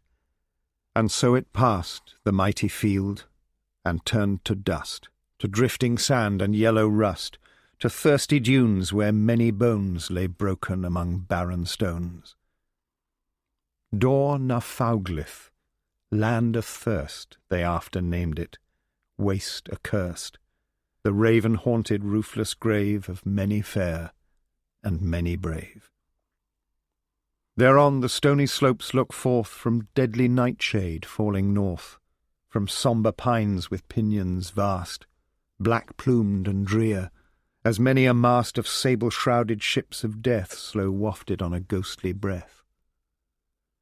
Thence Beren grim now gazes out across the dunes and shifting drought, and sees afar the frowning towers where thunderous Thangorodrim lowers. The hungry horse there drooping stood, proud gnomish steed. It feared the wood. Upon the haunted ghastly plain no horse would ever stride again. "Good steed of master ill," he said, "farewell now here.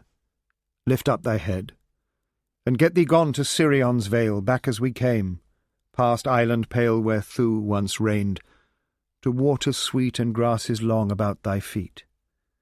And if, Curufin, no more thou find, grieve not, but free with heart and hind go wander, leaving work and war, and dream thee back in Valinor, whence came of old thy mighty race from Tavros' mountain-fenced chase." There still sat Beren, and he sang, and loud his lonely singing rang. Though orcs should hear, or wolf a-prowl, or any of the creatures foul within the shade that slunk and stared of Tower Nafuin, naught he cared, who now took leave of light and day, grim-hearted, bitter, fierce and fey. Farewell now hear, ye leaves of trees, your music in the morning breeze. Farewell now blade and bloom and grass that see the changing seasons pass. Ye waters murmuring over stone, and meres that silent stand alone. Farewell now mountain, vale and plain.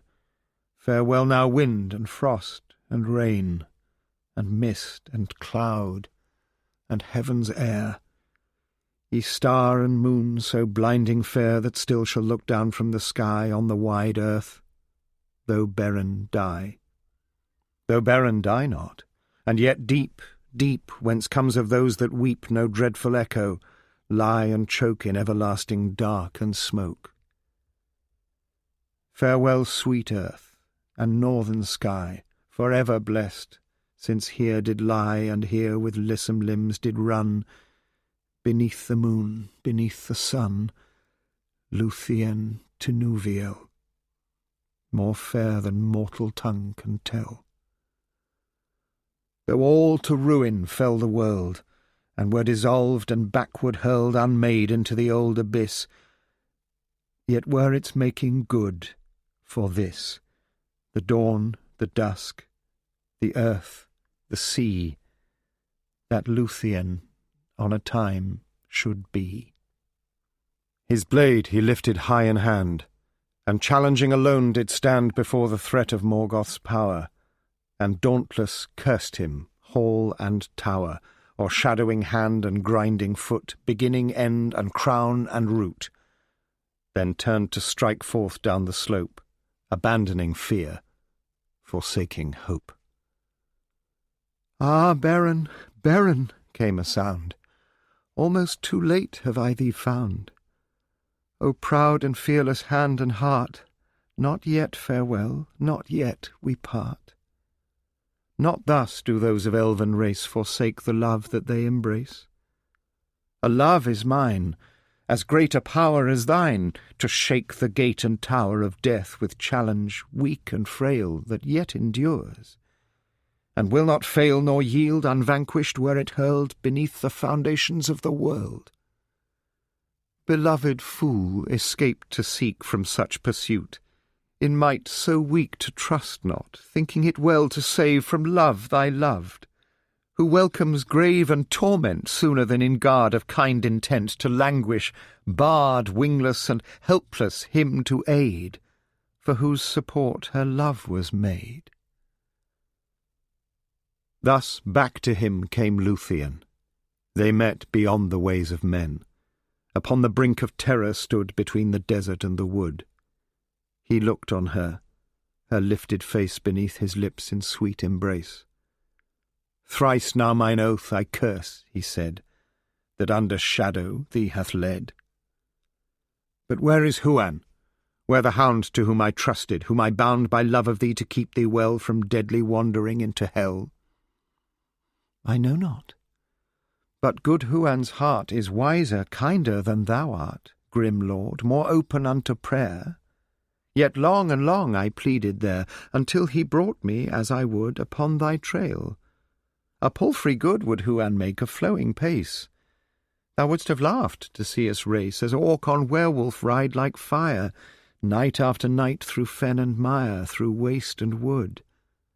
But when I heard thy singing clear, yea, every word of Lúthien one rashly cried, and listening evil fierce defied, he set me down and sped away. But what he would, I cannot say." Ere long they knew, for Huan came, his great breath panting, eyes like flame, in fear lest her whom he forsook to aid some hunting, evil took ere he was nigh. Now there he laid before their feet, as dark as shade, 2 grisly shapes that he had won from that tall isle in Sirion. A wolf-hame huge, its savage fell was long and matted, dark the spell that drenched the dreadful coat and skin, the werewolf cloak of Draugluin.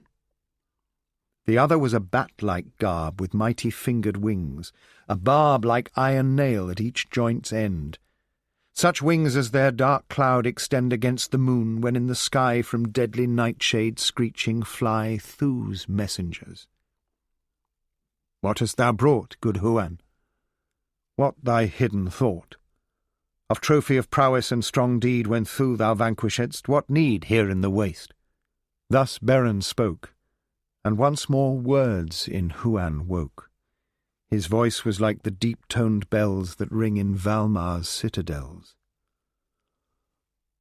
"Of one fair gem thou must be thief, Morgoth's or Thingol's, loath or lief. Thou must here choose twixt love and oath. If vow to break is still thee loath, then Lúthien must either die alone, or death with thee defy beside thee, marching on your fate that hidden before you lies in wait. Hopeless the quest, but not yet mad, unless thou, Beren, run thus clad in mortal raiment, mortal hue, witless and reedless, death to woo." Lo, good was Felagund's device, but may be bettered, if advice of Huan ye will dare to take, and swift a hideous change will make to forms most cursed, foul and vile, of werewolf of the wizard's isle, of monstrous bats in vermin fell, with ghostly claw-like wings of hell. To such dark straits, alas, now brought are ye I love, for whom I fought. Nor further with you can I go.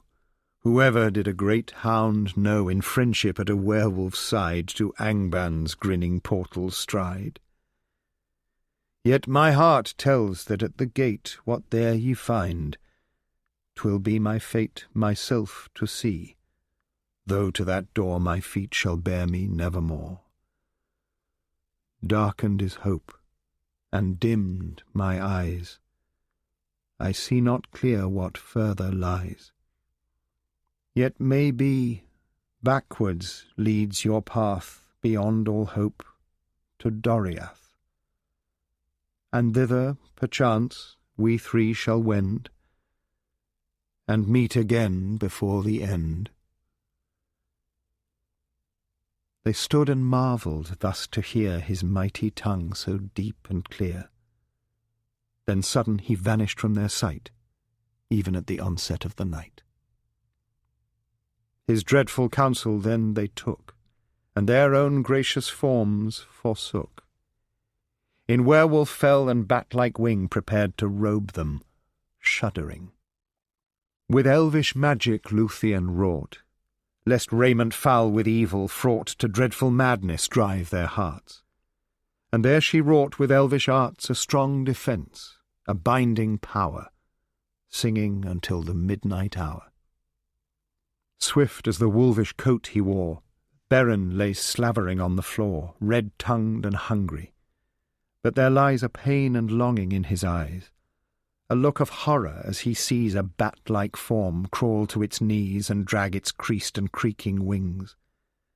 Then, howling under moon, he springs 4-footed, swift from stone to stone, from hill to plain, but not alone. A dark shape down the slope doth skim, and wheeling flitters over him. Ashes and dust and thirsty dune, withered and dry beneath the moon, under the cold and shifting air, sifting and sighing, bleak and bare. Of blistered stones and gasping sand, of splintered bones, was built that land, o'er which now slinks with powdered fell and hanging tongue a shape of hell. Many parching leagues lay still before, when sickly day crept back once more. Many choking miles lay stretched ahead, when shivering night once more was spread, with doubtful shadow and ghostly sound that hissed and passed o'er dune and mound.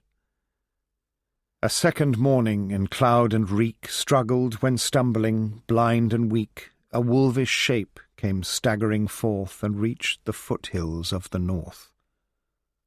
Upon its back there folded lay a crumpled thing that blinked at day. The rocks were reared like bony teeth, and claws that grasped from opened sheath. On either side the mournful road that onward led to that abode, far up within the mountain dark, with tunnels drear and portals stark. They crept within a scowling shade, and cowering darkly down them laid. Long lurked they there beside the path, and shivered, dreaming of Doriath, of laughter and music and clean air, in fluttered leaves birds singing fair. They woke, and felt the trembling sound, the beating echo far underground shake beneath them, the rumour vast of Morgoth's forges. And aghast they heard the stamp of stony feet that shod with iron went down that street. The orcs went forth to rape and war, and Balrog captains marched before. They stirred, and under cloud and shade at eve stepped forth, and no more stayed. As dark things on dark errand bent, up the long slopes in haste they went. Ever the sheer cliffs rose beside, where birds of carrion sat and cried, and chasms black and smoking yawned whence writhing serpent shapes were spawned. Until at last in that huge gloom, heavy as overhanging doom, that weighs on Thangorodrim's foot like thunder at the mountain's root, they came, as to a sombre court walled with great towers, fort on fort of cliffs embattled, to that last plain that opens, abysmal and inane, before the final topless wall of Bauglir's immeasurable hall, whereunder looming awful waits the gigantic shadow of his gates. In that vast shadow once of yore Fingolfin stood. His shield he bore with field of heaven's blue and star of crystal shining pale afar. In overmastering wrath and hate, desperate he smote upon that gate the gnomish king, there standing lone, while endless fortresses of stone engulfed the thin clear ringing keen of silver horn on baldric green. His hopeless challenge dauntless cried Fingolfin there, "Come, open wide, dark king, your ghastly brazen doors! Come forth, whom earth and heaven abhors! Come forth, O monstrous, craven lord, and fight with thine own hand and sword, thou wielder of hosts of banded thralls, thou tyrant leaguered with strong walls, thou foe of gods and elvish race! I wait thee here. Come, show thy face!" Then Morgoth came. For the last time in those great wars he dared to climb from subterranean throne profound, the rumour of his feet a sound of rumbling earthquake underground. Black-armoured, towering, iron-crowned, he issued forth, his mighty shield a vast unblazoned sable field with shadow like a thundercloud, and o'er the gleaming king it bowed, as huge aloft like mace he hurled that hammer of the underworld, Grond. Clanging to ground it tumbled down like a thunderbolt, and crumbled the rocks beneath it. Smoke upstarted, a pit yawned, and a fire darted. Fingolfin, like a shooting light beneath a cloud, a stab of white, sprang then aside, and Ringil drew, like ice that gleameth cold and blue, his sword devised of elvish skill to pierce the flesh with deadly chill. With 7 wounds it rent his foe, and 7 mighty cries of woe rang in the mountains, and the earth quook, and Angban's trembling armies shook. Yet orcs would after laughing tell of the duel at the gates of hell, though elvish song thereof was made ere this but one, when sad was laid the mighty king in Barrow high, and Thorondor, eagle of the sky, the dreadful tidings brought and told to mourning Elfiness of old. Thrice was Fingolfin with great blows to his knees beaten. Thrice he rose, still leaping up beneath the cloud aloft to hold star-shining proud his stricken shield, his sundered helm, that dark nor might could overwhelm till all the earth was burst and rent in pits about him. He was spent. His feet stumbled. He fell to wreck upon the ground, and on his neck a foot like rooted hills was set, and he was crushed. Not conquered yet. One last despairing stroke he gave, the mighty foot pale Ringil clave about the heel, and black the blood gushed as from smoking fount in flood. Halt goes forever from that stroke great Morgoth. But the king he broke, and would have hewn and mangled thrown to wolves devouring. Lo, from throne that Manwë bade him build on high, on peak unscaled beneath the sky, Morgoth to watch. Now down there swooped Thorondor, the king of eagles, stooped, and rending beak of gold he smote in Bauglir's face. Then up did float on pinions 30 fathoms wide, bearing away, though loud they cried, the mighty corse, the elven king. And where the mountains make a ring far to the south about that plain, whereafter Gondolin did reign, embattled city, at great height upon a dizzy snow-cap white in mounded cairn the mighty dead he laid upon the mountain's head. Never orc nor demon after dared that pass to climb, o'er which there stared Fingolfin's high and holy tomb, till Gondolin's appointed doom. Thus Bauglir earned the furrowed scar that his dark countenance doth mar, and thus his limping gait he gained. But afterward profound he reigned darkling upon his hidden throne, and thunderous paced his halls of stone, slow building there his vast design the world in thraldom to confine. Wielder of armies, lord of woe, no rest now gave he slave or foe. His watch and ward he thrice increased, his spies were sent from west to east, and tidings brought from all the north, who fought, who fell, who ventured forth, who wrought in secret, who had hoard, if maid were fair or proud were lord. Well nigh all things he knew, all hearts well nigh enmeshed in evil arts.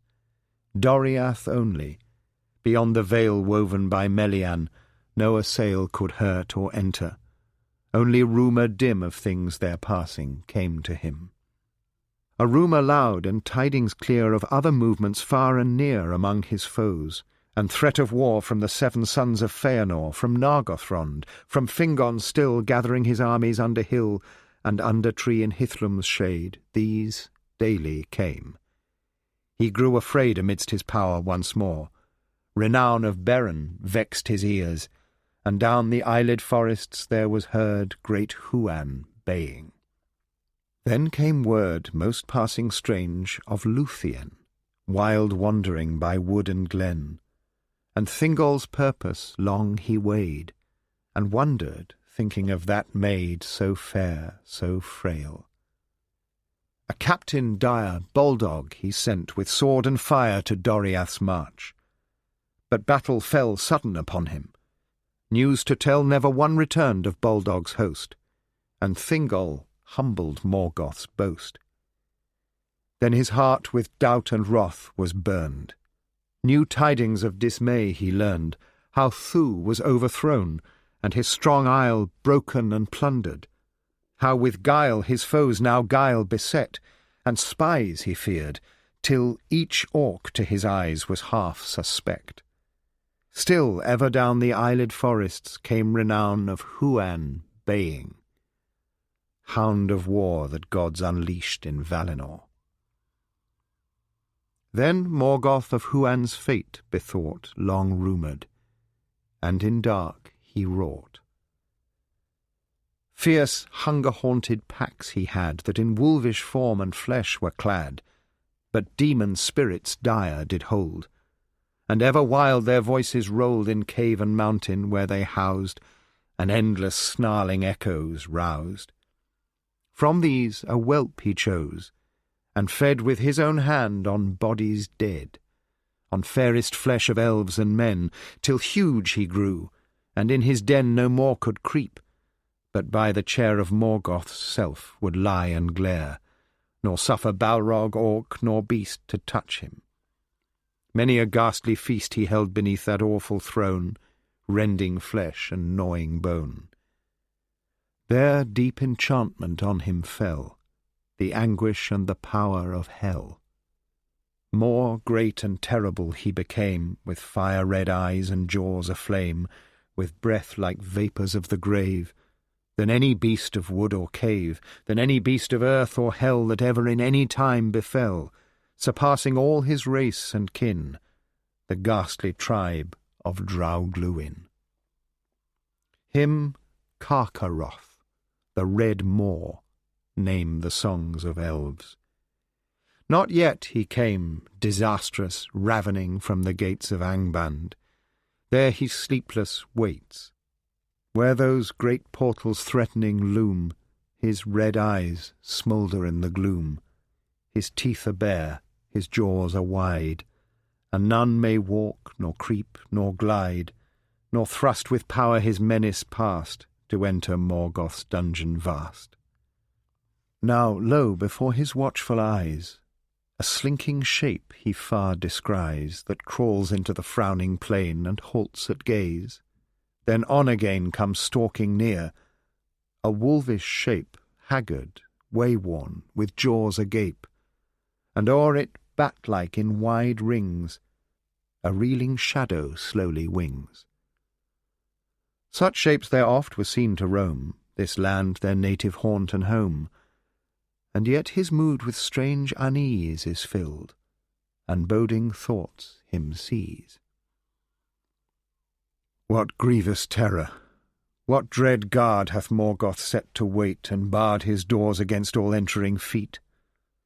Long ways we have come at last to meet the very maw of death that opes between us and our quest, yet hopes we never had. No turning back. Thus Beren speaks, as in his track he halts and sees with werewolf eyes afar the horror that there lies.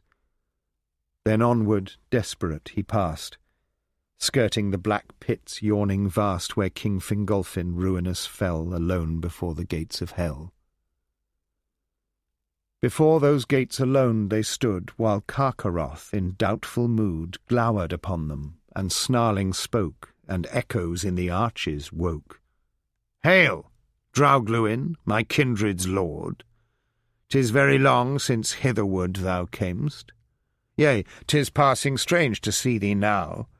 A grievous change is on thee, lord, who once so dire, so dauntless, and as fleet as fire ran over wild and waste, but now with weariness must bend and bow. 'Tis hard to find the struggling breath when Huan's teeth as sharp as death have rent the throat. What fortune rare brings thee back living here to fare, if Draugluin thou art? Come near, I would know more, and see thee clear." "Who art thou, hungry upstart whelp, to bar my ways whom thou shouldst help? I fare with hasty tidings new to Morgoth from forest-haunting Thu. Aside, for I must in, or go and swift my coming tell below." Then up that door-ward slowly stood, eyes shining grim with evil mood, uneasy, growling, "Draugluin, if such thou be, now enter in. But what is this that crawls beside, slinking as if 'twould neath thee hide? Though winged creatures to and fro unnumbered pass here, all I know not this. Stay, vampire, stay! I like not thy kin nor thee. Come, say what sneaking errand thee doth bring, thou winged vermin, to the king. Small matter, I doubt not, if thou stay or enter, or if in my play I crush thee like a fly on wall, or bite thy wings and let thee crawl." Huge stalking, noisome, close he came. In Beren's eyes there gleamed a flame.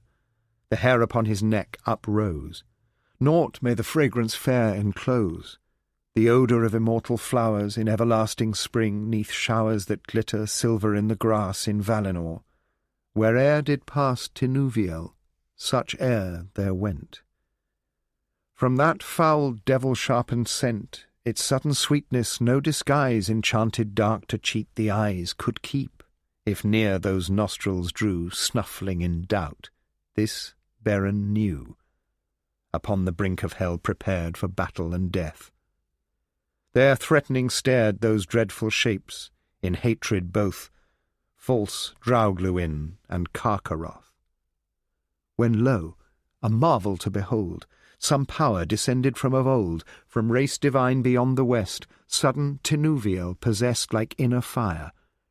The vampire dark she flung aside, and like a lark cleaving through night to dawn she sprang, while sheer heart-piercing silver rang her voice, as those long trumpets keen, thrilling, unbearable, unseen in the cold isles of morn. Her cloak by white hands woven, like a smoke, like all-bewildering, all-enthralling, all-enfolding evening, falling from lifted arms, as forth she stepped across those awful eyes she swept, a shadow and a mist of dreams whereon entangled starlight gleams. Sleep, O unhappy tortured thrall, thou woe-begotten, fail and fall down, down from anguish, hatred, pain, from lust, from hunger, bond and chain, to that oblivion dark and deep, the well, the lightless pit of sleep. For one brief hour escape the net, the dreadful doom of life forget. His eyes were quenched, his limbs were loosed. He fell like running steer that noosed and tripped goes crashing to the ground. Death-like, moveless, without a sound, outstretched he lay, as lightning stroke had felled a huge o'ershadowing oak. Into the vast and echoing gloom, more dread than many tunnelled tomb in labyrinthine pyramid where everlasting death is hid.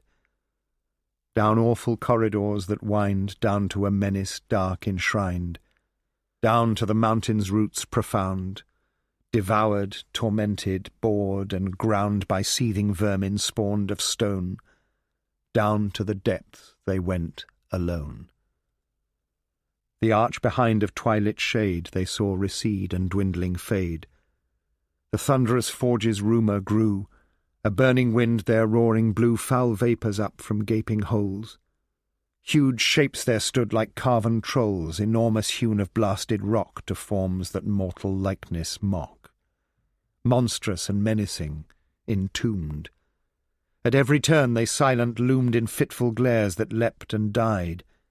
There hammers clanged, and tongues there cried with sound like smitten stone.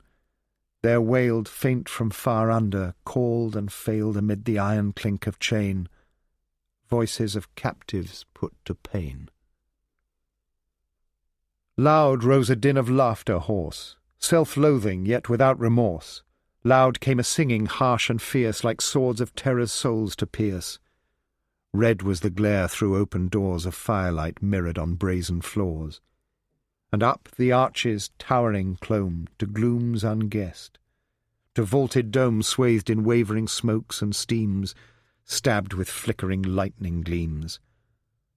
To Morgoth's hall, where dreadful feast he held, and drank the blood of beast and lives of men, they stumbling came. Their eyes were dazed with smoke and flame. The pillars reared like monstrous shores to bear earth's overwhelming floors, were devil-carven, shaped with skill such as unholy dreams doth fill.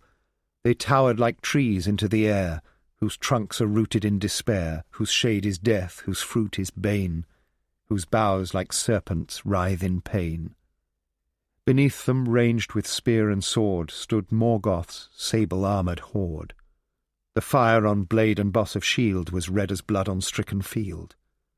Beneath a monstrous column loomed the throne of Morgoth, and the doomed and dying gasped upon the floor, his hideous footstool, rape of war. About him sat his awful thanes, the Balrog lords with fiery manes, red-handed, mouthed with fangs of steel. Devouring wolves were crouched at heel. And o'er the host of hell there shone with a cold radiance, clear and wan, the Silmarils, the gems of fate, imprisoned in the crown of hate. Lo, through the grinning portals dread, sudden a shadow swooped and fled, and Beren gasped. He lay alone with crawling belly on the stone. A form bat-winged, silent, flew where the huge pillared branches grew, amid the smokes and mounting steams. And as on the margin of dark dreams a dim-felt shadow unseen grows to cloud of vast unease, and woes foreboded, nameless, roll like doom upon the soul, so in that gloom the voices fell, and laughter died slow to silence, many-eyed. A nameless doubt, a shapeless fear had entered in their caverns drear, and grew, and towered above them cowed, hearing in heart the trumpets loud of gods forgotten. Morgoth spoke, and thunderous the silence broke. "Shadow, descend, and do not think to cheat mine eyes, in vain to shrink from thy lord's gaze or seek to hide.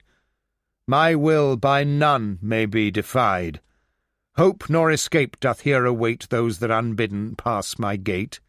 Descend, ere anger blast thy wing, thou foolish, frail, bat-shapen thing, and yet not bat within. Come down!" Slow wheeling o'er his iron crown, reluctantly, shivering and small, Beren there saw the shadow fall and droop before the hideous throne, a weak and trembling thing, alone. And as thereon great Morgoth bent his darkling gaze, he shuddering went, belly to earth, the cold sweat dank upon his fell, and crawling shrank beneath the darkness of that seat, beneath the shadow of those feet. Tinuviel spake, a shrill, thin sound piercing those silences profound. A lawful errand here me brought. From Thu's dark mansions have I sought, from Tower Nafuin's shade I fare, to stand before thy mighty chair. Thy name, thou shrieking waif, thy name! Tidings enough from Thu there came but short while since. What would he now? Why send such messenger as thou?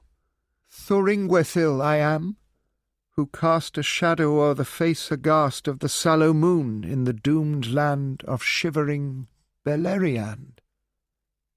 Liar art thou, who shalt not weave deceit before mine eyes. Now leave thy form and raiment false, and stand revealed and delivered to my hand. There came a slow and shuddering change. The bat-like raiment, dark and strange, was loosed, and slowly shrank and fell, quivering. She stood revealed in hell. About her slender shoulders hung her shadowy hair, and round her clung her garment dark, where glimmered pale the starlight caught in magic veil. Dim dreams and faint oblivious sleep fell softly thence. In dungeons deep an odour stole of elven flowers, from elven dells where silver showers dripped softly through the evening air, and round there crawled with greedy stare dark shapes of snuffling hunger dread.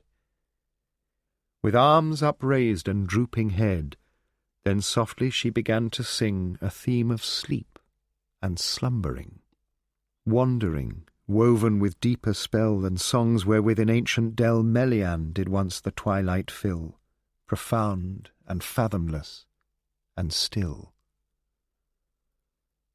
The fires of Angband flared and died, smouldered into darkness. Through the wide and hollow halls there rolled unfurled the shadows of the underworld. All movement stayed, and all sound ceased, save vaporous breath of orc and beast. One fire in darkness still abode. The lidless eyes of Morgoth glowed. One sound the breathing silence broke. The mirthless voice of Morgoth spoke. So, Lúthien, a liar like all elves and men. Yet welcome, welcome to my hall. I have a use for every thrall. What news of Thingol in his hole, shy lurking like a timid vole? What folly fresh is in his mind, who cannot keep his offspring blind from straying thus? Or can devise no better counsel for his spies? She wavered, and she stayed her song. The road, she said, was wild and long, but Thingol sent me not, nor knows what way his rebellious daughter goes.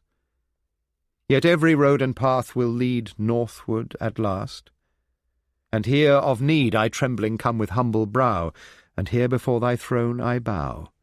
For Lúthien hath many arts for solace sweet of kingly hearts. And here of need thou shalt remain, now, Lúthien, in joy or pain, the fitting doom for all, for rebel, thief, and upstart thrall. Why should ye not in our fate share of woe and travail? Or should I spare to slender limb and body frail breaking torment? Of what avail here dost thou deem thy babbling song and foolish laughter?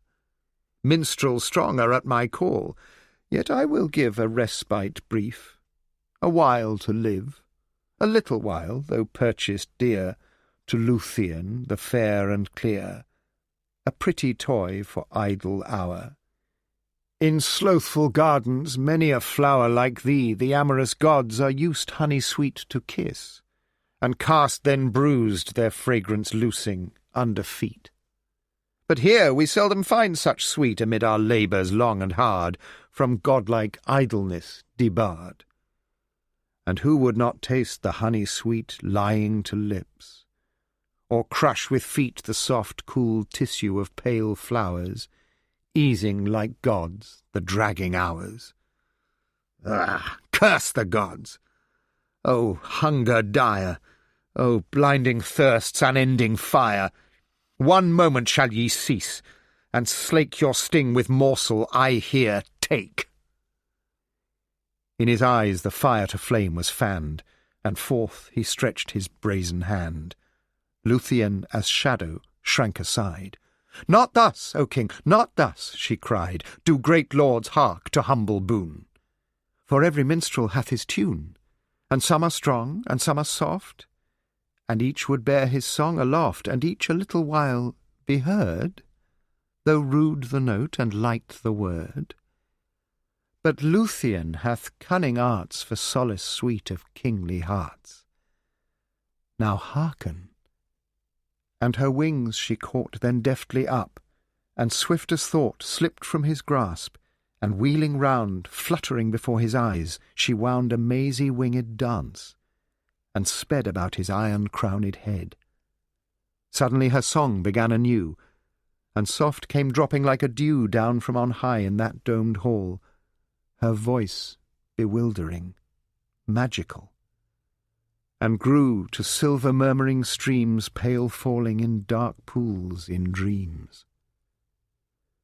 She let her flying raiment sweep, enmeshed with woven spells of sleep, as round the dark void she ranged and reeled.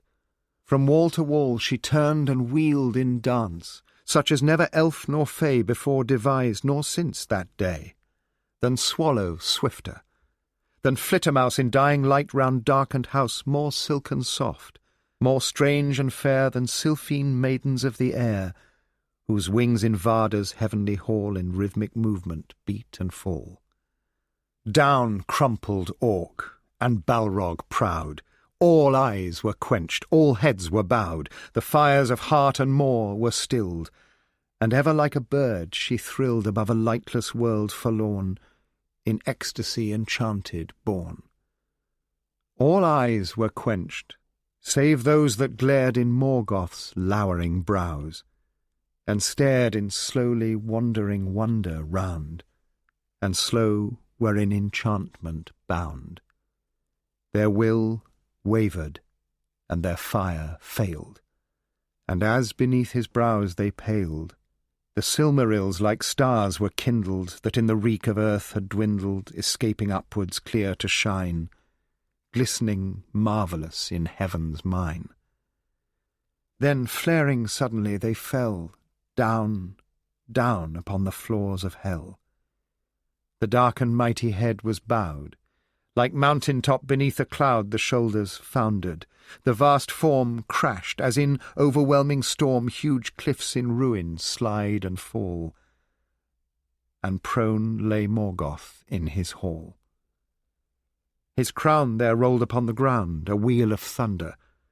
Then all sound died, and a silence grew as deep as were the heart of earth asleep.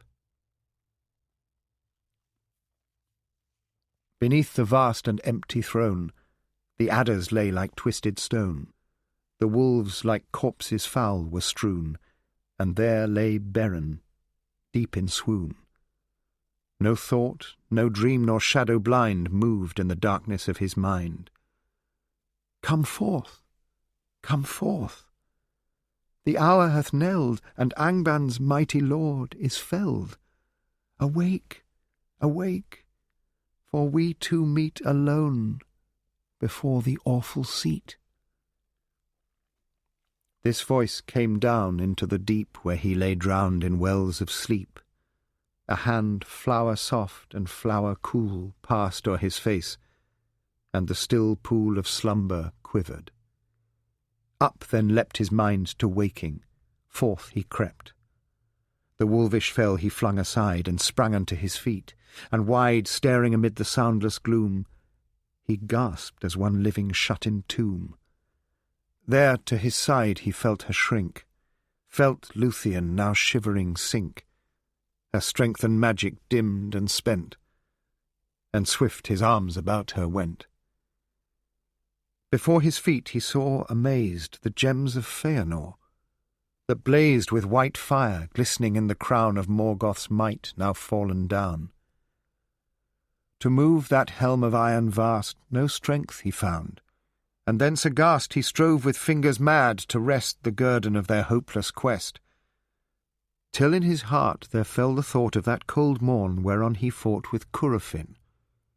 Then from his belt the sheathless knife he drew, and knelt, and tried its hard edge, bitter cold, o'er which in Nogrod songs had rolled of dwarvish armourers singing slow to hammer music long ago.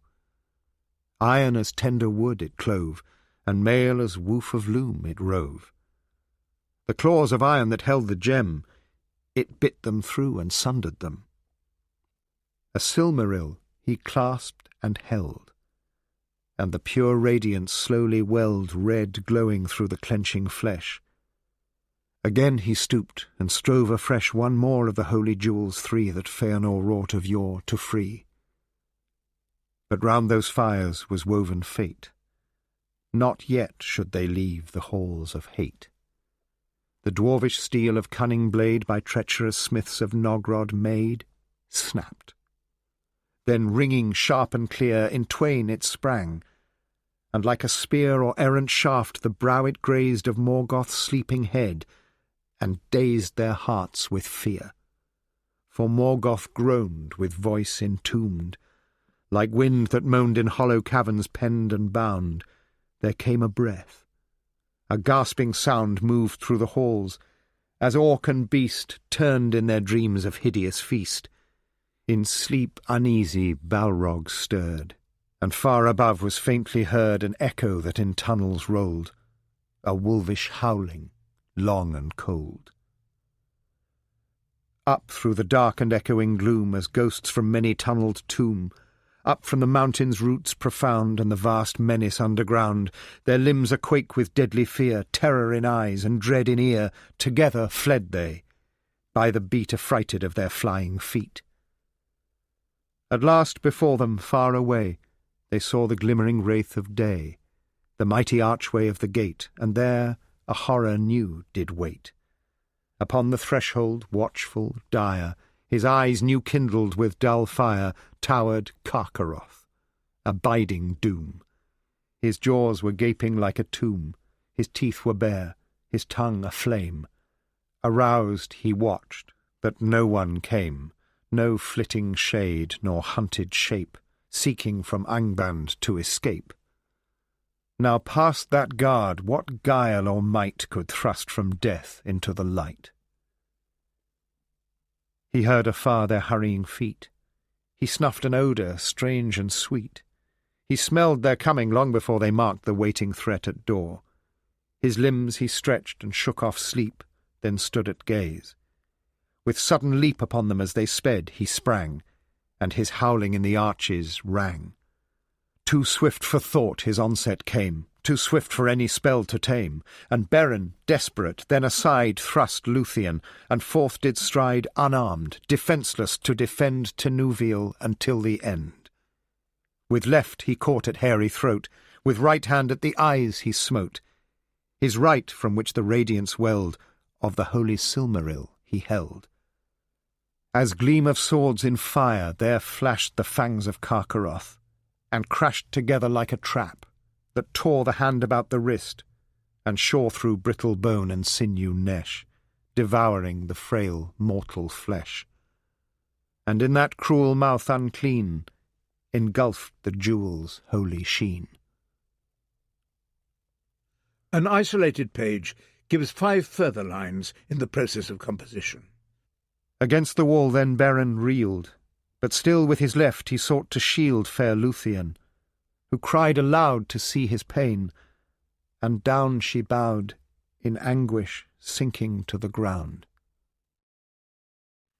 With the abandonment, towards the end of 1931, of the Lay of Lúthien at this point in the tale of Beren and Lúthien, my father had very largely reached the final form in narrative structure, as represented in the published Silmarillion.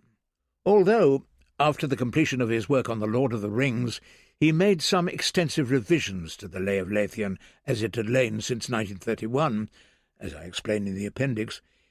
It seems certain that he never extended the story any further in verse, save for this passage found on a separate sheet headed "A Piece from the End of the Poem." Where the forest stream went through the wood, and silent all the stems there stood of tall trees, moveless, hanging dark with mottled shadows on their bark above the green and gleaming river, there came through leaves a sudden shiver, a windy whisper through the still, cool silences, and down the hill as faint as a deep sleeper's breath, an echo came as cold as death. Long are the paths of shadow made, where no foot's print is ever laid, over the hills, across the seas. Far, far away are the lands of ease, but the land of the lost is further yet, where the dead wait while ye forget. No moon is there, no voice, no sound of beating heart. A sigh profound once in each age, as each age dies, alone is heard. Far, far it lies, the land of waiting, where the dead sit, in their thoughts' shadow, by no moon lit. The Quenta Silmarillion. In the years that followed, my father turned to a new prose version of the history of the elder days, and that is found in a manuscript bearing the title Quenta Silmarillion, which I will refer to as QS. Of intermediate texts between this and its predecessor, the Quenta Noldorinwa, there is now no trace, though they must have existed, but from the point where the story of Beren and Lúthien enters the Silmarillion history, there are several largely incomplete drafts, owing to my father's long hesitation between longer and shorter versions of the legend. A fuller version, which may be called for this purpose QS1, was abandoned on account of its length, at the point where King Felagund in Nargothrond gave the crown to Orodreth, his brother, as is told in the first extract from the Quenta Noldorinwa. This was followed by a very rough draft of the whole story, and that was the basis of a second short version, QS2, preserved in the same manuscript as QS1. It was very largely from these two versions that I derived the story of Beren and Lúthien as told in the published Silmarillion. The making of QS2 was a work still in progress in 1937, but in that year there entered considerations altogether aloof from the history of the elder days. On the 21st of September, The Hobbit was published by Allen and Unwin, and was an immediate success, but it brought with it great pressure on my father to write a further book about hobbits. In October he said in a letter to Stanley Unwin, the chairman of Allen and Unwin, that he was a little perturbed. "I cannot think of anything more to say about hobbits.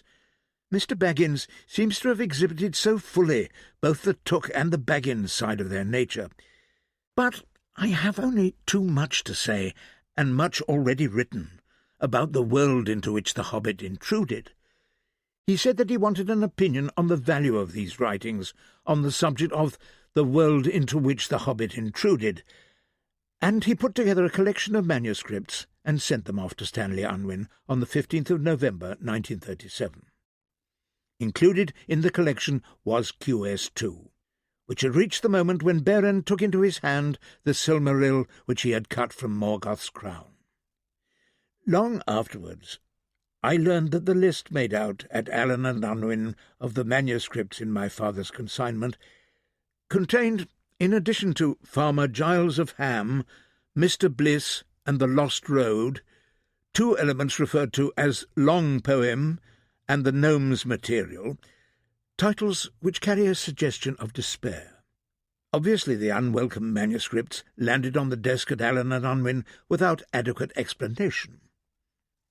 I have told in detail the strange story of this consignment in an appendix to the Lays of Beleriand, 1985, but, to be brief, it is painfully clear that the Quenta Silmarillion included in the gnomes material, together with whatever other text may have been given this name, never reached the publisher's reader, save for a few pages that had been attached independently and, in the circumstances, very misleadingly, to the Lay of Lúthien. He was utterly perplexed, and proposed a solution to the relationship between the long poem and this fragment, much approved, of the prose work, i.e. the Quenta Silmarillion, that was, very understandably, radically incorrect. He wrote a puzzled report, conveying his opinion, across which a member of the staff wrote, also understandably, "What are we to do?"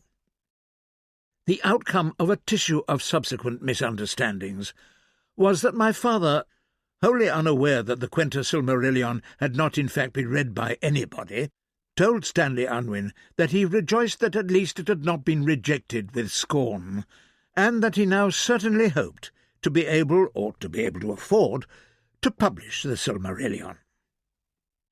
While QS2 was gone, he continued the narrative in a further manuscript, which told of the death of Beren in the wolf hunt of Carcharoth, intending to copy the new writing into QS2 when the texts were returned. But when they were, on the 16th of December 1937, he put the Silmarillion aside. He still asked, in a letter to Stanley Unwin of that date, "And what more can hobbits do? They can be comic, but their comedy is suburban, unless it is set against things more elemental." But 3 days later, on the 19th of December 1937, he announced to Allen and Unwin, "I have written the first chapter of a new story about hobbits, a long-expected party." It was at this point, as I wrote in the appendix to the Children of Hurin, that the continuous and evolving tradition of the Silmarillion, in the summarizing Quenta mode, came to an end, brought down in full flight at Turin's departure from Doriath, becoming an outlaw. The further history from that point remained during the years that followed in the compressed and undeveloped form of the Quenta of 1930, frozen, as it were, while the great structures of the Second and Third Ages arose with the writing of the Lord of the Rings. But that further history was of cardinal importance in the ancient legends, for the concluding stories, deriving from the original Book of Lost Tales, told of the disastrous history of Hurin, father of Turin, after Morgoth released him, and of the ruin of the elvish kingdoms of Nargothrond, Doriath, and Gondolin, of which Gimli chanted in the mines of Moria many thousands of years afterwards. The world was fair, the mountains tall in elder days, before the fall of mighty kings in Nargothrond and Gondolin, who now beyond the western seas have passed away. And this was to be the crown and completion of the whole, the doom of the Noldorin elves in their long struggle against the power of Morgoth, and the parts that Hurin and Turin played in that history, ending with the tale of Eärendil, who escaped from the burning ruin of Gondolin. Many years later, my father wrote in a letter, 16th of July 1964, "I offered them the legends of the elder days, but their readers turned that down. They wanted a sequel, but I wanted heroic legends and high romance. The result was The Lord of the Rings." When the Lay of Lúthien was abandoned, there was no explicit account of what followed the moment when the fangs of Carcharoth crashed together like a trap on Beren's hand, in which he clutched the Silmaril. For this we must go back to the original tale of Tinuviel, where there was a story of the desperate flight of Beren and Lúthien, of the hunt out of Angband pursuing them, and of Huan's finding them and guiding them back to Doriath. In the Quenta Noldorinois, my father said of this simply that there is little to tell. In the final story of the return of Beren and Lúthien to Doriath, the chief and radical change to notice is the manner of their escape from the gates of Angband after the wounding of Beren by Carcharoth. This event, which the Lay of Lúthien did not reach, is told in the words of the Silmarillion. Thus the quest of the Silmaril was like to have ended in ruin and despair. But in that hour above the wall of the valley 3 mighty birds appeared, flying northward with wings swifter than the wind. Among all birds and beasts the wandering and need of Beren had been noised, and Huan himself had bidden all things watch that they might bring him aid. High above the realm of Morgoth, Thorondor and his vassals soared, and seeing now the madness of the wolf and Beren's fall, they came swiftly down, even as the powers of Angband were released from the toils of sleep. Then they lifted up Beren and Lúthien from the earth, and bore them aloft into the clouds. As they passed high over the lands, Lúthien wept, for she thought that Beren would surely die. He spoke no word, nor opened his eyes, and knew thereafter nothing of his flight. And at last the eagles set them down upon the borders of Doriath, and they were come to that same dell whence Beren had stolen in despair, and left Lúthien asleep.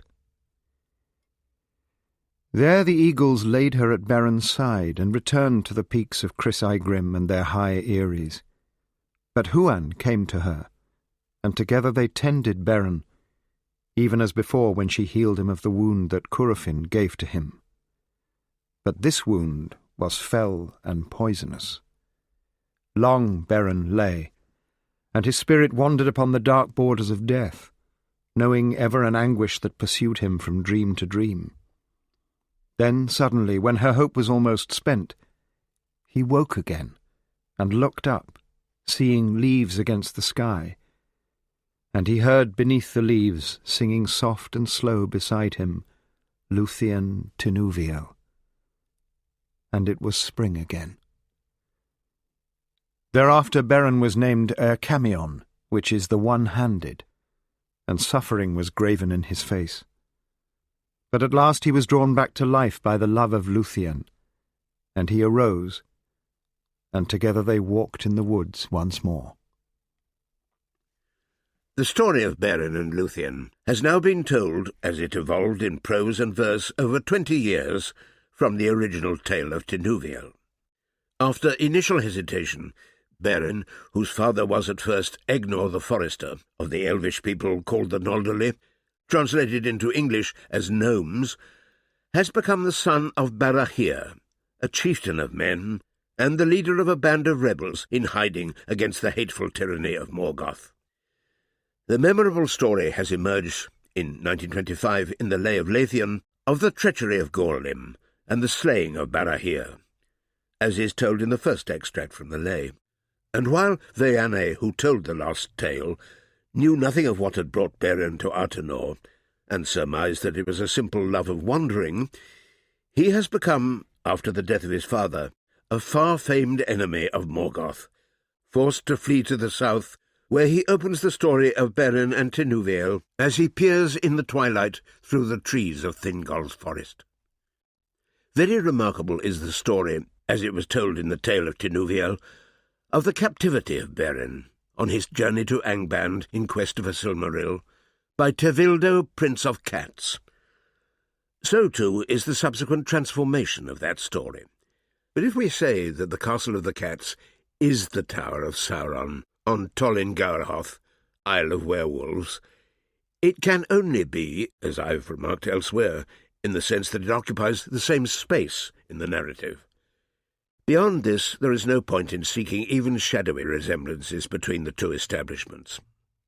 The monstrous gormandizing cats, their kitchens and their sunning terraces, and their engagingly elvish feline names, Miaugion, Miaule, Miauita, have all vanished without trace.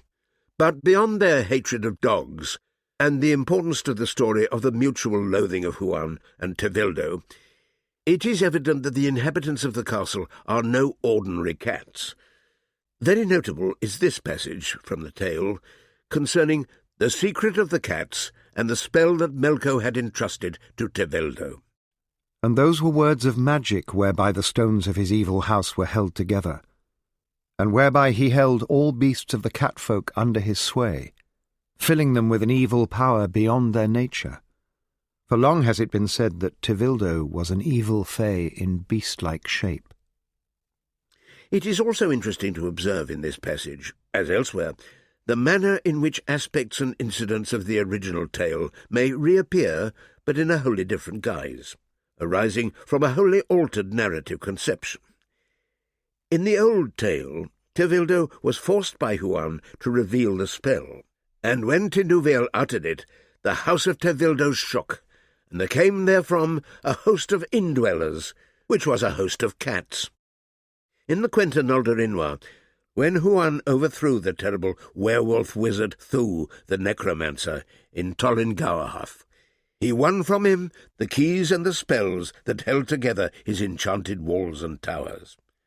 So the stronghold was broken, and the towers thrown down, and the dungeons opened. Many captives were released. But here we move into the major shift in the story of Beren and Lúthien, when it was combined with the altogether distinct legend of Nargothrond.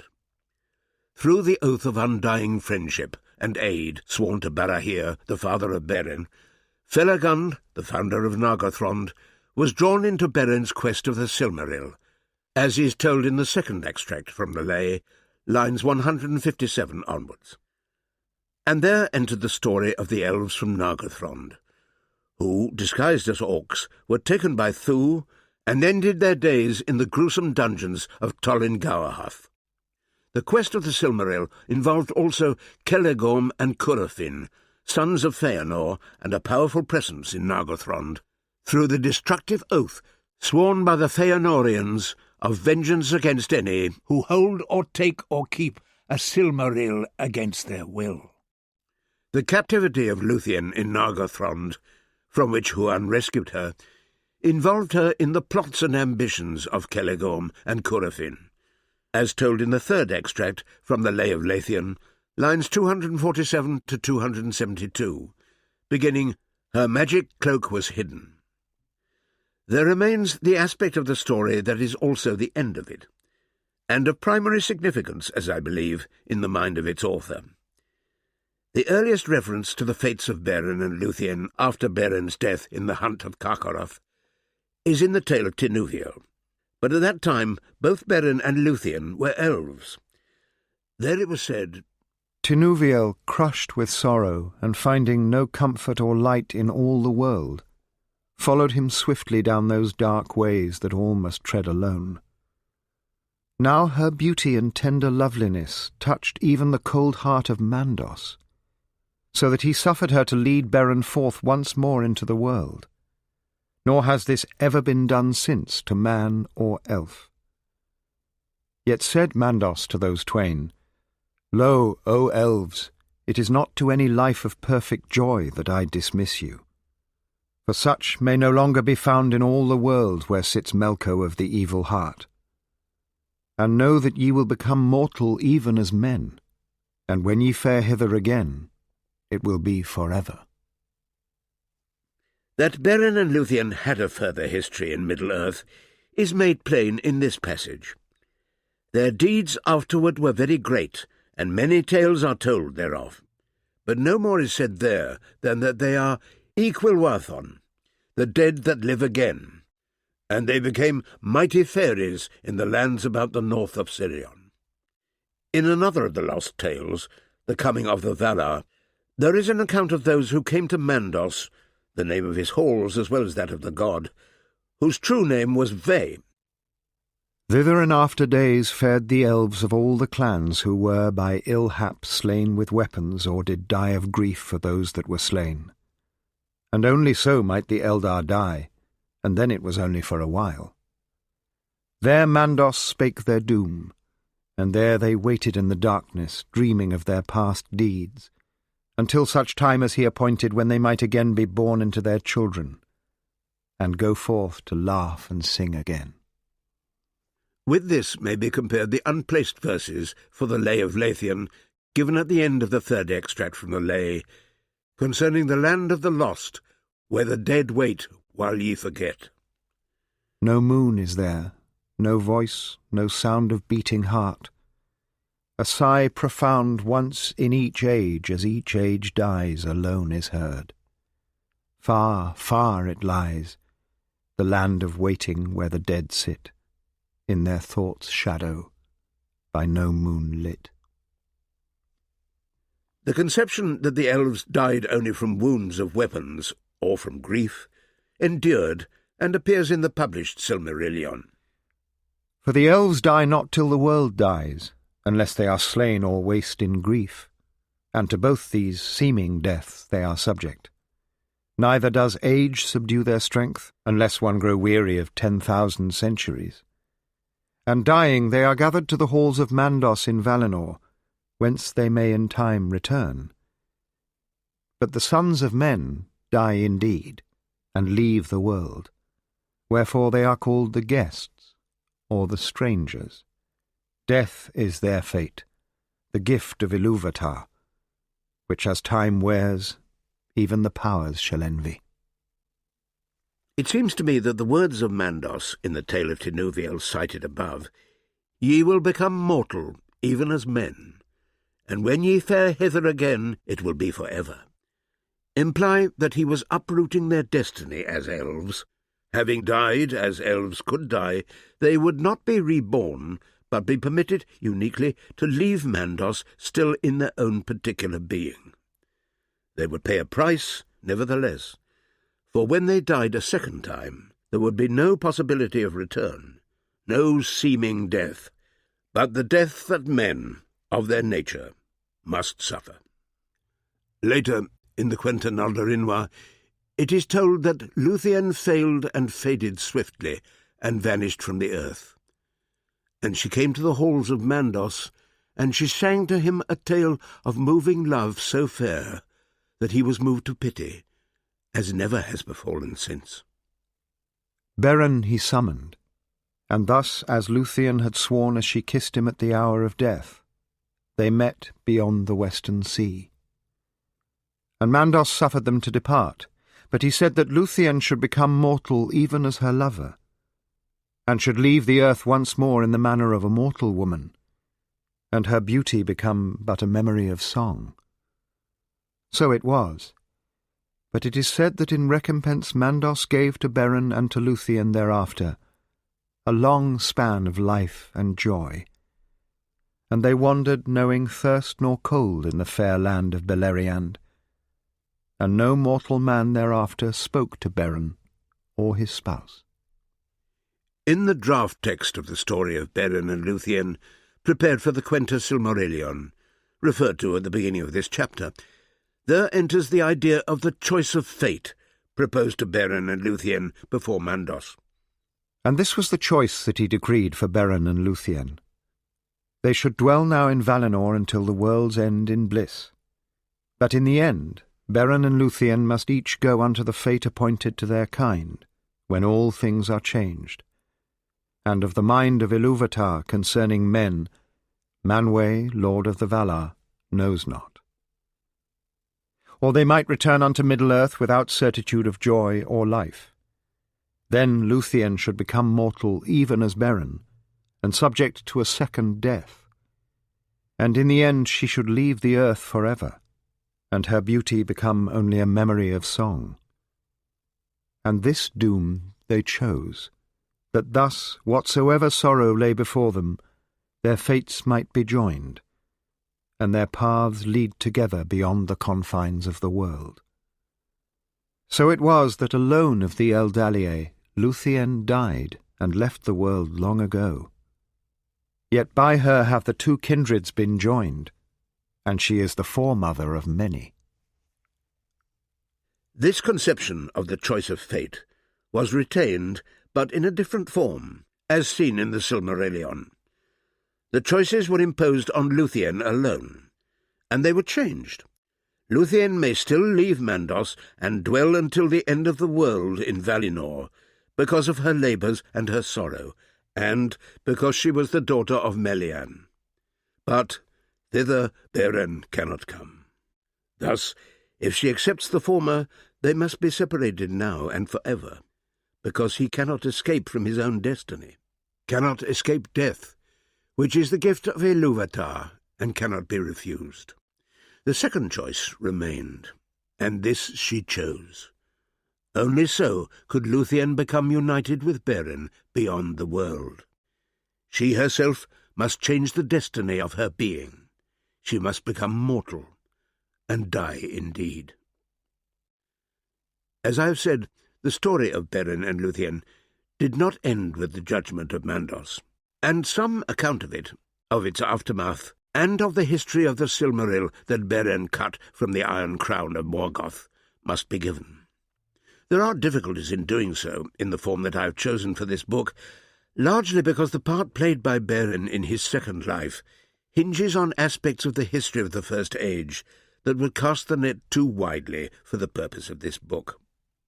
I have remarked of the Quenta Noldorinwa of 1930, in my introduction to the first extract from it, which followed from and was much longer than the sketch of the mythology, that it remained a compression, a compendious account. It is said in the title of the work to be the brief history of the Noldorli, or gnomes, drawn from the Book of Lost Tales. Of these summarizing texts, I wrote in The War of the Jewels, 1994, in these versions, my father was drawing on, while also, of course, continually developing and extending, long works that already existed in prose and verse, and in the Quenta Silmarillion he perfected that characteristic tone, melodious, grave, elegiac, burdened with a sense of loss and distance in time, which resides partly, as I believe, in the literary fact that he was drawing down into a brief compendious history what he could also see in far more detailed, immediate and dramatic form. With the completion of the great intrusion and departure of the Lord of the Rings, it seems that he returned to the elder days, with a desire to take up again the far more ample scale with which he had begun long before in the Book of Lost Tales. The completion of the Quenta Silmarillion remained an aim, but the great tales, vastly developed from their original forms, from which its later chapters should be derived, were never achieved. We are here concerned with a story that goes back to the latest written of the Lost Tales, where it bore the title The Tale of the Naglafring, that being the original name of the Nauglamere, the necklace of the dwarves. But we come here to the furthest point in my father's work on the elder days, in the time following the completion of The Lord of the Rings. There is no new narrative. To cite my discussion in The War of the Jewels again, it is as if we come to the brink of a great cliff, and look down from highlands raised in some later age onto an ancient plain far below. For the story of the Nauglamere and the destruction of Doriath, we must return through more than a quarter of a century to the Quenta Noldorinwa, or beyond. To the Quenta Noldorinwa, refer also to my introduction to the first extract from the Quenta, I will now turn, giving the relevant text in a very slightly shortened form. The tale begins with the further history of the great treasure of Nargothrond that was taken by the evil dragon Glomund.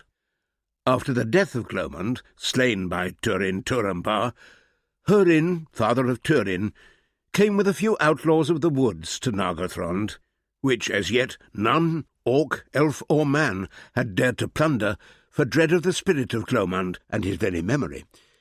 But they found there one Mime the dwarf. The return of Beren and Lúthien, according to the Quenta Noldorinwa. Now Mime had found the halls and treasures of Nargothrond unguarded, and he took possession of them, and sat there in joy, fingering the golden gems, and letting them run ever through his hands, and he bound them to himself with many spells. But the folk of Mime were few, and the outlaws, filled with the lust of the treasure, slew them, though Hurin would have stayed them. And at his death Mime cursed the gold. Hurin went to Thingol and sought his aid, and the folk of Thingol bore the treasure to the 1,000 caves. Then Hurin departed.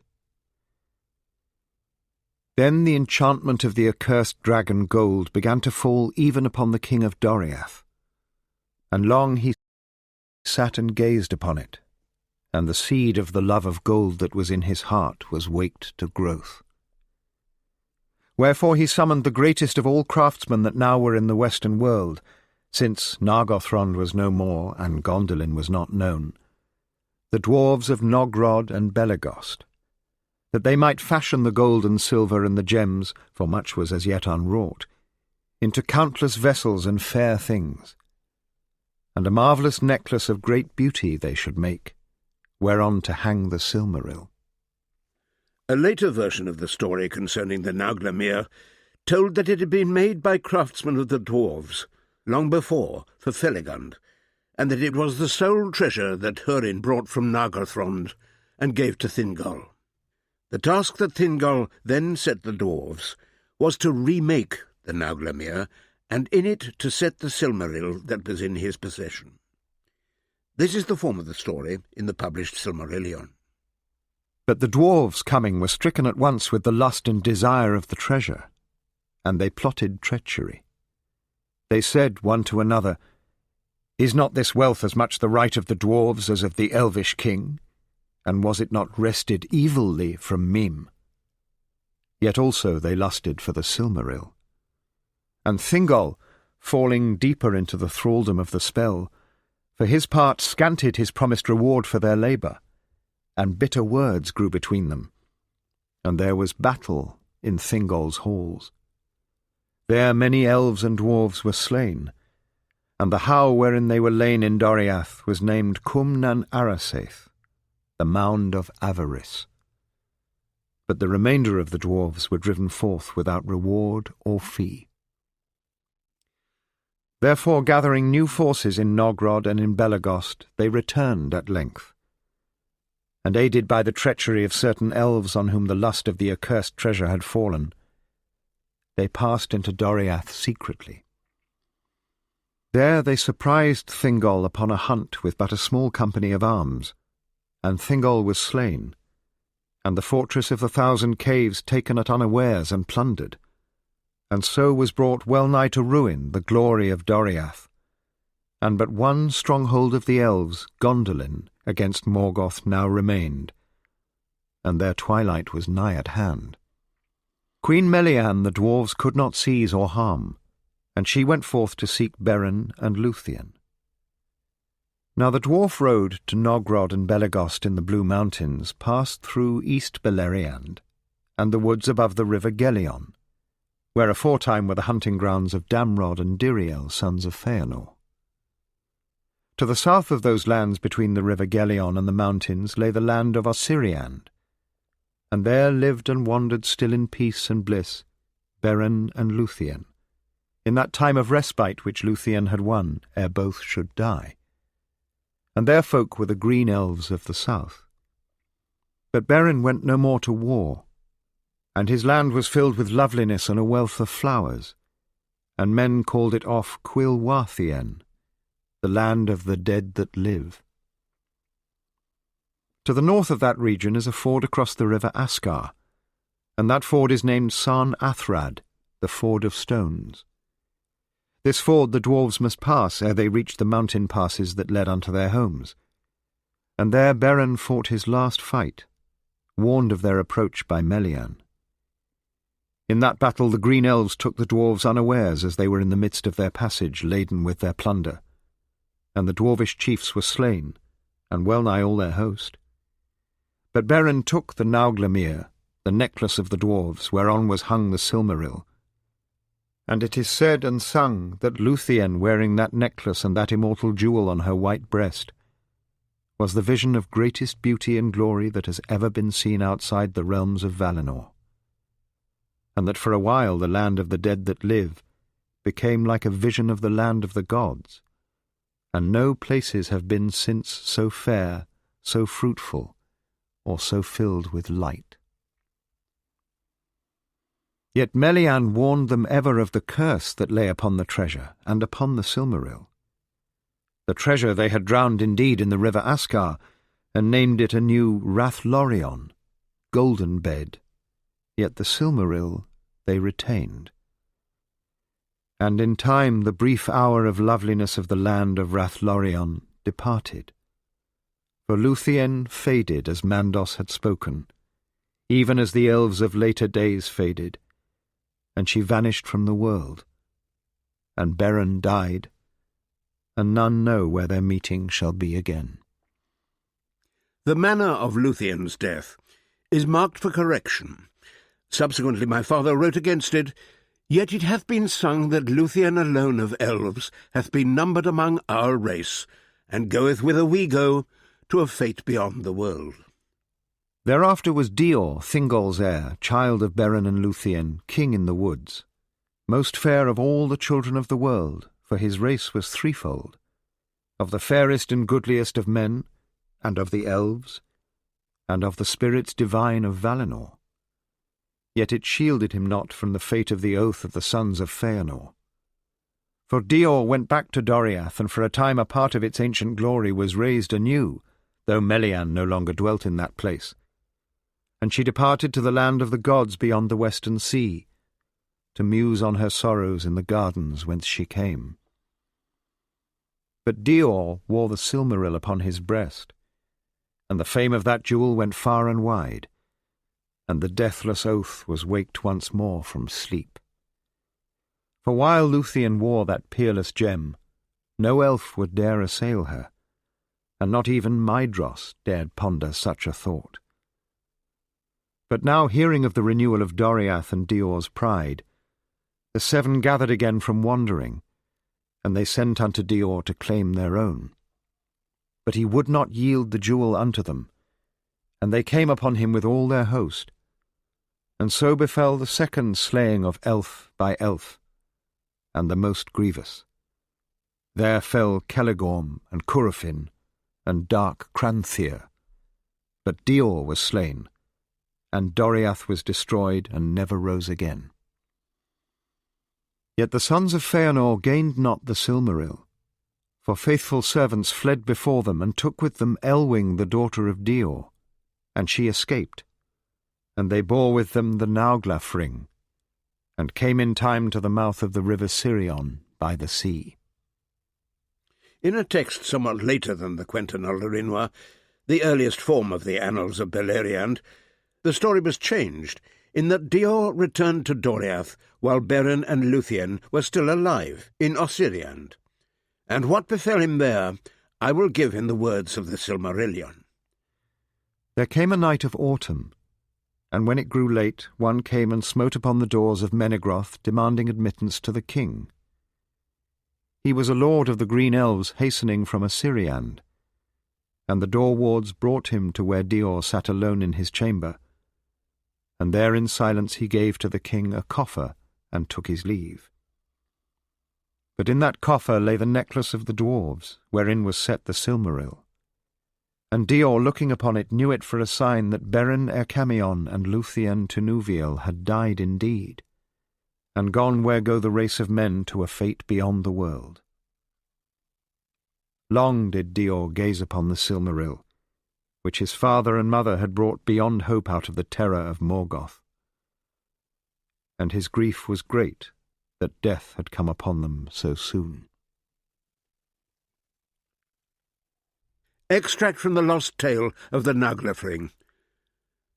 Here I will step back from the chronology of composition and turn to the Lost Tale of the Nauglaff Ring.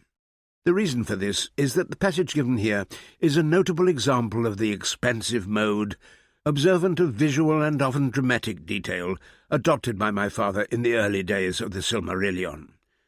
But the Lost Tale as a whole extends into ramifications unneeded in this book. A very brief summary of the battle at Sarn Athrad, the Stony Ford, appears therefore in the text of the Quenta, related in the preceding chapter, while there follows here the much fuller account from the Lost Tale, with the duel between Beren and Naugladur, lord of the dwarves of Nogrod in the Blue Mountains. The passage begins with the approach of the dwarves, led by Naugladur, to Sarn Athrad, on their return from the sack of the 1,000 Caves. Now came all that host to the river Ascar, and their array was thus. First a number of unladen dwarves most fully armed, and amidmost the great company of those that bore the treasury of Glomund, and many a fair thing beside that they had hailed from Tinwillint's halls. And behind these was Naugladur, and he bestrode Tinwillint's horse, and a strange figure did he seem, for the legs of the dwarves are short and crooked, But 2 dwarves led that horse, for it went not willingly, and it was laden with spoil. But behind these came a mass of armed men but little laden, and in this array they sought to cross Sarn Athrad on their day of doom. Morn was it when they reached the hither bank, and high noon saw them yet passing in long strung lines and wading slowly the shallow places of the swift-running stream. Here doth it widen out, and fare down narrow channels filled with boulders atween long spits of shingle and stones less great. Now did Naugladur slip from his burdened horse and prepare to get him over, for the armed host of the vanguard had climbed already the further bank, and it was great and sheer and thick with trees, and the bearers of the gold were some already stepped thereon, and some amidmost of the stream, but the armed men of the rear were resting a while.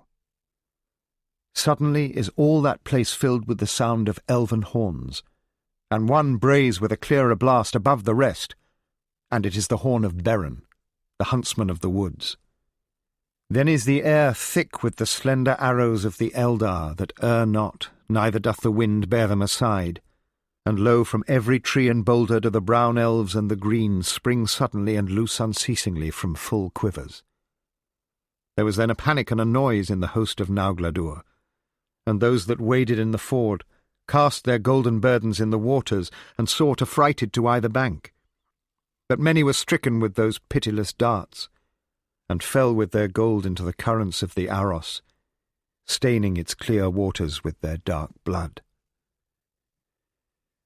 Now were the warriors on the far bank wrapped in battle, and rallying sought to come at their foes. But these fled nimbly before them, while others poured still the hail of arrows upon them, and thus got the Eldar few hurts, and the dwarf folk fell dead unceasingly. Now was that great fight of the stony ford, nigh to Naugladur, for even though Naugladur and his captains led their band stoutly, never might they grip their foe, and death fell like rain upon their ranks, until the most part broke and fled, and a noise of clear laughter echoed from the elves thereat, and they forbore to shoot more, for the ill-shapen figures of the dwarves as they fled, their white beards torn by the wind, filled them with mirth.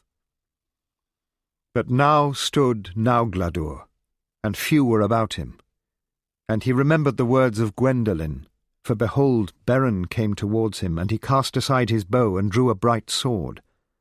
And Beren was of great stature among the Eldar, albeit not of the girth and breadth of Naugladur of the dwarves. Earlier in the tale, when Naugladur was preparing to leave Menegroth, he declared that Gwendolen, the Queen of Hartenor, Melian, must go with him to Nogrod, to which she replied, "Thief and murderer, child of Melko, yet art thou a fool, for thou canst not see what hangs over thine own head." Then said Beren, "Ward thy life if thou canst, O crook-legged murderer, else will I take it." And Naugladur bid him even the Nauglafring, the necklace of wonder, that he be suffered to go unharmed.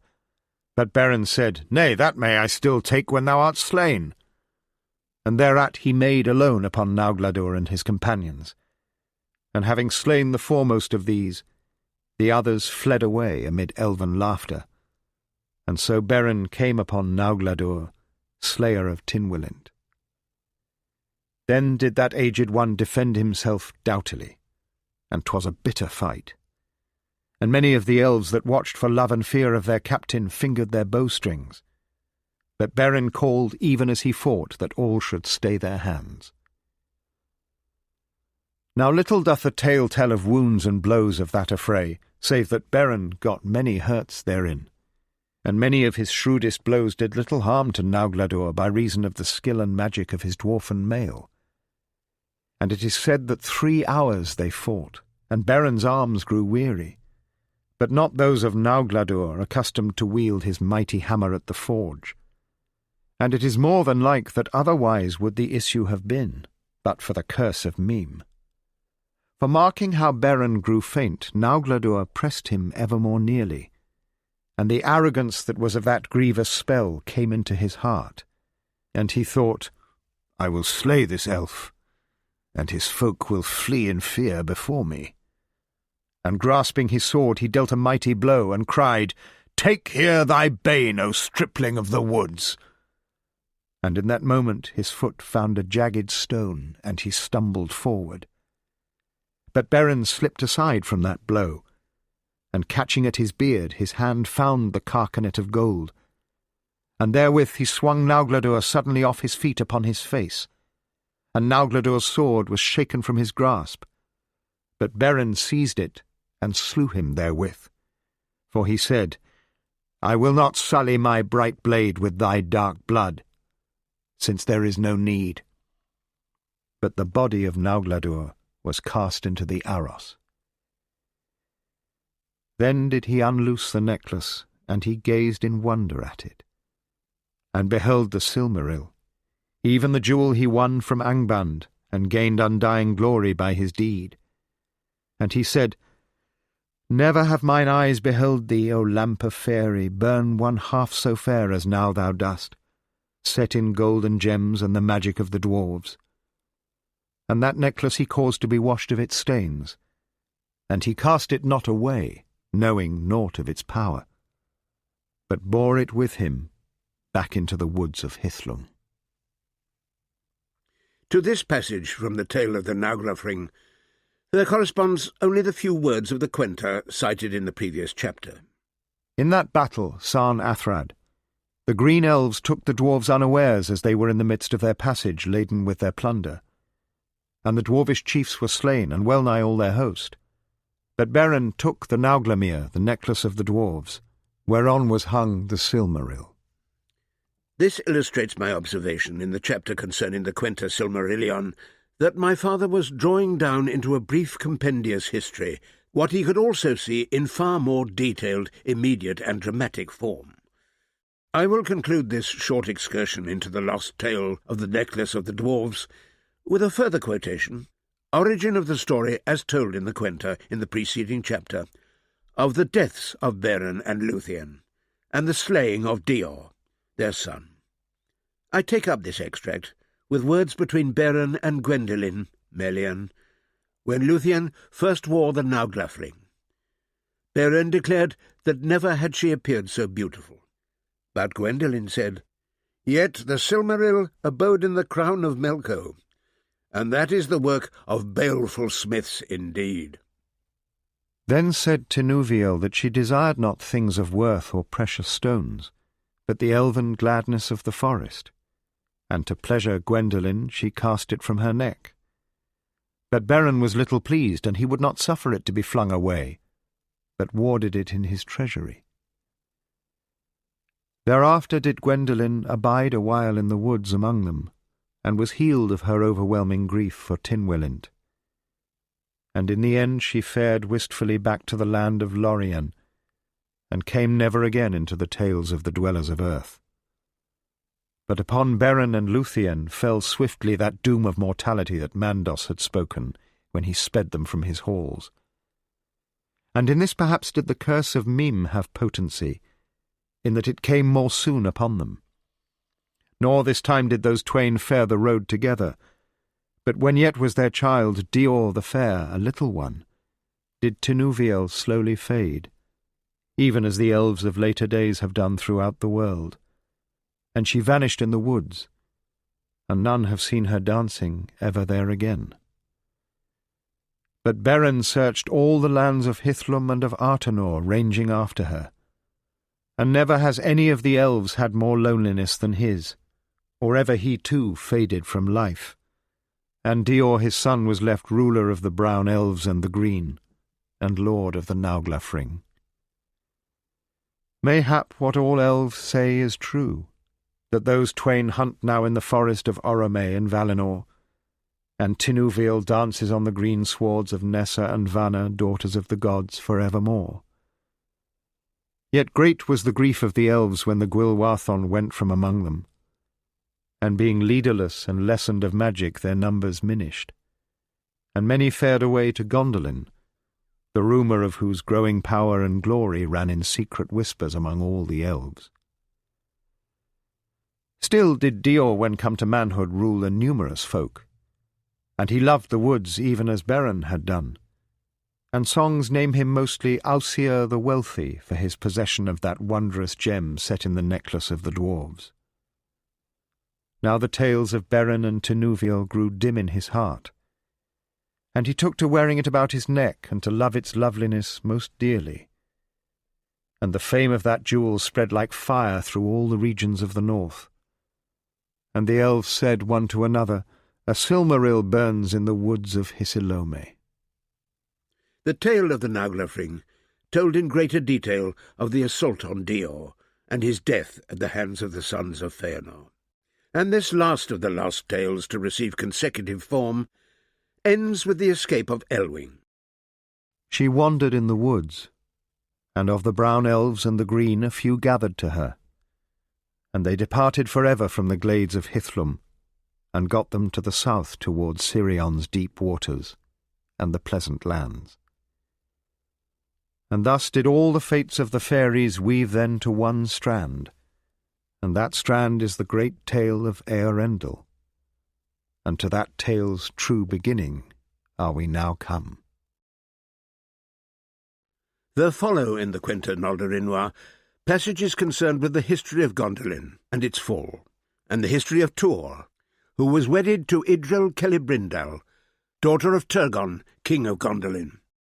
Their son was Eärendil, who with them escaped from the destruction of the city and came to the mouths of Sirion.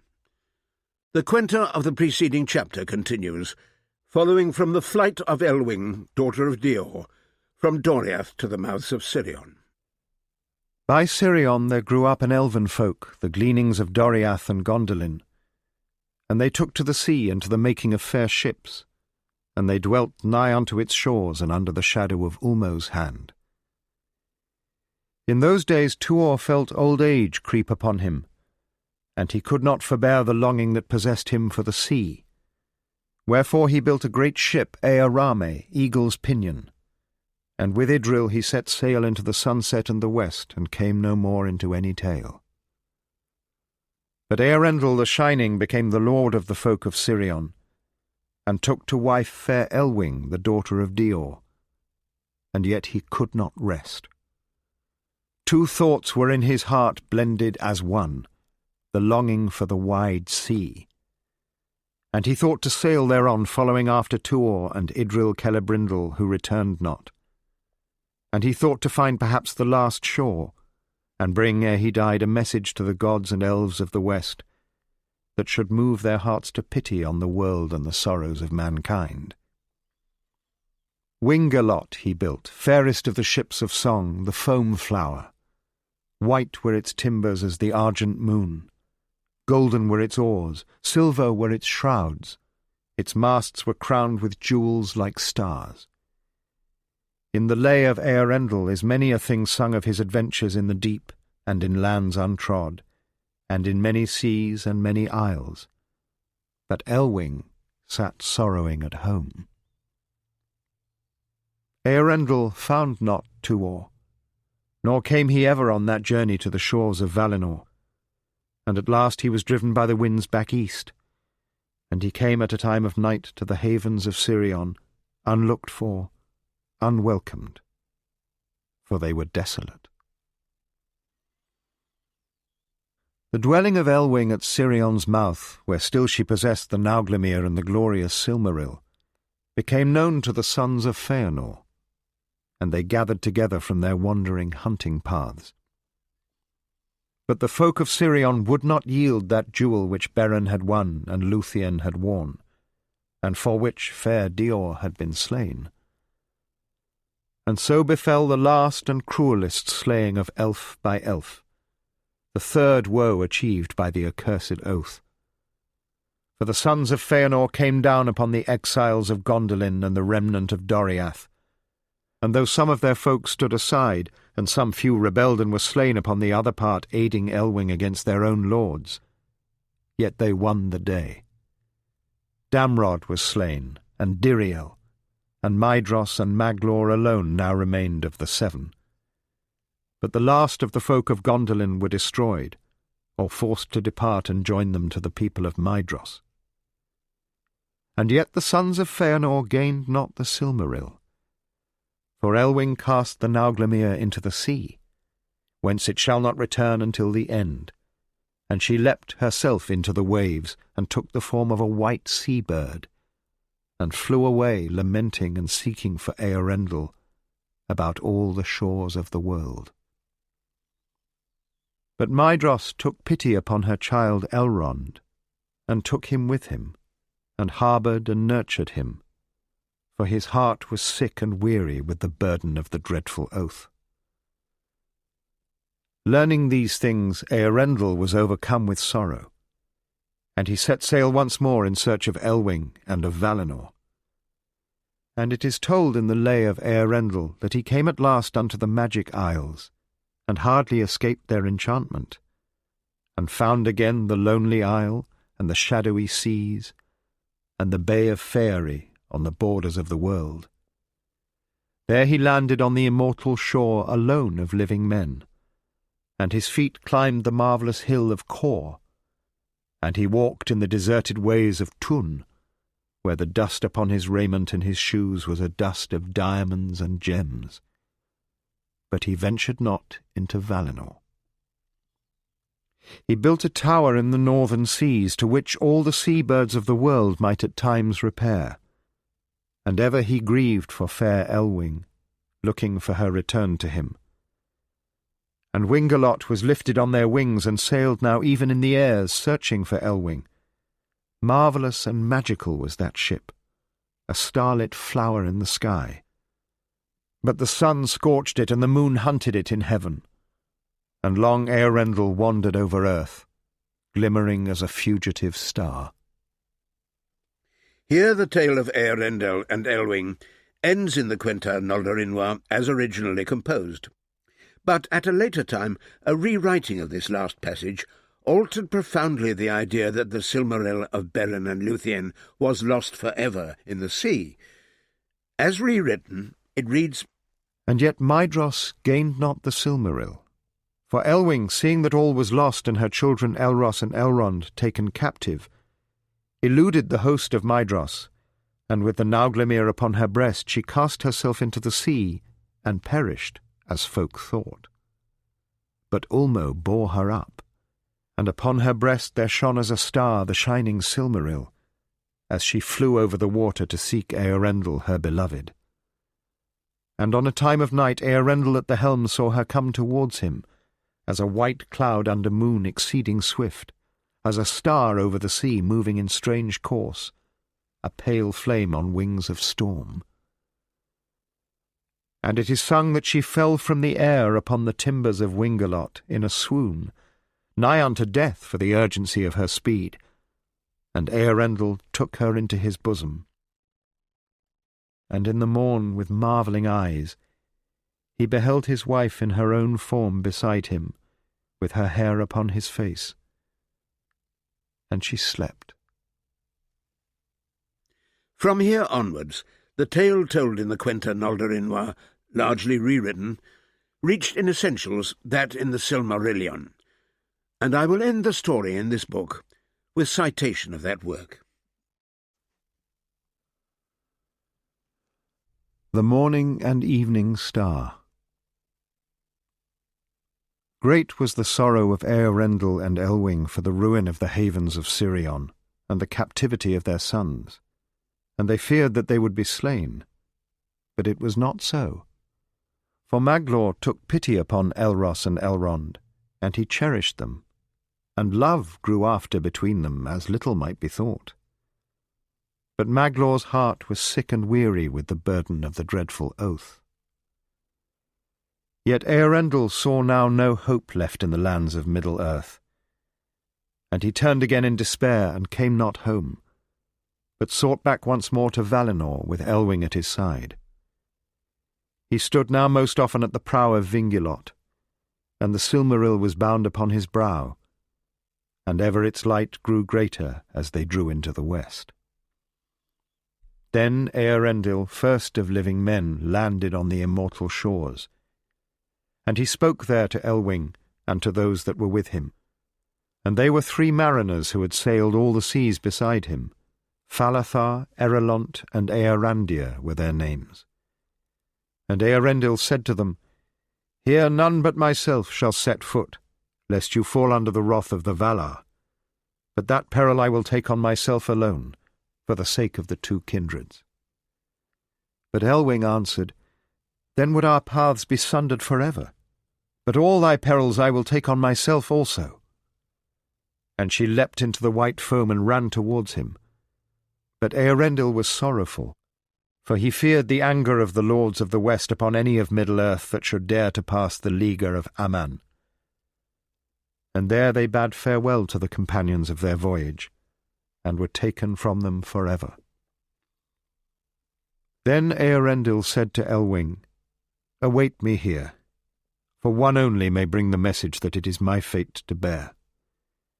And he went up alone into the land, and came into the Calakiria, and it seemed to him empty and silent.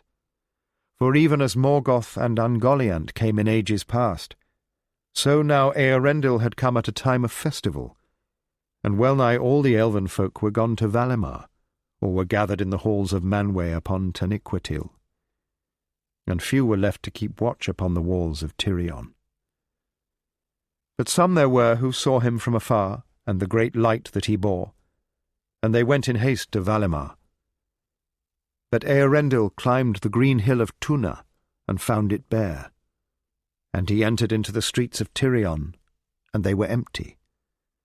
And his heart was heavy, for he feared that some evil had come even to the blessed realm. He walked in the deserted ways of Tirion, and the dust upon his raiment and his shoes was a dust of diamonds, and he shone and glistened as he climbed the long white stairs. And he called aloud in many tongues, both of elves and men, but there were none to answer him. Therefore he turned back at last towards the sea. But even as he took the shoreward road, one stood upon the hill and called to him in a great voice, crying, Hail, Earendil, of mariners most renowned, the looked-for that cometh at unawares, the longed-for that cometh beyond hope. Hail, Earendil, bearer of light before the sun and moon, splendour of the children of earth, star in the darkness, jewel in the sunset, radiant in the morning. That voice was the voice of Eonwe, herald of Manwë, and he came from Valimar and summoned Earendil to come before the powers of Arda. And Earendil went into Valinor and to the halls of Valimar, and never again set foot upon the lands of men. Then the Valar took counsel together, and they summoned Ulmo from the deeps of the sea.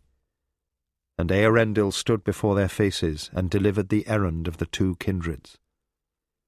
Pardon he asked for the Noldor, and pity for their great sorrows, and mercy upon men and elves, and succour in their need. And his prayer was granted. It is told among the elves that after Earendil had departed seeking Elwing his wife, Mandos spoke concerning his fate, and he said, Shall mortal men step living upon the undying lands and yet live?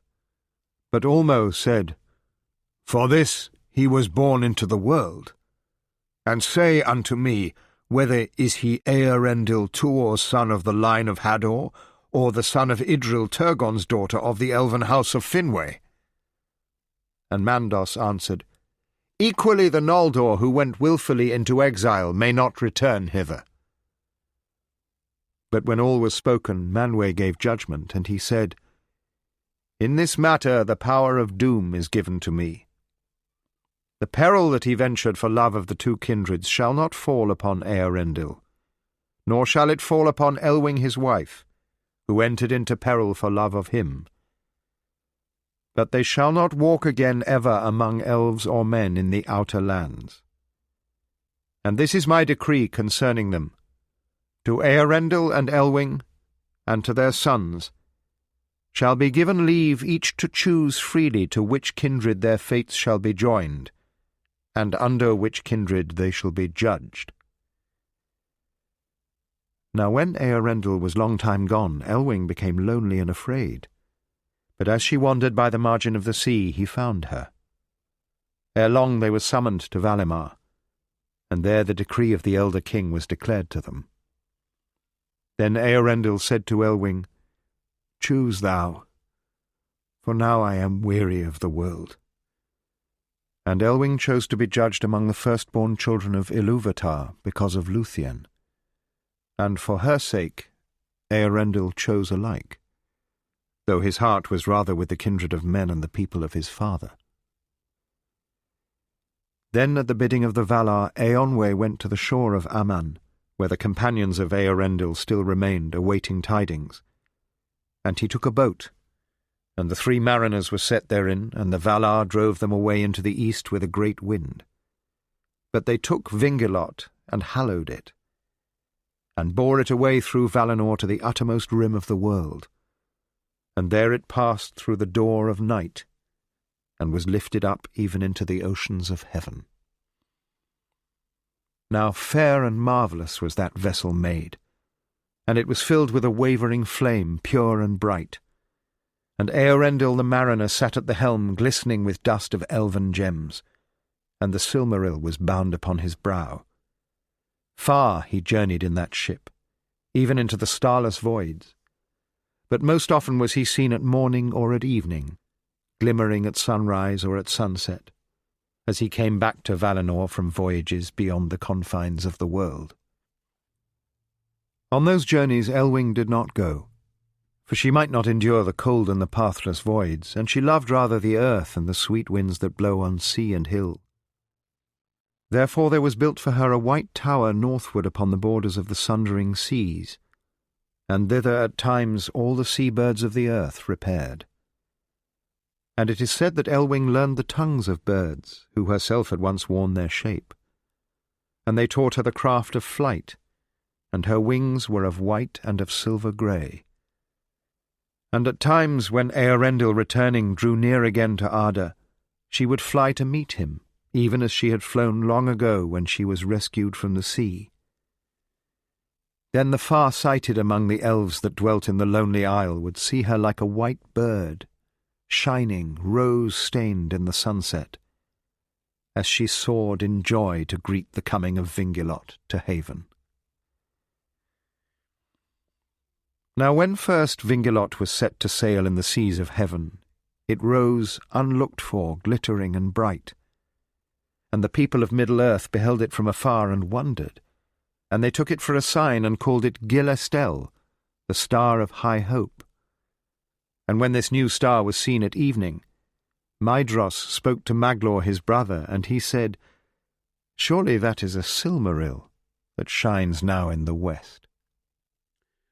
And of the final departure of Beren and Lúthien, in the words of the Quenta Silmarillion, none saw Beren and Lúthien leave the world, or marked where at last their bodies lay. Appendix. Revisions to the Lay of Lúthien. Among the first, perhaps even the very first, of the literary tasks that attracted my father after the completion of The Lord of the Rings was a return to the Lay of Lúthien. Not, needless to say, to continue the narrative from the point reached in 1931, the attack on Beren by Carcharoth at the gates of Angband, but from the beginning of the poem. The textual history of the writing is very complex, and no more need be said of it here, beyond remarking that whereas at first my father seems to have embarked on a radical rewriting of the lay as a whole, the impulse soon died away or was overtaken, and was reduced to short and scattered passages. I give here, however, as a substantial example of the new verse after the lapse of 1/4 of a century, the passage of the lay concerning the treachery of Gorlim the Unhappy that led to the slaying of Barahir, the father of Beren, and all his companions, save Beren alone. This is by far the longest of the new passages, and, conveniently, it may be compared with the original text that has been given in the chapter relating to the first extract from the lay. It will be seen that Sauron, Thu, ridden here from Garth Isle, has replaced Morgoth, and that in the quality of the verse this is a new poem. I begin the new text with a short passage entitled Of Tarn Ailuin the Blessed, which has no counterpart in the original version. These verses conclude with the words, "Under the grey stones made their den." Such deeds of daring there they wrought, that soon the hunters that them sought at rumour of their coming fled. Though price was set upon each head to match the weregild of a king, no soldier could to Morgoth bring news even of their hidden lair, for where the highland brown and bare above the darkling pines arose of steep Dorthonion to the snows and barren mountain winds, there lay a tarn of water, blue by day, by night a mirror of dark glass for stars of Elbereth that pass above the world into the west. Once hallowed, still that place was blessed. No shadow of Morgoth, and no evil thing yet thither came. A whispering ring of slender birches silver grey stooped on its margin. Round it lay a lonely moor, and the bare bones of ancient earth like standing stones thrust through the heather and the whin. And there by houseless Ailuin, the hunted lord and faithful men under the grey stones made their den. Of Gorlim unhappy. Gorlim unhappy, Angrim's son, as the tale tells, of these was one, most fierce and hopeless. He to wife, while fair was the fortune of his life, took the white maiden Eilinel. Dear love they had, ere evil fell. To war he rode, from war returned to find his fields and homestead burned. His house forsaken roofless stood, empty amid the leafless wood, and Eilinel, white Eilinel, was taken whither none could tell, to death or thraldom far away. Black was the shadow of that day for ever on his heart, and doubt still gnawed him as he went about in wilderness wandering, or at night oft sleepless, thinking that she might, ere evil came, have timely fled into the woods. She was not dead, she lived, she would return again to seek him, and would deem him slain. Therefore at whiles he left the lair, and secretly alone would peril dare, and come to his old house at night, broken and cold, without fire or light, and naught but grief renewed would gain, watching and waiting there in vain. In vain, or worse. For many spies had Morgoth, many lurking eyes well used to pierce the deepest dark, and Gorlim's coming they would mark and would report. There came a day when once more Gorlim crept that way down the deserted weedy lane at dusk of autumn, sad with rain and cold wind whining. Lo, a light at window fluttering in the night, amazed he saw, and drawing near between faint hope and sudden fear, he looked within. 'Twas Eilinel. Though changed she was, he knew her well. With grief and hunger she was worn, her tresses tangled, raiment torn. Her gentle eyes with tears were dim, as soft she wept, Gorlim, Gorlim, thou canst not have forsaken me, then slain, alas, thou slain must be, and I must linger cold, alone, and loveless as a barren stone. One cry he gave, and then the light blew out, and in the wind of night wolves howled, and on his shoulder fell suddenly the griping hands of hell. There Morgoth's servants fast him caught, and he was cruelly bound, and brought to Sauron, captain of the host, the lord of werewolf and of ghost, most foul and fell of all who knelt at Morgoth's throne. In might he dwelt on Gowerhoth Isle, but now had ridden with strength abroad, by Morgoth bidden to find the rebel Barahir. He sat in dark encampment near, and thither his butchers dragged their prey. There now in anguish Gorlim lay, with bond on neck, on hand and foot. To bitter torment he was put, to break his will and him constrain to buy with treason end of pain. But naught to them would he reveal of Barahir, nor break the seal of faith that on his tongue was laid, until at last a pause was made, and one came softly to his stake, a darkling form that stooped and spake to him of Eilinel his wife. Wouldst thou, he said, forsake thy life, who with few words might win release for her and thee, and go in peace, and dwell together far from war, friends of the king? what wouldst thou more? And Gorlim, now long worn with pain, yearning to see his wife again, whom well he weened was also caught in Sauron's net, allowed the thought to grow, and faltered in his troth. Then straight, half willing and half loath, they brought him to the seat of stone where Sauron sat. He stood alone before that dark and dreadful face, and Sauron said, "Come, mortal base, what do I hear? That thou wouldst dare to barter with me? Well, speak fair. What is thy price?" And Gorlim low bowed down his head, and with great woe, word on slow word, at last implored that merciless and faithless lord, that he might free depart, and might again find Eiluned the White, and dwell with her, and cease from war against the king. He craved no more. Then Sauron smiled and said, "Thou thrall, the price thou askest is but small for treachery and shame so great. I grant it surely. Well, I wait. Come, speak now swiftly, and speak true." Then Gorlim wavered, and he drew half back, but Sauron's daunting eye there held him, and he dared not lie. As he began, so must he wend from first false step to faithless end. He all must answer as he could, betray his lord and brotherhood, and cease and fall upon his face. Then Sauron laughed aloud. "Thou base, thou cringing worm, stand up and hear me, and now drink the cup that I have sweetly blent for thee. Thou fool, a phantom thou didst see, that I, Sauron, made to snare thy lovesick wits. Naught else was there.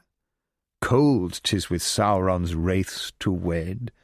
Thy Eiluned, she is long since dead.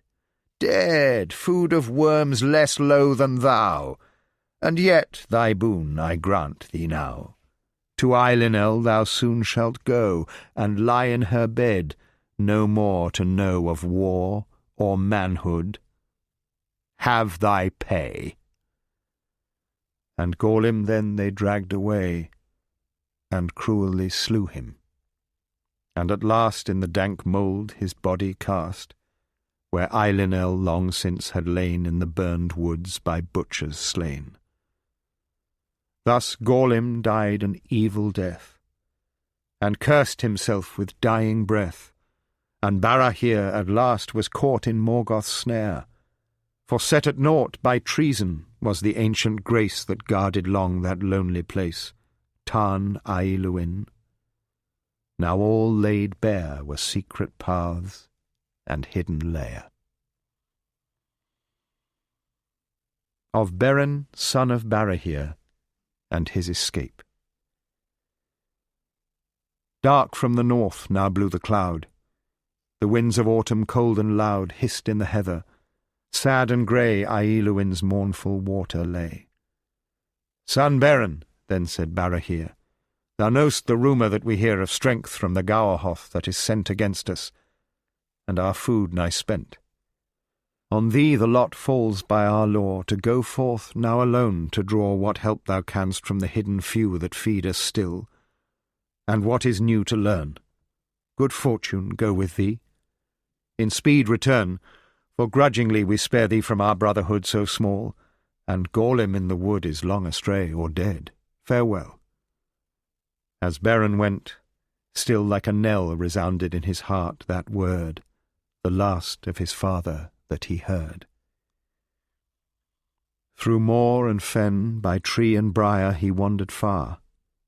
He saw the fire of Sauron's camp, he heard the howl of hunting orc and wolf a-prowl, and turning back for long the way, benighted in the forest lay.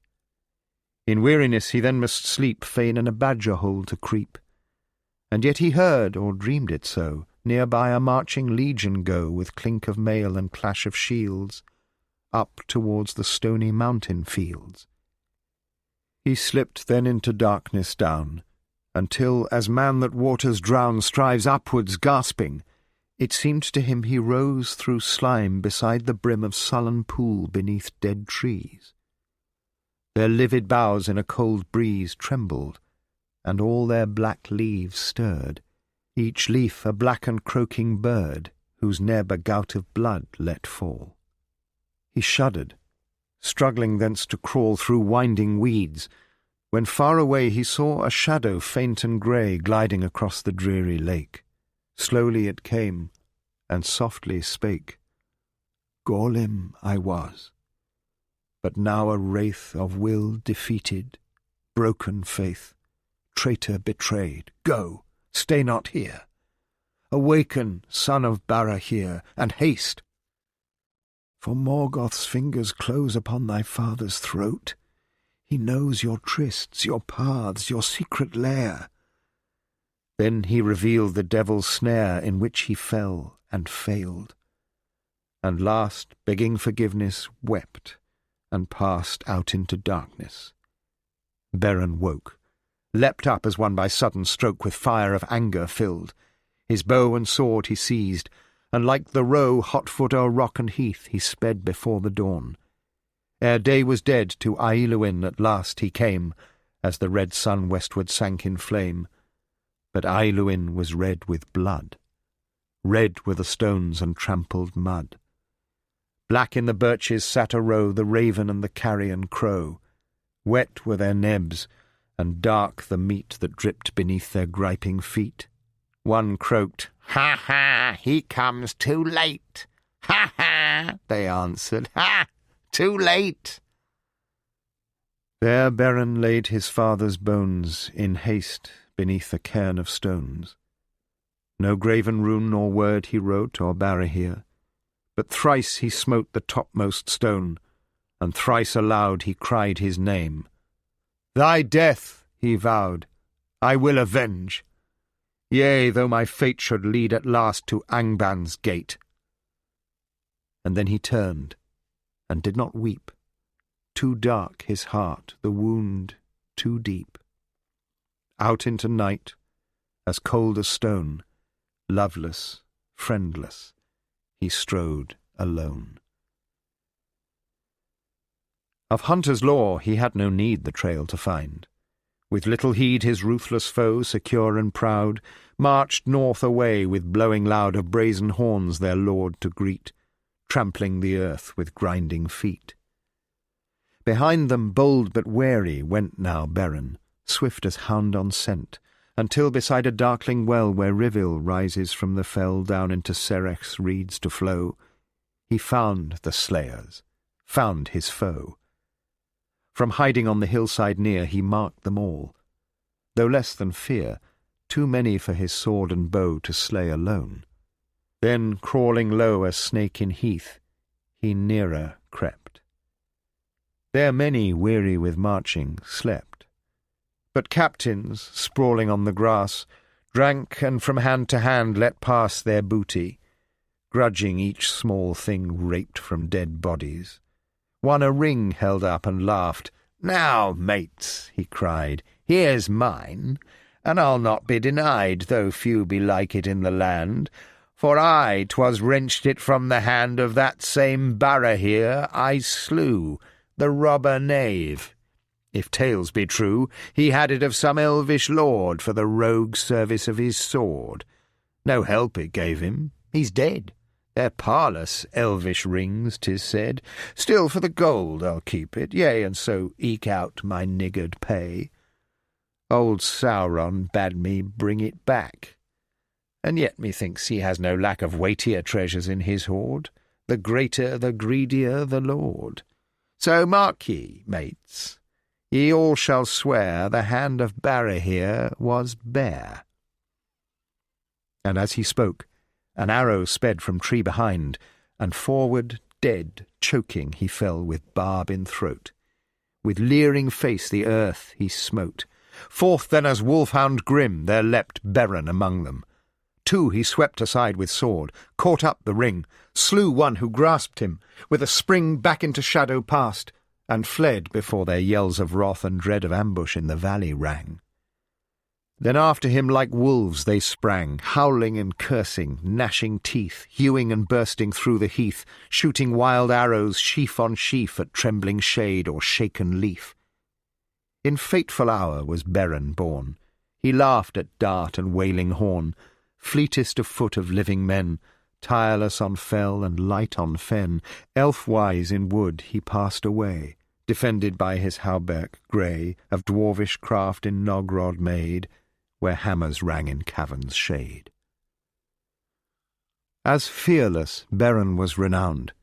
When men most hardy upon ground were reckoned, folk would speak his name, foretelling that his after-fame would even golden Hador pass, or Barahir and Bregolas. But sorrow now his heart had wrought to fierce despair. No more he fought in hope of life, or joy, or praise, but seeking so to use his days only that Morgoth deep should feel the sting of his avenging steel. Ere death he found an end of pain. His only fear was thraldom's chain. Danger he sought, and death pursued, and thus escaped the doom he wooed, and deeds of breathless daring wrought alone, of which the rumour brought new hope to many a broken man. They whispered, Beren, and began in secret swords to whet, and soft by shrouded hearths at evening oft songs they would sing of Beren's bow, of Dagmor his sword, how he would go silent to camps and slay the chief, or trapped in his hiding past belief would slip away, and under night by mist or moon, or by the light of open day would come again. Of hunters hunted, slayers slain they sang, of Gorgol the butcher hewn, of ambush in Ladros, fire in Droon, of 30 in one battle dead, of wolves that yelped like curs and fled, yea, Sauron himself with wound in hand. Thus one alone filled all that land with fear and death for Morgoth's folk. His comrades were the beech and oak who failed him not, and wary things with fur and fell and feathered wings that silent wander, or dwell alone in hill and wild and waste of stone, watched o'er his ways, his faithful friends. Yet seldom well an outlaw ends, and Morgoth was a king more strong than all the world has since in song recorded. Dark athwart the land reached out the shadow of his hand. At each recoil returned again. 2 more were sent for one foe slain. New hope was cowed, all rebels killed, quenched were the fires, the songs were stilled, tree felled, hearth burned, and through the waste marched the black host of orcs in haste. Almost they closed their ring of steel round Beren. Hard upon his heel now trod their spies. Within their hedge of all aid shorn, upon the edge of death at bay he stood aghast, and knew that he must die at last, or flee the land of Barahir, his land beloved. Beside the mere, beneath a heap of nameless stones, must crumble those once mighty bones, forsaken by both son and kin, bewailed by reeds of Ailowin. In winter's night the houseless north he left behind, and stealing forth the leaguer of his watchful foe he passed. A shadow on the snow, a swirl of wind, and he was gone. The ruin of Dorthonion, Tarn Ailowin and its water wan, never again to look upon.